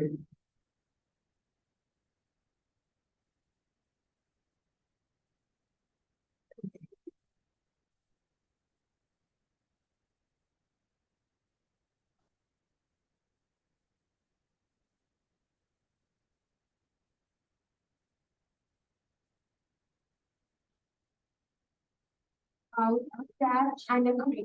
The consequences of betrayal activity. It's narrated by Adi Mishra and illustrated by Musairu Mishra.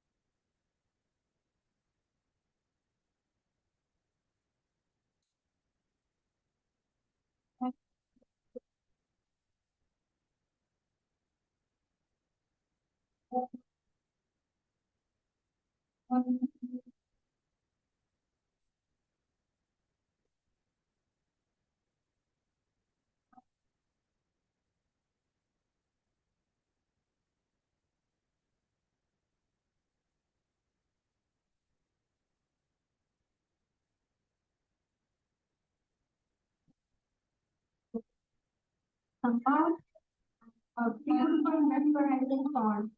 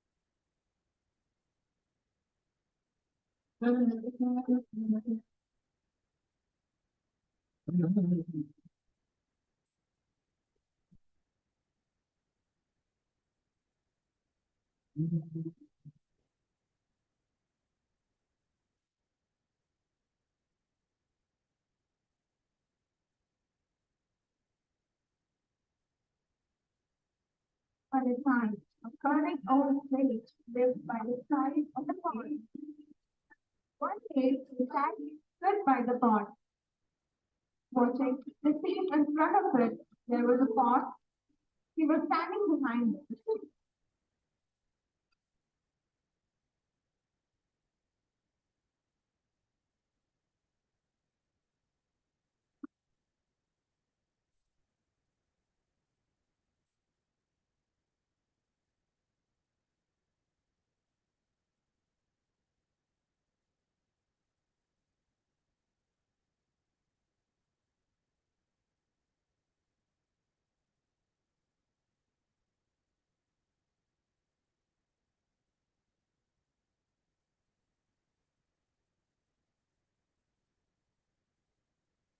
A fish who lived inside the pond asked him, "Why are you so sad?"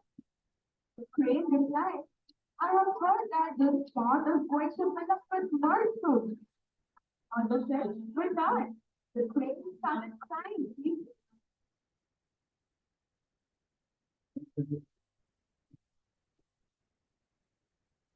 Because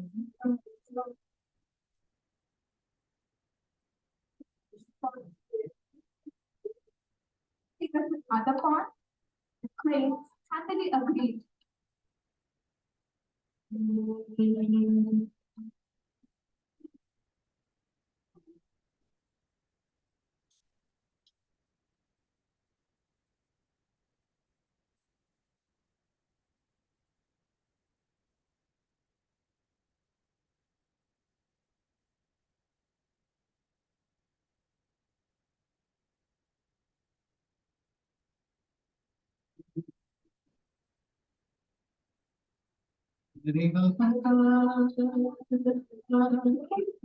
He would take them one by one.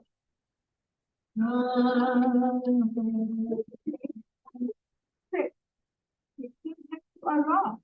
And instead of helping them, he hit them all.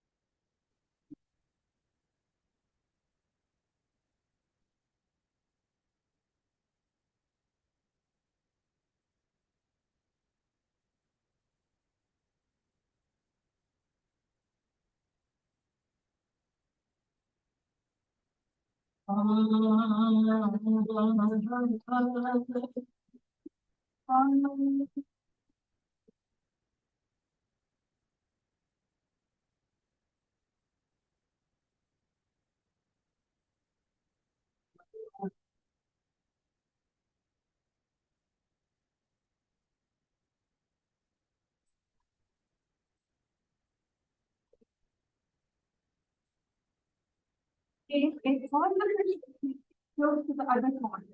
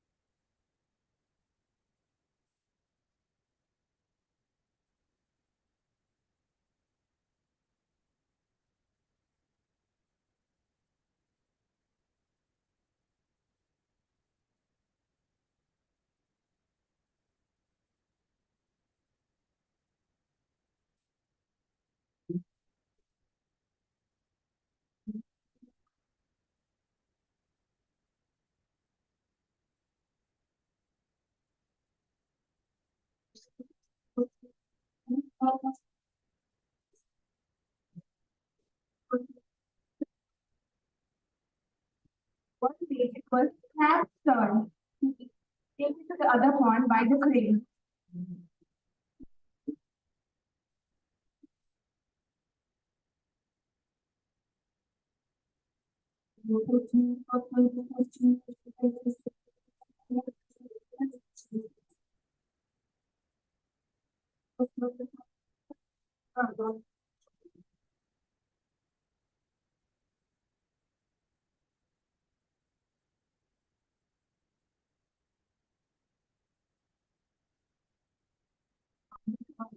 the crab towards the rock.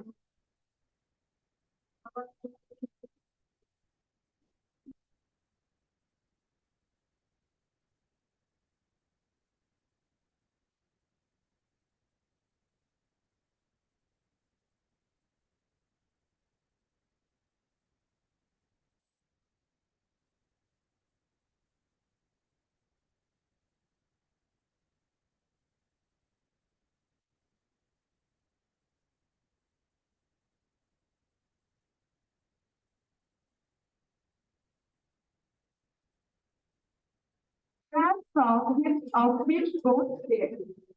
He quickly understood what was going on and came up with a quick plan.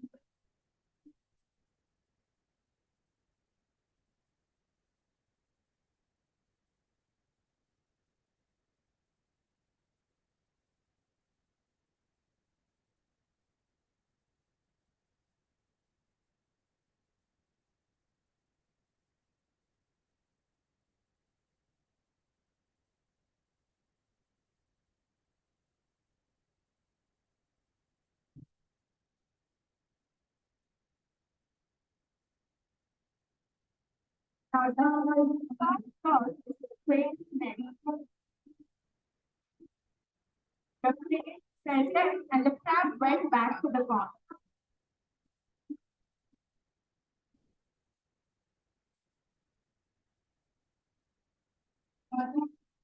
The moral of the story is never trust anyone blindly.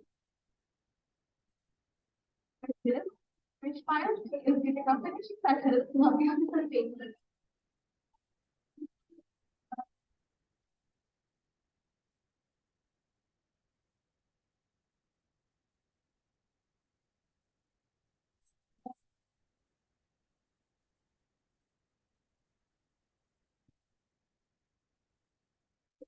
Are very important for the art. To inspire the work profoundly.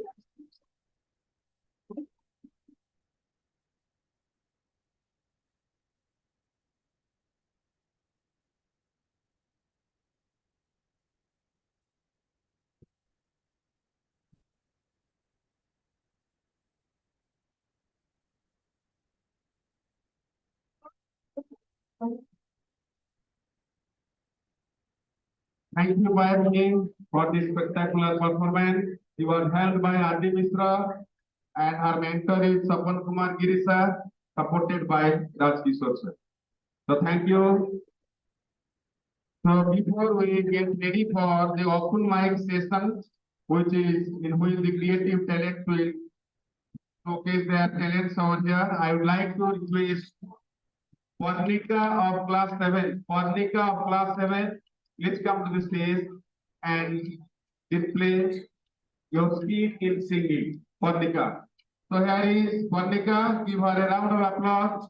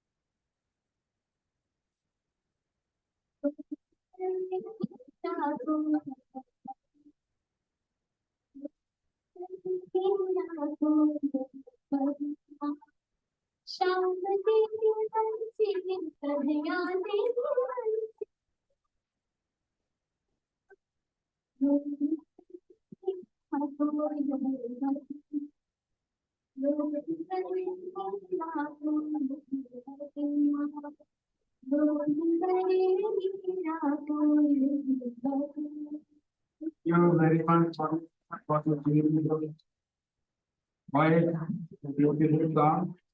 That's what happening. Now it's time for open mic session. Creative talents are here within us. They are hidden. So the stage is yours now, dear children and teachers also. Whoever wants to express your talent in creativity, you can come to the stage one by one and express that one in front of the dignitaries of the day and your friends. So now the stage is open for open mic session.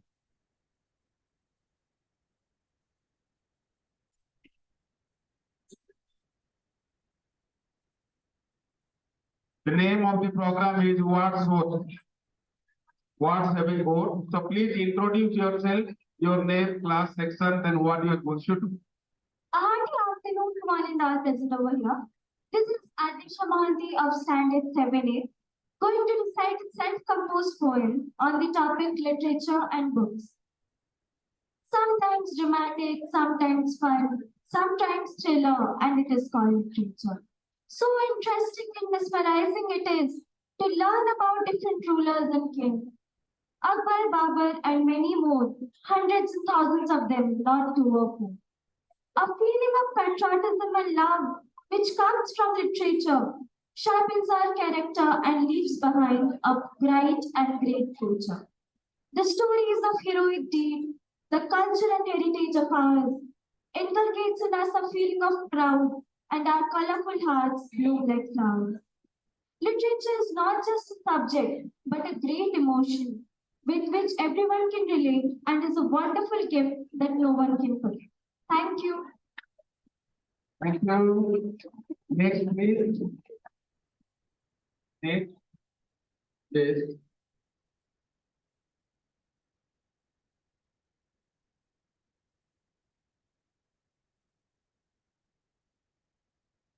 Introduce yourself and what you are going to. A hearty good afternoon to everyone present here. I am Ayusha Nandita of class 8A and today I am going to present a self-composed Hindi poem on the topic पढ़ो और आगे बढ़ो.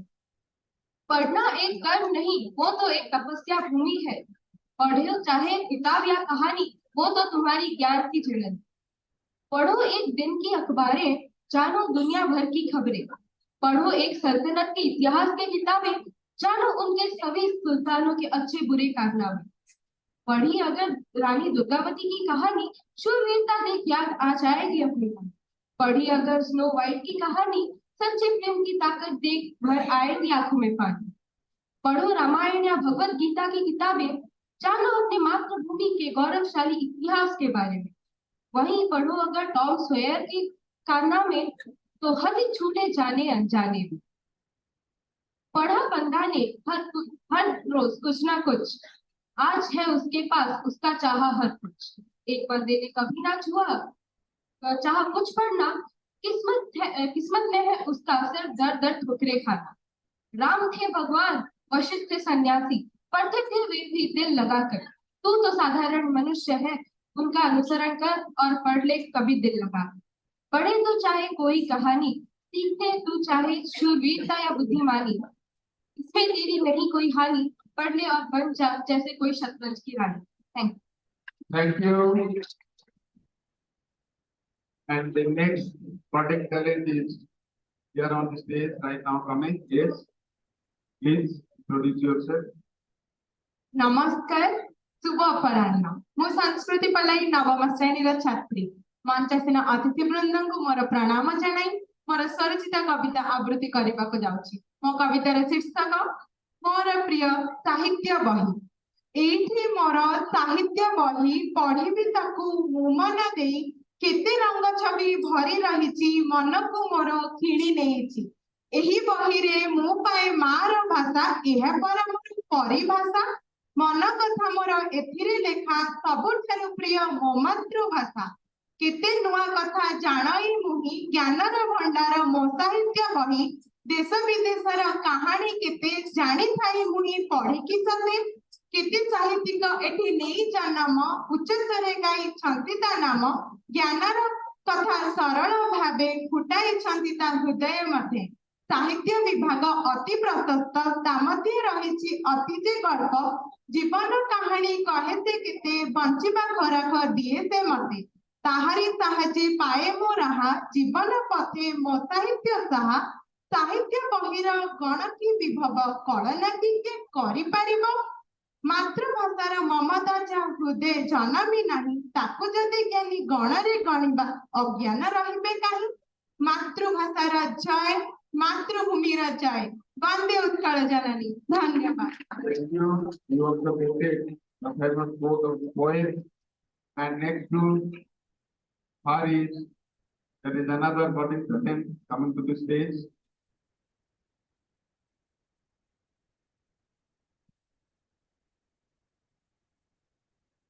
A pleasant afternoon to one and all present over here. Honorable dignitaries, esteemed principals, sir, teachers, and my dear friends.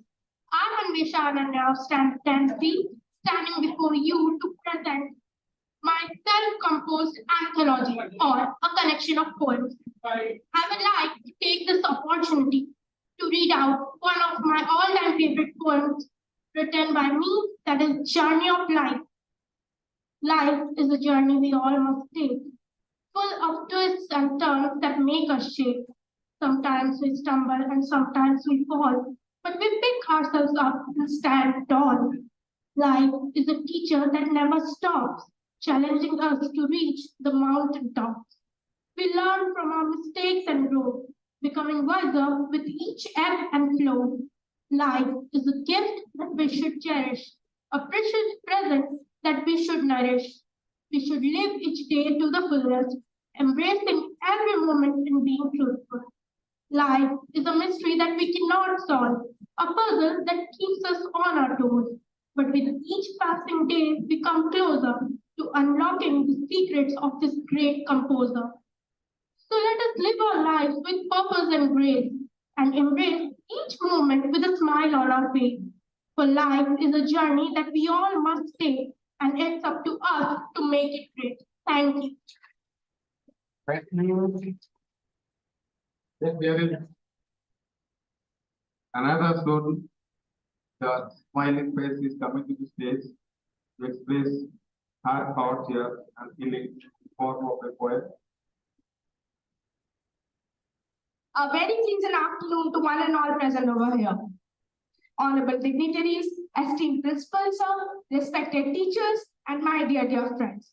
I hope you all are enjoying this daily literature conclave so far. Now, I am Kalinga Nagar, a standard 8, standing before you all, very grateful for having given this wonderful opportunity to talk about my self-written novel on this platform. I'm still working upon this novel, but as I have been asked, I would like to share a little regarding my novel, The Topil Danger, and what it's all about. So it all starts with a girl named Malika Ayub. She's a 13 and often living in a house she was left with by her parents. She has a best friend and her neighbor named Jana Malik, whose mother helps Malika pay off her bills and in studying, while Malika herself tries to earn something by distributing newspapers every morning. But you know, there's something that has Malika disturbed all the time. It is a crown-shaped mark on her right hand, which she never tattooed. It's all natural, right from her birth. She has visited many libraries and antique shops till now in a hope to find something constructive regarding the mark, but all in vain. One day, on her way distributing newspapers, she happens to find a very shabby yet beautiful book which she feels has something extremely bewitching in its own way. The book later helps her to open a portal, a teleporting portal into another world completely detached from hers. She, out of immense curiosity, decides to explore this world where she finds everything very antique, very historical, and very enchanting as well. There, she finds a majestic palace with a king inside who asks her to be the next empress of his empire after him, as he tells her to be the chosen one. She accepts it, but is let known that she has to pass through tough education to be a powerful ruler with extremely ravaging magical powers.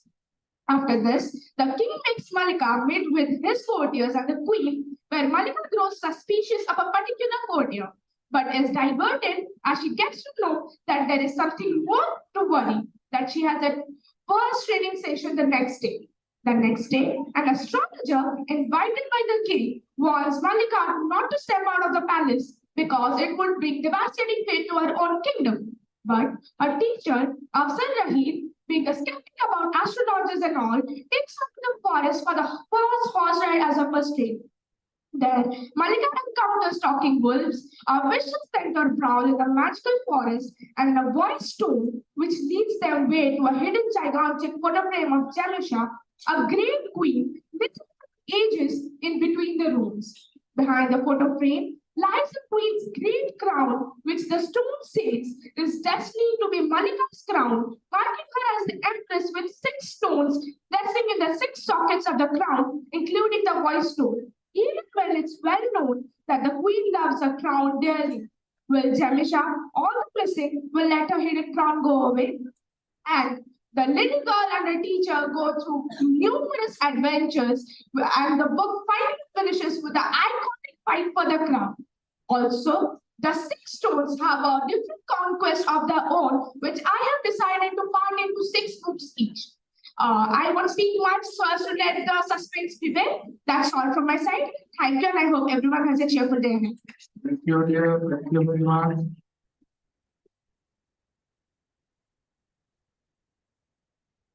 Thank you very much. Anybody else want to come here? Yes.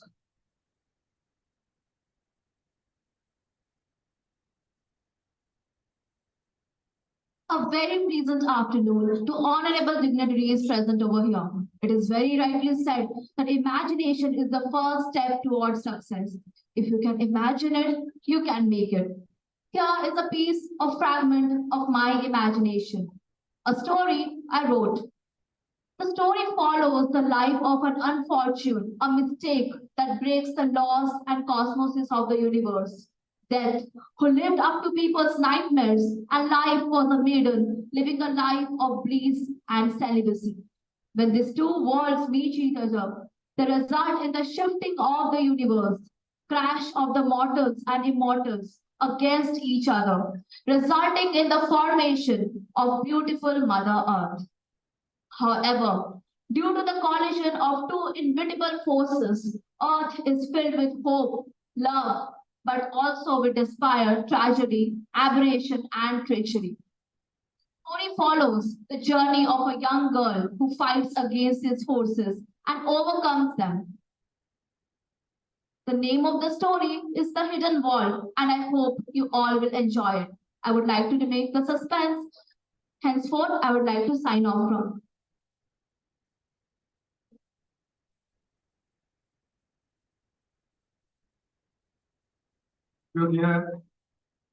Thank you. So here is our Secretary of Alumni Association, Sayan Siddiqui. So he is present with us and eagerly waiting for his turn to come. Please come. So clap for Sayan Siddiqui.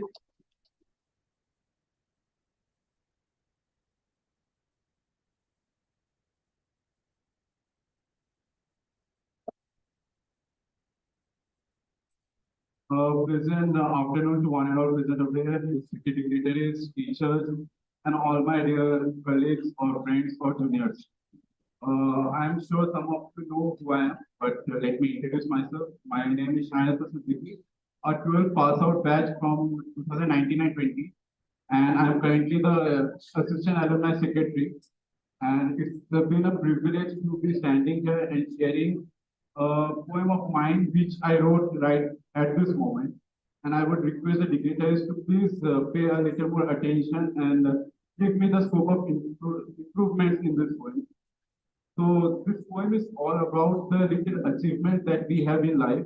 The society kind of have given a norm or characteristic that achievements or triumphs or successes are defined by a large volume, like being a top 3 in school or cracking important exams. But I'm here right now to destigmatize that concept that triumphs or achievements or success can be found in even small things. Like if you can put thread into a needle, that's also even an achievement.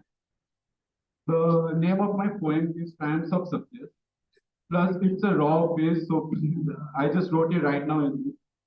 There's triumph in every room, voicing tales from restoration to doom, doom of the world and restoration of peace. There's triumph over telling truth and confronting your sins. There's triumph over unfiltered forgiveness, because it's out in the arena. There's triumph in failing over, because your efforts matter more than your trial of others. There's triumph in seeing your pet grow as you nourished and gave it moments of lively life in rainy streets of Washington. Triumph doesn't come in war and fight, it's in your days and nights, as there's triumph in every room voicing restoration from doom. Thank you.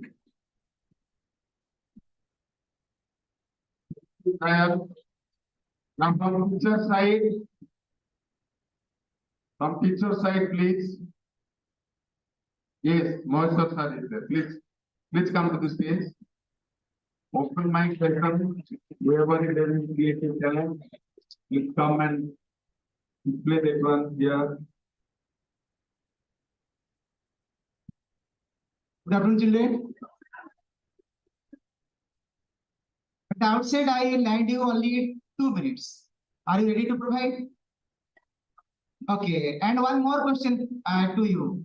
Do you like books? Do you like reading? Do you like writing? Do you like mobile phone? That's things. The children since morning till now is going to 3 to 4 hours. We are pondering about it, how you will create a interest towards the book. And last but not the least, you see you are attached with the mobile phone. So children, you see, whenever you are going in a train, if you are not having friends for a book, that you will find that the journey is enjoyable.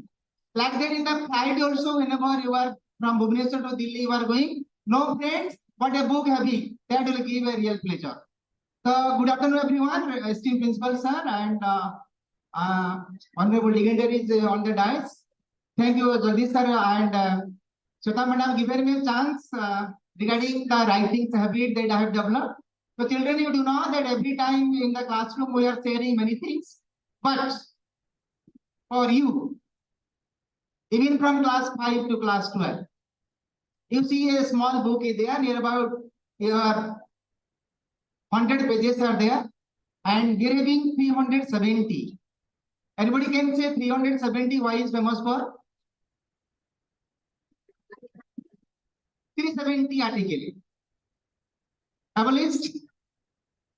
But you see, so far the preamble is concerned, so far our constitution is concerned, for you only that God has given a blessing to me to develop a small book, and that is available in the library since 1 year. Have you seen the book? Certainly not. But you see in my hand, This is Indian Constitution, helpful for children from class 6 to class 12. 370 questions with answers are there. It is quite helpful for preparing different competitive exam as well as your academic exam. You can take this opportunity by reading the book side by side. In the month of January, there are another book is going to publish for you only, and another book also there for you, storybook. In the month of January, I'll announce the theme and everything. It is on the way. That's all. Thank you. Have a nice day. Read the book and create interest for you and be a resourceful person. Thank you. Thank you, sir. Everybody is here. Raj Kishore sir is here. Our teacher in music is here. You are Bhubaneswar sir, teacher in social studies. Now, Raj Kishore sir, teacher in music. नमस्कार समस्त को मो तीनोटी कथा कहबी मो लेखक नुहे किंतु बही लिखी आज ए म्यूजिक टीचर 1500 गीत मु कंपोजिशन करिछि जेउथरे किछि भजन अछि आधुनिक अछि गजल अछि ओडिया गजल अछि हिंदी गजल अछि किंतु से जेति की कष्ट मते हेइनी ए गोटे बही जार ना हला कंठ साधना एहाकू लिखिया पई मते बहुत कष्ट करिया पड़िछि तेणु मु सेतले बुझिली जे लेखक हबा केते कष्ट आ गोटे कविता लिखिबा केते कष्ट आ एई बही आ तो अनेक कथा अछि संक्षेप रे कहूछि जेतले अनन्या सीतम नंद जे इंडियन आइडल हमर पोखरीपुट रथला मूवी तम गीत से कहउतली प्रथम इंडियन आइडल कोचिंग दउतली से समय रे से इंडियन आइडल पाइला परे तांको पाखरे से जेतला आसला ओडिसा को तांको पाखरे सब जर्नलिस्ट मानकर भेड़ थिला किंतु जेउ माने फेलोर हेथिले हम ओडिसा रे आउरी 12 जण पिला जाइथिले से फेलोर पिला को केही केबे प्रश्न पचारना जे से पिला काहे की पाइला नै कोन कमिया रहिला से पाइला नै तो से जो गाइबार तकर कमिवा थिला से कमिवा ए बहिरे मु लिखिछि कंठ साधना रे बयस कंठ साधना रे पोशाक कंठ साधना रे खाद्य माने गोटे सिंगर होवा पई कोन कोन दरकार ए सब बहिरे अछि प्राय मोर जो छात्र छात्री माने समस्त पढ़ी जानी एवं सब बड़ कथा होछि जेतले मु प्रथम करी पांडुलिपि लिखिली मोर विद्यालय प्रधान शिक्षक को देखैथली एवं आरडी सर जी हमर अछंती ऑनरेबल आरडी सर केशव चंद्र सर मु तांको घर को जाइथली एवं डरी डरी कहली सर गोटे बही लिखिछि बोली आ सकाळु सकाळु से कहले बही लिखिछि तांको आगे चा जळखिया दियो चा जळखिया खाइला परे सर पांडुलिपिटा टोटली पढिले मु 1.5 घंटा खंड बसिली मुइली बते डरी जाइथली कोन हबो से कहले बहुत बढ़िया आइछि एवं सब बड़ कथा ले एते केते खर्च होइछि खर्च हबो सर मु तो आईडिया नै तो 30-35 टाका खर्च हो ठीक अछि मु 30 टाका दे देबी तमे छबिबो मु जाइछि अलगा कार्यक्रम रे मते पैसा मिलि गेला बही छबिया पई तो ये बही छपिया हला एवं से मध्य सब डीएवी को 10-10टा बही जाइछि तो ए पुस्तक मु कोन लिखिछि आपण माने पढले जानिबे किंतु निश्चित एथरे किछि छोट छोट जिंस अछि जोटा गोटे संगीत शिखिबा पई कि खोराक दो नमस्कार Thank you, sir. You are the place. Sir, this video. Bhubaneswar sir, Sahil Siddiqui, please come to the stage. And the budding talent those you know that recited your self-composed poem. Please come to the stage. Please. Please come to the stage.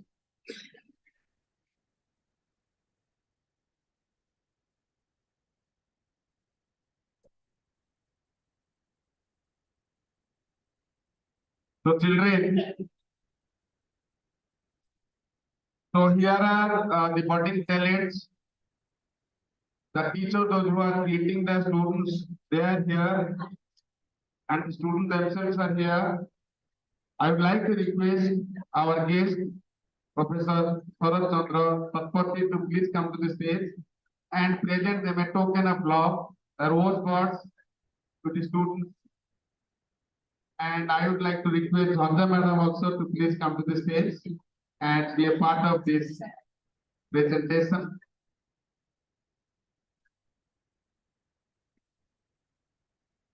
Moisture sir, may I request Moisture sir, restoring to the teachers. There is music sir, good side sir.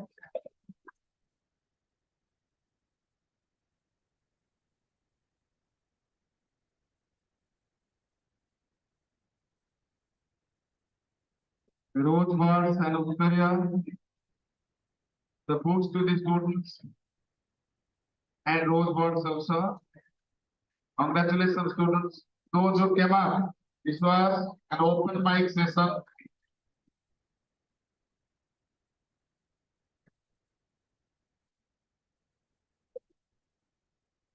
Clap for this, please.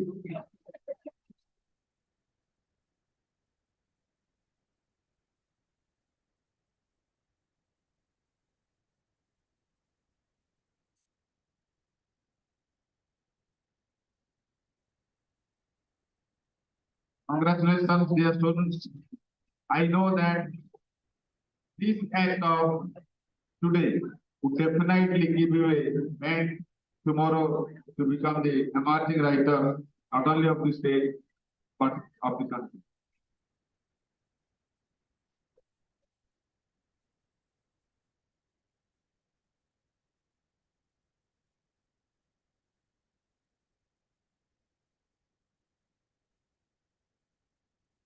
Sir, please come to the stage. Please come to the stage.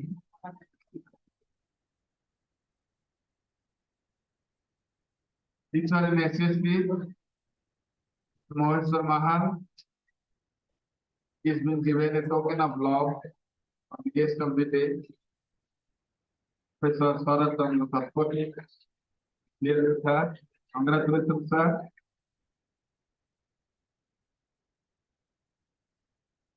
Thank you all. Please take your seat. But Mamza Madam, please be here on the stage because your session starts now. Madam, please.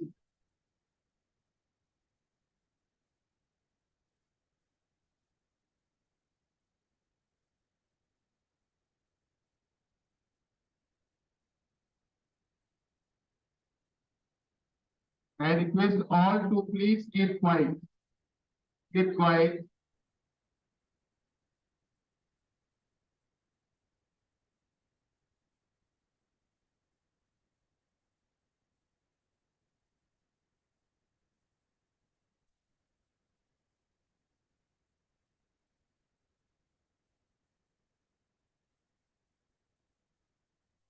So here is quietly is being felicitated by our guest, esteemed guest, Professor Sarat Sarpoti. Yes, nice students for quietly. Thank you, sir. Congratulations, quietly.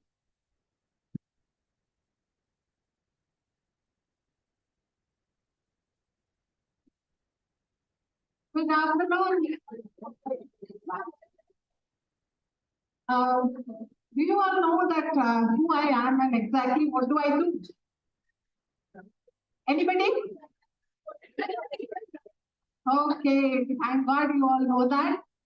Okay, so nice of you. I'd like to ask you just one simple question and then we'll straight go into my job for what I have been called here today. What was the last story that all of you, any one of you can tell me, which was the last story that you read? When was it?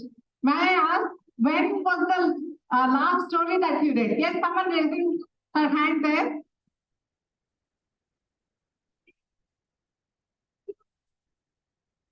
Few days ago, okay.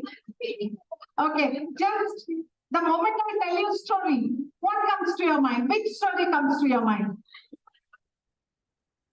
Harry Potter. Yes, the generation of Harry Potter. And Christmas Carol. Then?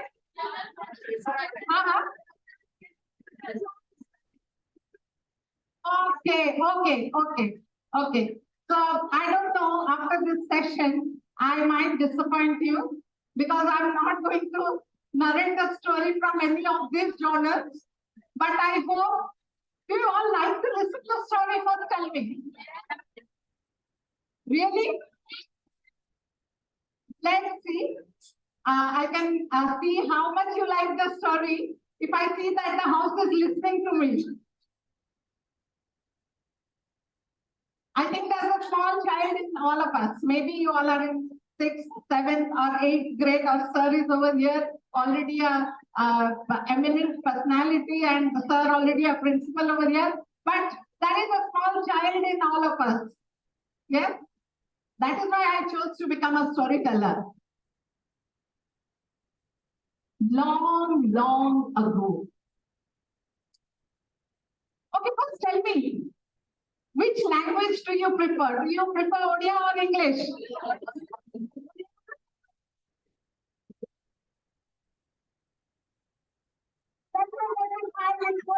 Because the renowned author, the very famous author whose story I'm going to narrate, is very proficient in both the languages. He writes equally well in Odia as well as in English. So I don't mind narrating the story in both the languages simultaneously. Are you ready for that? Okay.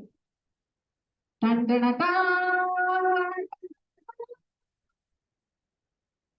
Long, long ago, there was a kingdom which was ruled by a very fat and foolish king.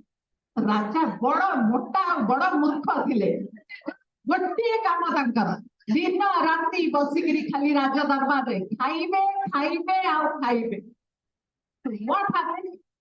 One day he fell ill, and the royal physician, he had to tell him, Maharaj, apna tikke bahare walk re jaanti. Tumi eti basi rahle kona, but tikke walk jaanti. Raja Prasad bahar uth ke jaa to bahar ko duniya ka dekho to. And the king had to go. There was no other way because he was suffering. But most interesting thing was that the king had a very lean, but very wise yet wicked minister.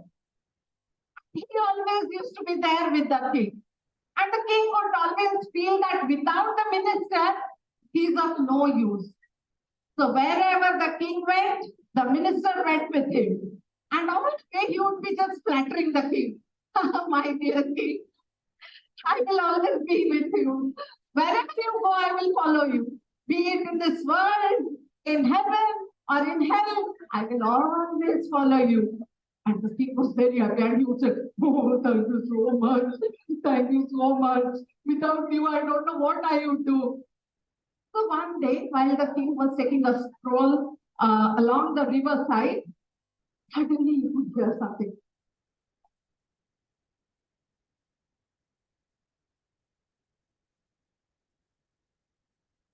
The king, who had never stepped outside his palace, he was surprised that he looked at the minister. Kaun kya? Ye kaun? Sir, this is the yelping of a skull of fox. He said, what is that? Na mane amar rajyare jete sab fox mane achhati to chemane सब कांदुचंती परा आपको सुना जाओनी कौन हैला मो राज्ୟରେ fox माने काहे कांदुचंती कोन पे कांदुचंती की दुख परिस्थिति तांकर IB this year the winter has been very harsh and the poor foxes, they don't have blankets with them, nothing to keep them warm. Huh? My valued subjects of my kingdom, the foxes, they don't have blankets. How is it? And who is responsible for giving the blankets? Now the minister had some grudges on the officer who was in charge of the relief. Sara कौन कहिबी जो कर्मचारी को आपण रखिथिले blanket बांधिए को सेटा काम ठीक से करिने हो पड़. Then the king was very angry and he was, shaking with fury. And he said, come on, summon the minister, summon the officer and bring him here. Then the officer was brought and then he said, now immediately get a blanket, wrap him around and throw him in the sea. The first thing that you need to do. And the second thing that you need to do is take out a lot of money from the royal treasury and buy blankets for all my foxes. And the minister was very prompt in carrying out the first part of the order. What was the first part of the order? Wrap him in a blanket and throw him in the sea. And what was the second part of the order? They got money from the treasury, royal treasury, and buy a lot of blankets. So what did the minister do? What do you all think? He took out money from the royal treasury, but do you think that he bought blankets for the foxes? No. So all the blankets were with him in his family. Okay. So the evening walk continued for the king. After a week, the king was again coming back to his palace after the stroll.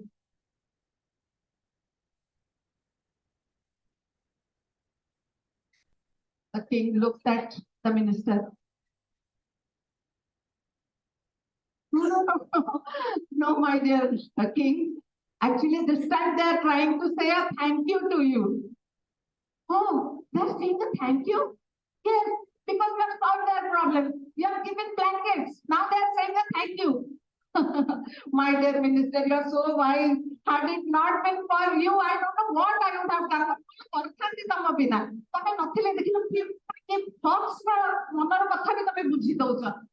କେତେ ସୁରକ୍ଷିତ ରାଜ୍ୟଟା ଚଳଉଛି ତମ ପାଇଁ କଣ କରିଥାନ୍ତି ତମ ବିନା ମହାରାଜ ଜମା ବ୍ୟସ୍ତ ହେବେନି ଆପଣ ଯୁଆଡେ ଯିବେ ମୁଁ ସବୁବେଳେ ଆପଣଙ୍କ ପଛରେ ଯିବି ଆପଣ ଏଇ ପୃଥିବୀରେ ରୁହନ୍ତୁ କି ସ୍ୱର୍ଗକୁ ଯାଆନ୍ତୁ କି ନର୍କକୁ ଯାଆନ୍ତୁ ଯୁଆଡେ ଯିବେ ମୁଁ ସବୁବେଳେ ଆପଣଙ୍କ ପଛରେ ଯିବି.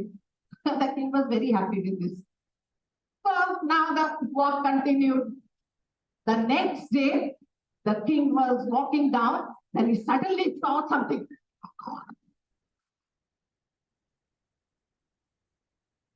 The king, who had never stepped out of the palace, he said, what is this? That was actually a wild boar. Okay. Now the minister said, King, what do I say? This is your royal elephant. He said, what? Royal elephant? I have seen elephants at least inside my royal palace. The elephant is so small. What do I say? The officer who is in charge of giving food to the elephant is eating everything himself. And just look to what pitiable size the elephant has been reduced to. Again, the king was angry and he called for that officer and he said, what did he say again? Get a blanket, wrap him and throw him in the sea. And second thing, take out money from the royal treasury and feed the elephant. And everything was done. As you know, you all have understood what must have been done. So after 15 days, the king, while coming back again from his stroll, he saw.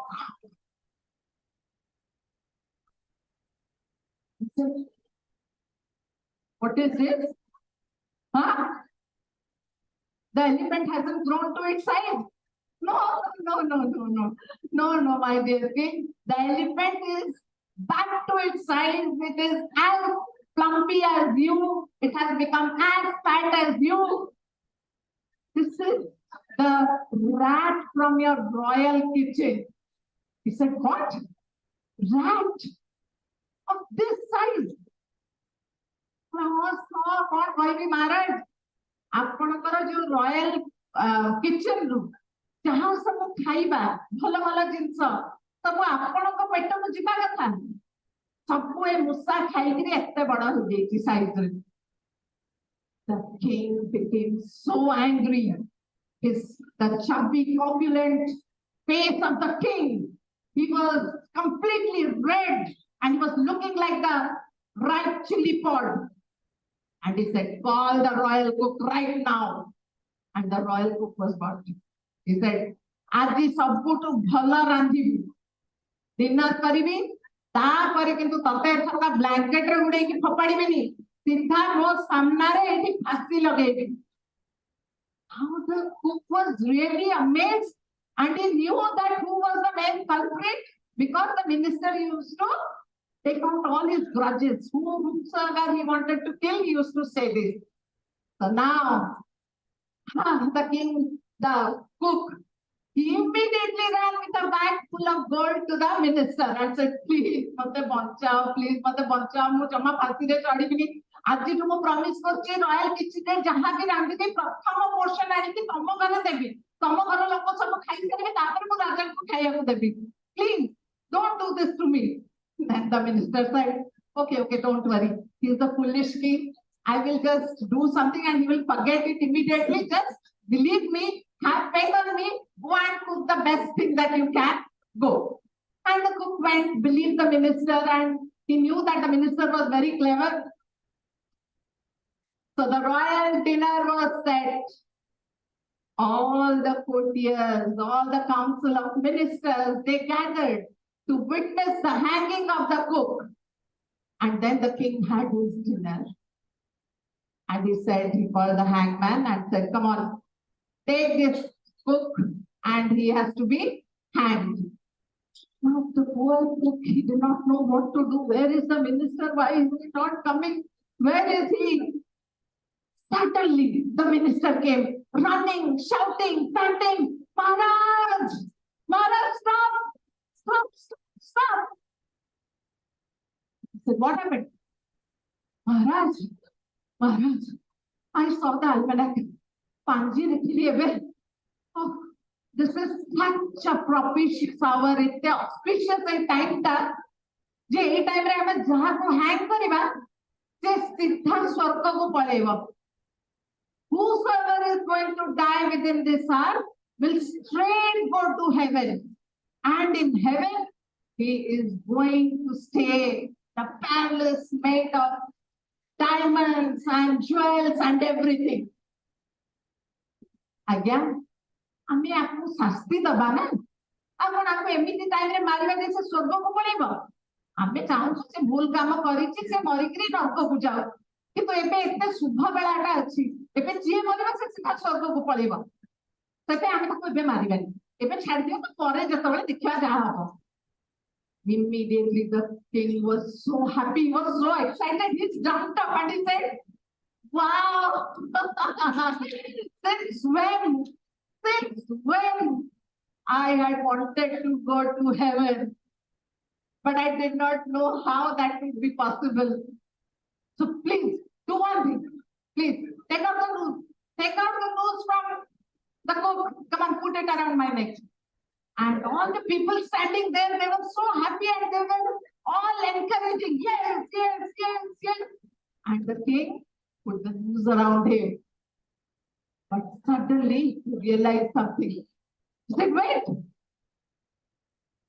Mantri, tamne sabhuale kaun kahithila? Be it this world or heaven or hell.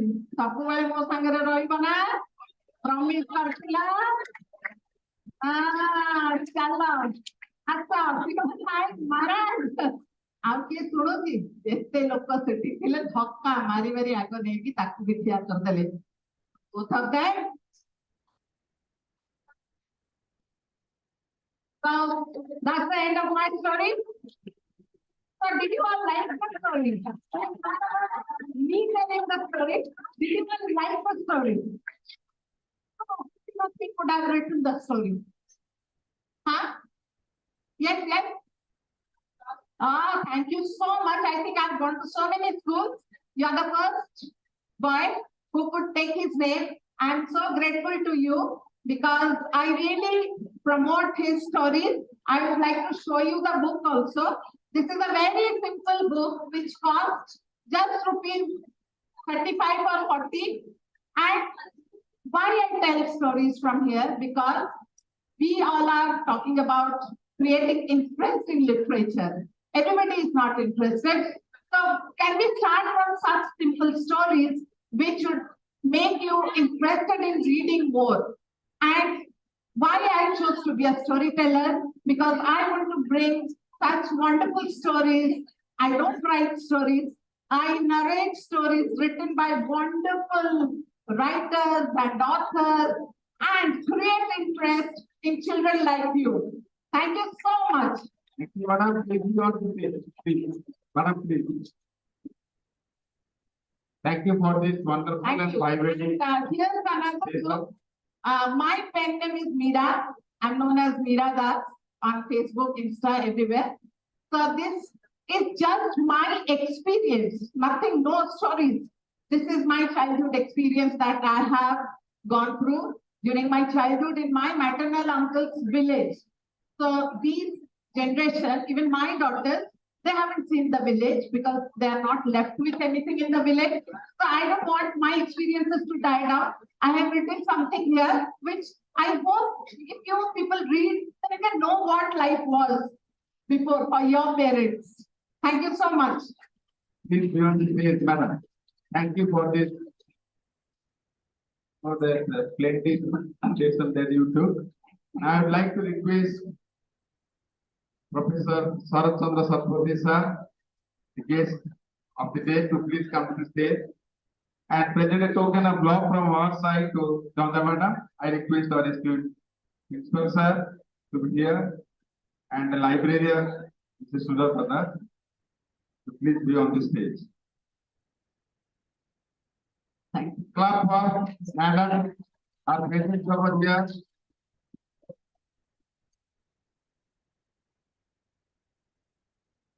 Very cool and co-manager of our school, obviously commemorate responsibly. Now it's time. My teacher, my son is here. He will bless you. He will not tell you anything. He will bless you through his word. Sir, please.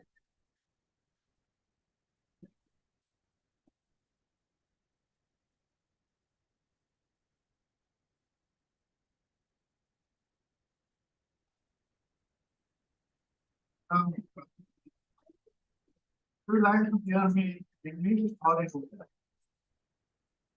Choice is yours. Okay. I'll start English and I can switch over to Urdu whenever. That's not a problem.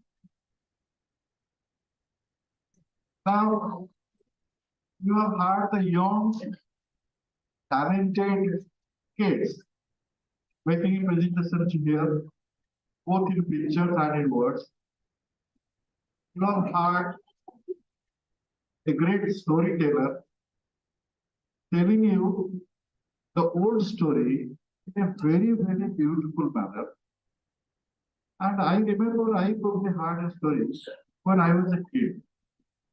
And this is the next time that I'm coming to hear the story in a very beautiful way from somebody.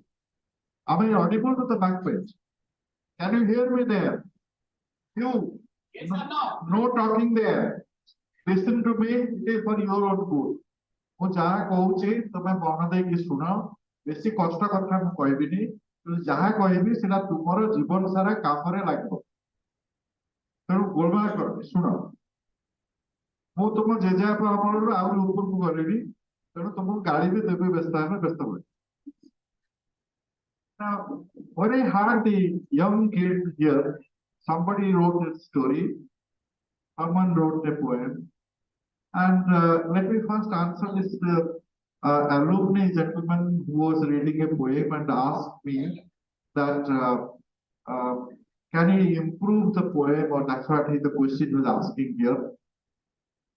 Now look here, there is no question of making improvement in a poem. You can make a different poem always. There is no improvement. But one thing those who are writing should do, make corrections after you write it. Because the first draft is not always the best possible draft. Okay? Now I will tell you something which you will enjoy. I think I will need that pocket microphone or hand microphone, something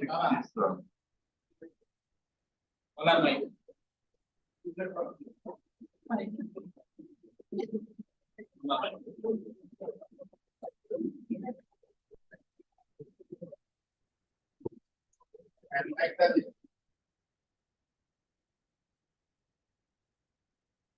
Now, I have called her here with a purpose because she did something she really liked. Okay? But I'm not praising you. I'm talking about all those who write. Is it audible? Okay. This is okay with me. So, what she did, I want to explain. Now, most of you are not writing. Some of you are writing, right? तुम भितर समस्ते लेखा Lekhi करूना class परीक्षा लेखुच ठीक अच्छे किंतु गीत लिखा कविता लिखा गप लिखा कि गोटे रचना लिखा एमती तुम भितर समस्ते करूना केवल किछि बेला कर सत कि नहीं हाँ कि नहीं किछि भी कर अच्छा जो मैंने करुच से माने भाषा रे लिखुच शब्द व्यवहार कर लिखुच रंग तुली व्यवहार कर चित्र आंकी भी लिखुच कहीं मूर्ति गढ़ुवे से सृष्टि कर एक प्रकार किए नाच करुच्ची सी एक प्रकार कला और सृष्टि तेणु मन रख जे क्रिएटिव आर्ट बोली जहाँ को कहते सृजनात्मक कार्य सेटा विभिन्न प्रकार हो पारे तेणु तुम भर किए जब न लिखुची सी चित्र कौच चित्र करते नाचुची नाचु नथिले खेलुची नथिले गीत बोलुची जेटे गीत बोला के सुंदर गीत बोलला से तेणु तुम भीतर सृजन शक्ति समस्त भीतर अच्छी there is that creative fire in all of you. The whole question is it must be given the right atmosphere, the right content, right platform for it to form and write. तुम समस्त भितर किसी ना किसी सृष्टि करने लगी क्षमता ईश्वर देइछु तुम्हें से क्षमतार परिप्रकाश लगे भाषा व्यवहार कर स्वर व्यवहार कर अंग तुली व्यवहार कर चित्र आंकी पार नाची पार खेली पार ये सब गोटे गोटे कला वर्तमान तुम्हें कहीं केतरा कथा मन रख तुम्हें लिखुच चित्र करुच जहाँ भी करुच कहीं तुम्हें यहाँ करुच प्रथम प्रश्न द्वितीय प्रश्न क्या लगी करुच क्या लगी तो गोटे कर ना तुम्हें तो लिखुच कि चित्र कर क्या लगी तो गोटे क्या लगी करुच तृतीय प्रश्न कहीं करुच कौन पाइब चतुर्थ प्रश्न ए विषय कौन आउ कहीं किसी आगु कहना तुम्हें प्रथम कर कौच are you saying it for the first time are you doing it for the first time that may not be true that is never true because सब विषय रे सब कथा सब समय रे सब काल कुहा सरीची आउ किछि नुआ कथा कहय को बाकी नहीं किंतु सेई कठिन भाव बुझेबी समस्त सब विषय लिखिते गोटे फूल बिली दियो फूल विषय बहुत कविता लिखा तथापि लिखा होबे कहीं लिखा बर्तमान मुझे झील को क्या प्रभु बते देख she had given this painting before you, right? That she has drawn, whatever she has drawn, I'll ask her to explain. It's a tree that. That's a tree. Yeah, okay. This is that tree. This is. It's the mountain. Okay. So this is the mountain, fine, and this is water body. This is land. This is the crane was above crane, and this is crab, and this is fish, and this is sky, and this is organism, right? Tell me, is it really a mountain? If it is a mountain, how is it standing here on the dais here in the classroom? Is it a mountain? This is a tree. Is it possible to bring a tree here on the piece of paper and put it on the dais here? So this is not a tree. This is no water. If it is water, then all of us things should be wet, you know. ଯଦି ଏଇଟା ପାଣି ହେଇଥାନ୍ତା ତମେ ସବୁ ଓଦା ହେଇଯାନ୍ତା ଆଉ ଏଇଟା ଯଦି ଗଛ ହେଇଥାନ୍ତା ଏଠି କେମିତି ରହନ୍ତା କହିପାରନ୍ତେ ତ ଇଏ ଗଛ ନୁହେଁ ये पहाड़ हुए ये पानी हुए এটা যদি চড়ে এসে উঠে যাবে কাহিଁକି ମୁଁ ହାତ ମାରିଲେ ତା ଦେହରେ ମୁଁ ଚଢେଇକି ତୁମେ ହାତ ମାରିଲେ ତମେ ବସିବ ନା তুমি ସେ ଉଠି ଯାଉନି କାହିଁକି now the question is those who write she is a writer in a sense color and painting kind of she is a writer question is very interesting এইটা ପାହାଡ଼ ନ ହେଇପାରେ କିନ୍ତୁ ଏହା ଏପରି ଏକ ପାହାଡ଼ ଯାହାକୁ ମୁଁ ମୋ ମନ ଭିତରେ ଦେଖିକିରି ଚିହ୍ନିପାରେ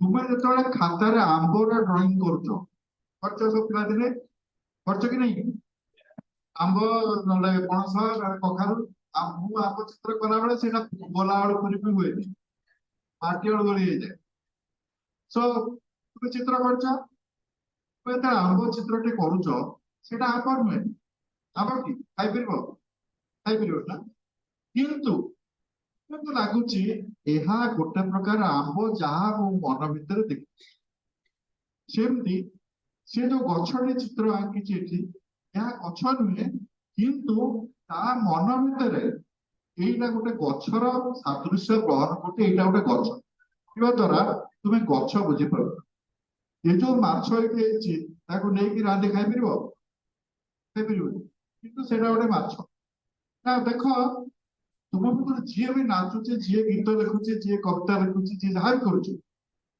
ତା ମନ ଭିତରେ ରହୁଛି ଏଇଟା ମତେ ଏଇଭଳି ଦୃଶ୍ୟ ହେଲାରୁ ମୁଁ ତୁମ ଲାଗି ଲେଖୁଛି ଗୋଟେ ତୁମେ ଫୁଲ ବିଷୟରେ କବିତା ଲେଖ କିଏ ପଢିଲା ସବୁ କବିତା ସବୁ ପଢିଲେ ଯିଏ ପଢିଲେ ସେ ବିଷୟରେ ଆଗରୁ କବିତା ଲେଖା ହେଇଛି many poems have been written on that many paintings have been done on this but for her, the whole scene looks like this mind.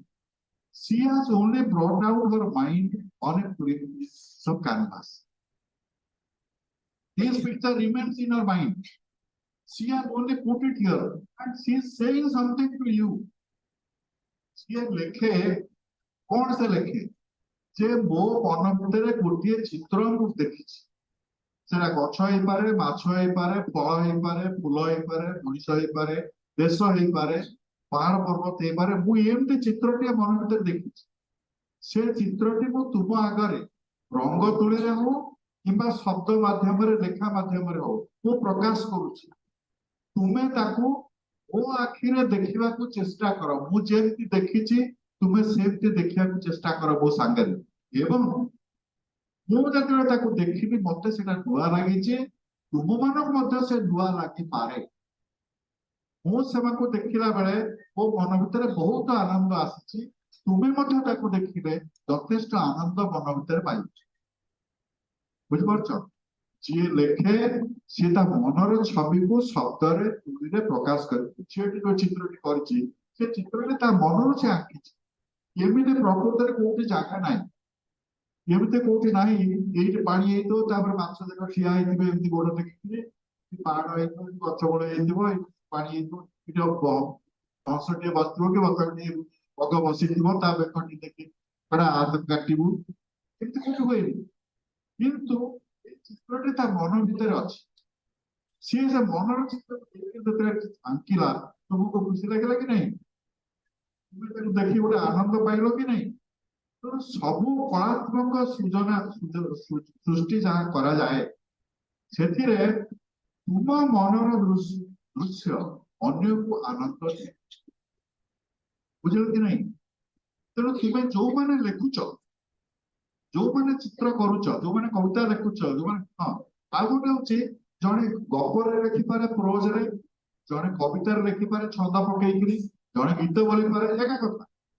ତୁମେ ଗୋଟେ ମିଡିୟମ ଗ୍ରହଣ କରୁଛ ଗୋଟେ ମାଧ୍ୟମ କୋଉ ମାଧ୍ୟମରେ ତୁମେ ନିଜକୁ ପ୍ରକାଶ କରିବ ରଙ୍ଗରେ କି ଚିତ୍ରରେ କି ଭାବରେ କି ଭଙ୍ଗୀରେ କି ଶବ୍ଦରେ କେମିତି ପ୍ରକାଶ କରିବ ତେଣୁ ତୁମେ ସେଇ ମାଧ୍ୟମଟାକୁ ଦଖଲ କରିବା ଦରକାର ନିଜେ ବୁଝିବା ଉଚିତ ଯେ ମୁଁ ଯୋଉ କଥାଟା କହିବାକୁ ଚାହୁଁଛି ସେଟାକୁ ମୁଁ କୋଉଥିରେ ଭଲ କରି କହିପାରିବି ଚିତ୍ର ମାଧ୍ୟମରେ କହିପାରିବି କି ଶବ୍ଦ ମାଧ୍ୟମରେ କହିପାରିବି ସେଟା ତୁମେ ସ୍ଥିର କର କବିତା ଲେଖିବ କି ଗପ ସେଟା बाकी केतरा छोटिया छोटिया कथा अछि कहबे जे चित्र करूची से बुझिया दरकार जे प्रति रंगर गोटे स्वतंत्र मर्यादा अछि तुम्हें आकाशटाକୁ कालिया କରି परिबो बुझिपार कहना सेठी कला रंगर मर्यादा ना शेयर सेमती तुम जदि रंगर सम्मिश्रण ठीक करि पारिबो तुम मन भीतर कथाटा ठीक ठीक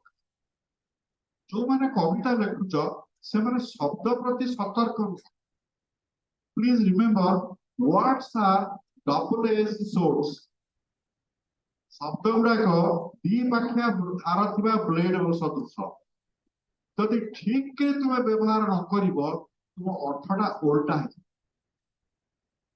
तेणु शब्द प्रति तुम सतर्क हुआ खा बुझ गिल समस्त कहू तीनटा जाकर शब्द समान मुझे खा बेले कहूँ माँ पुओ को कहूँ खा जड़े मान्य ता गुरु को आपण बुझंतु जड़े रागे कहूँ गिलबे शब्द कथाटा समान खाइब किंतु शब्द गुड़ाक अर्थर तारतम्य सृष्टि कर सो जो माने लिखुच से माने शब्द प्रति सतर्क हो एटी अन्य मान छोट कथा कहबी दुईटा कथा कहबी प्रतिदिन पचर पाटी कर प्रतिदिन गोटे नुआ शब्द शिखा चेष्टा कर ओडिया हो इंग्लिश हो हिंदी हो प्रतिदिन गोटे नुआ शब्द शिखा चेष्टा कर से शब्दर व्याकरणगत अर्थ भाषाकोश संबंधित अर्थ एवं तार व्यवहार चेष्टा कर प्रतिदिन गोटे इ दिन भी गोटे हो तुम बेसी शब्द जान नुआ नुआ कथा कह शब्द न जान कहीपर तुम जब शब्द न जान लिख तुम जब गोड़ पकेर छंद न जान नाचब के तुम जब गीतर सुर तान लय सब न जान गाइब के तेणु गोटे शब्द प्रतिदिन ये दुई दिन गोटे शब्द शिख मोर बहुत काम लगे देख तुम्हें भाषा कहारी तुम्हें समस्त टॉपिक द्वितीय हूँ तुम समस्त मोबाइल फोन अच्छी से गोटे गोटे डिक्शनरी रख अन्य डिक्शनरी रख भल डिक्शनरी मिलूँ इंग्लिश डिक्शनरी डिक्शनरी देखुच प्रति शब्दर उत्पत्ति कौन देख ये शब्द कौन आसला केमिति आसी उच्चारण कौन गोटे शब्द शिखा चेष्टा कर तेज से शब्द टी तुम्हें व्यवहार करने चेष्टा कर तुम्हें भल स्कूल रे पढ़ुच यहाँ तुम लगे कष्ट हम नहीं ओके तो यहाँ हूँ बड़ कथा you keep it up all the best okay thank you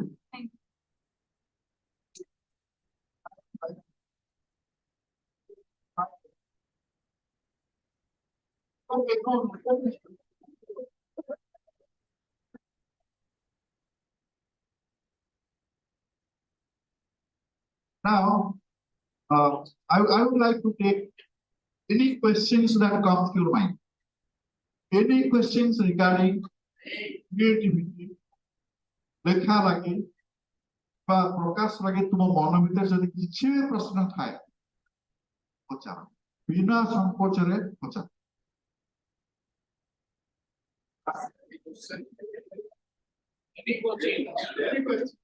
any questions, anything that comes to your mind.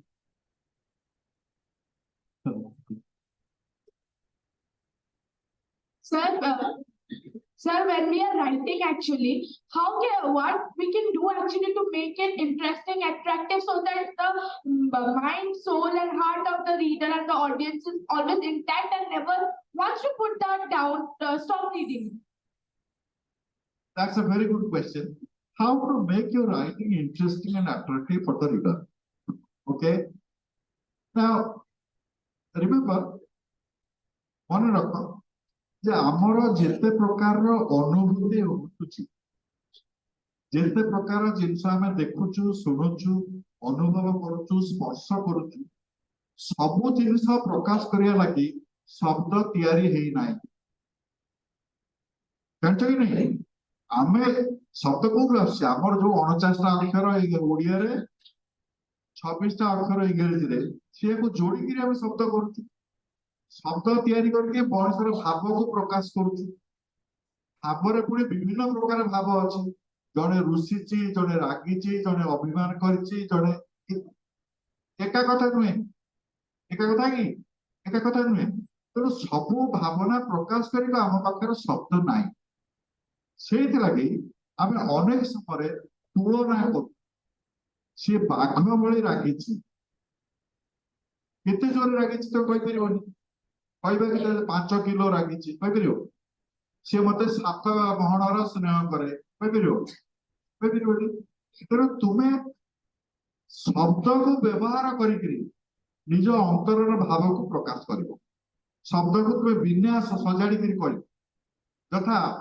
मु जते कहिबी जे सकाळर सूर्य गोटे पाचला आंब भली दिसुची एक प्रथम वाक्य सकाळर सूर्य गोटे पाचला गोटे निया पिंडुळा भली दिसुची एटा एक अर्थ समान नुहे समान की समान नुहे तुमे दुईटा वाक्य रे दुईटा विभिन्न भाव प्रकाश करूछ मु कहली ए झियटी सुना झिय एक ए पिलाटी सुना पिला दीटा को समान नहीं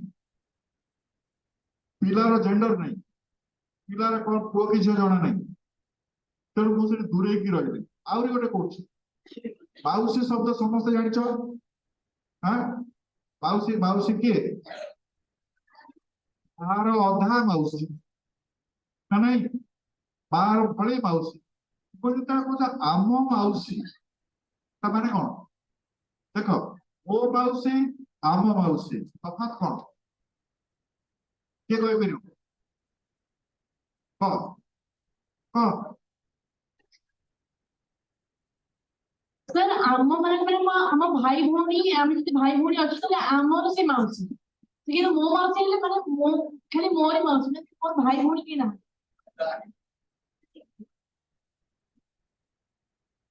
देखो ना गोटे दृष्टि तुम ठीक कहल किंतु सेटा तार अर्थ नुहे मो माउसी कहले मोर माने निज माउसी मोर मो भाई रो मो भौणी रो निज माउसी मो माउसी सेठी संपर्कटा तो जोड़ी देला मो मो माउसी यदि आम माउसी कहली सेठी सेटा विचित्र संभावना रहउछि कोन आम माउसी कारण तुम जानछ आम भाषा रे तुम जो अच्छी न स्त्री लोग के देखते ताको माउसी बोले डाको डाको कि नहीं आ माउसी तुम कोन आज माछ आनछ कि तो माउसी तुम दो घरे आंब हेलानी कि से तुम माउसी नुहे से तुम निज माउसी नुहे किंतु प्रति स्त्री लोग तुम माउसी के मौसा नना दादा भाई डाकुछ अच्छा तो आम माउसी कहूछ से जो आम शब्दटा रहिला ता देहरे आत्मीयता अछि दूरत्व भी अछि से आमर निजर माउसी माने आमर आत्मीयता अछि तकर मोर भाव भल अछि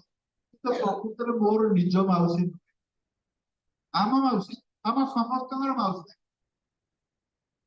बुझि पड़छ सेमती तुम से शब्द को जब व्यवहार करिवो सेतिरे तुमर भावर जो स्तर सब रही विभिन्न भावर स्तर सेगुड़िक प्रकाश पाइब तुम्हें प्रथम भाव कहा लगी लिखुच तुमर पाठक किए से पढ़ी कौन बुझीबो तारेरु will you be able to appreciate whatever you're writing then you decide what to write for them जदि तुम गोटे षष्ठ पंचम चतुर्थ श्रेणी पिला लगी गीत टे लिखुच ता देहरे 5टा कष्ट शब्द भर्ती कर दब से तो बुझाई नहीं तेणु ताकू तुम एमती शब्द दब सी ता भावना को बुझी पड़ से भारी कष्ट तुम धर कहा विषय लिखुच फूल विषय लिखुच विभिन्न भाषा अलग तुम देश विषय लिखुच से भाषा भी अलग तुम राष्ट्र तुम्हें रास्ता जाऊच से विषय लिखुच सी अलग बगीचा क्लासरूम सांग विषय लिखुच तार भाषा अलग तुम्हें स्नेह विषय लिखुच अलग राजनीति विषय लिखुच अलग सबुर भाषा अलग है तेणु तुम्हें आर लोक को तुम लेखा पढ़ा खुशी करने को तुम भाषा को भाषा तुम दरकार ସେଇଟା କହିଲି ପ୍ରତିଦିନ ଚେଷ୍ଟା କରିବ ଗୋଟିଏ ଶବ୍ଦ ଶିଖିବା ଏବଂ ସେଟାକୁ ବ୍ୟବହାର କରିବା ପାଇଁ। ମୁଁ ବୋଧେ ବେଶୀ ସମୟ ନେଇନି, ବେଶୀ ସମୟ ହେଲାଣି, କିନ୍ତୁ ଆଉ ଯିଏ ପ୍ରଶ୍ନ ପଚାରିବ ପଚାର। Yes. Sir, is it really compulsory to use the rhyming pattern while writing a poem? That's a good question. Those who are writing poetry, they should know there are different ways of writing poems. Earlier, the poems used to have rhyme scheme. Jati pato. ଆମେ ଗଲୁ ସେ ଖାଇଲୁ ଲୁକୁ ଲୁ ପଡିଲା ଜତିପାତ ଦିଦାଡି ଚାରିଦାଡି ଏମିତି ସବୁ ଜତିପାତ ପଡେ ତାକୁ ରାଇମ ସ୍କିମ୍ ବୋଲି କହନ୍ତି। ପୁରୁଣା କବିତା ଯେତେ ସବୁ ପଢିବ ତମେ ଇଂରେଜୀ ଓଡିଆ ଯୋଉଥିରେ ପଢିବ ସବୁ ଜତିପାତ ତା ଦେହରେ ଅଛି। କିନ୍ତୁ ଆଜିକାଲି ଯୋଉ କବିତା ପଢିବ ତାକୁ କହୁଛନ୍ତି ମୁକ୍ତ ଛନ୍ଦ କବିତା, ଫ୍ରି ଭର୍ସ। କିନ୍ତୁ free verbs is not actually free. तुम्हें जहां लिखिदब कहबो फ्री वर्स कविता हला सेते in free verse this is a little difficult to understand, but I'll try to make it simple for you because you are an older person, you can understand better. Even kids should listen to this also. This may I'll try to make it in Odia if possible. In free verse, each word is measured and used in terms of your witty emotion and experience. तुम्हें भावने प्रति शब्द तुम अनुभूतिर निष्ठा एवं ओजनदार जेति कि तुमर अनुभूति हेतिबो से अनुसार शब्द को मापी चुकी व्यवहार करा जाए। तो मुक्त छंद प्रकृत रे माने संपूर्ण मुक्त नियमर मुक्त ने that is that it carries a kind of emotional logic. तुमर मानसिक स्तर रे गोटे नियम सुक्ति से काम करूछ। Okay, so when you write in free verse, feel that they glide ସେମାନେ ସାବଲୀଳ ଭାବରେ ସାରା ଶବ୍ଦ ମାନେ ଗତି କରିବେ ଗୋଟିଏ ତାହେଲେ ତୁମେ ଭାବଟାକୁ ତୁମେ ପାଇବ। ତା ନହେଲେ ତୁମେ ଖାଲି ଏଣୁଆ ପୁଳା ଯଦି ଗଦା କରିଦବ ଟିଣ ଡବା ଭିତରେ ଛୋଟ ବଡ ଗୋଡି ତାକୁ ହଲେଇବ ସେଇଆ ହବ, ତାହେଲେ ସଙ୍ଗୀତ ବାହାରିବ। ଫ୍ରି ଭର୍ସ ର ଅସଲ ଜିନିଷ ହଉଛି ତାର ସାଙ୍ଗୀତିକତା, the musicality of words, right? I hope I made it somewhat little clear for you. Somewhat, I'm not sure if I really made you understand what it is. So, anything else? Yes, come on. Sir, if we describe anything of surroundings in our own words, we say it as literature or art. But if we talk about fantasy, it is about something that doesn't exist in reality. So, can we call fantasy as a real work of literature? That's a good question. She's asking that can we write on something which is unreal, right? Which doesn't exist anywhere. Okay. Now, what is fantasy? You should know what is fantasy. Fantasy is that in your mind's eye, mona bhitar mona chakhure, तुमे गोटे एपरी अद्भुत जिनिसर परिकल्पना करूछ। You understand Odia or Hindi? Odia or Hindi? Anything? You are Odia or Hindi? Odia. So I hope you will understand. Otherwise I can translate to Hindi also. Odia. तुम मन भितर एपरी गोटे वस्तु कि स्थान कि चरित्र परिकल्पना तुम करुच जोटा वास्तव जीवन में तुम्हें कौटी खोजिक पाइब ना, प्रकृत कौटी ना, किंतु तुम मन भितर तुम गोटे अद्भुत अवस्था देखी पाच मन भर से क्रिएटिव राइटर जी लिखे तार विशेषत्व से स्वप्न राज्य देखला से रूप देवा चेष्टा कर लिखिपर। तार आउरी सरल उदाहरण है आम सब कहू abstractions. You understand? Abstractions jar कौन भौतिक रूप ना जहाँ आदि भौतिक तथा स्नेह स्नेह देखिपर that is abstraction. राग that is an abstraction. Understand? तो स्नेह राग प्रेम विरह विच्छेद आनंद सुख ये सब गुड़ा का abstraction तो ता विषय तुम कविता लिखছো कि नहीं तेणु fantasy is also तुम से जो that we are talking about even the stories he told about that king and that police minister that is also fantasy. Do you think anywhere in the world you will come across such two characters existing at the same time? No.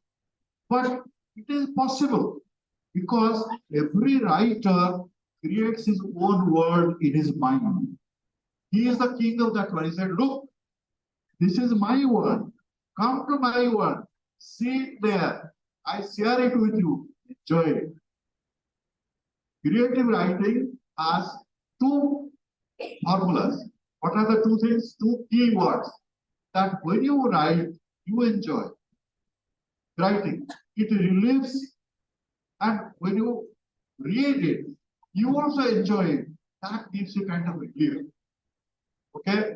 Eba, Doctor Shastra, Adhyatma Shastra, lecais, तुम्हें साहित्य पढ़िले कि लिखिले तुमर मन भितर एक प्रकार शुद्धता सृष्टि हुए purified in your mind and तुम मन भितर थिबा नेतिवाचक चिंता all negative thoughts are transported सब नष्ट चली जाए तुम मन भितर गोटे विचित्र संतुलित अवस्था सृष्टि हुए that is a kind of equilibrium and balance in your mind okay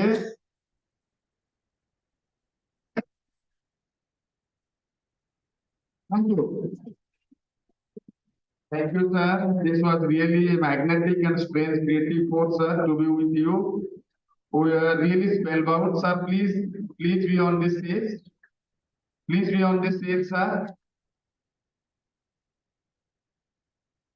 I request sir to please be on this stage. So please come here, sir. And I request our esteemed principal sir as well as Dhanjay madam to please come and present a token of love to our respected Professor Sarat Chandra Sarpati sir, who came and spent his valuable time with us. We learned a lot from him.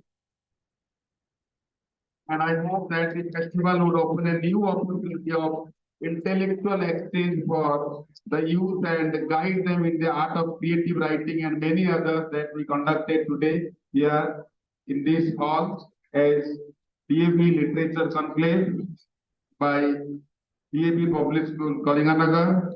This intellectual exchange will definitely inspire you all and encourage new ideas and promote the habit of reading amongst all, writing amongst all, and to make yourself a complete personality. With this, may I request Oisara Madam to please come and propose vote of thanks. Oisara Madam, please. Thank you, sir. Good afternoon, everyone. As we conclude this literature conclave, it is my distinct honor and privilege to extend our heartfelt gratitude to our esteemed dignitaries who graced us with their presence and enriched our intellectual disclosure. On behalf of this Literature Conclave Committee, I express my sincere gratitude to our esteemed chairman, Sri Srijukta Mathakoman Panda, for his visionary leadership and unwavering commitment to promoting the literary excellence. We are immensely privileged to have had the distinct presence of our guest of honor, Sri Sarat Chandra Sarpati, Dr. Naresh Chandra Sahu, and Ms. Dhanjada. Your insights have truly added layers of depth to our discussions, inspiring all in attendance. A special note of thanks is extended to our RO, Sri K.C. Satpathy, in his absence here, whose dynamic approach and strategic vision have been a pivotal in orchestrating the successful literary symposium. Our gratitude extends to our revered ARO, Madam Sujata Sahu, for her presence. Ma'am, your presence have truly given a spark to our program. A special acknowledgement is reserved for our esteemed principal and presently the principal of DAV Pokripur, Sri Bipin Kumar Sahu. Sir, thank you for your presence. Your words of wisdom and experience truly inspires us. We extend our sincere thanks to our revered principal, Sri Balaram Mahapatra, for his continued support and commitment to fostering a literary environment within this institution. Last but not the least, I would like to thank all my staff members and my beloved students for their cooperation in making this program a successful one. This literature conclave is a testament to the collective efforts of these distinguished individuals. Thank you so much, everyone. Namaste.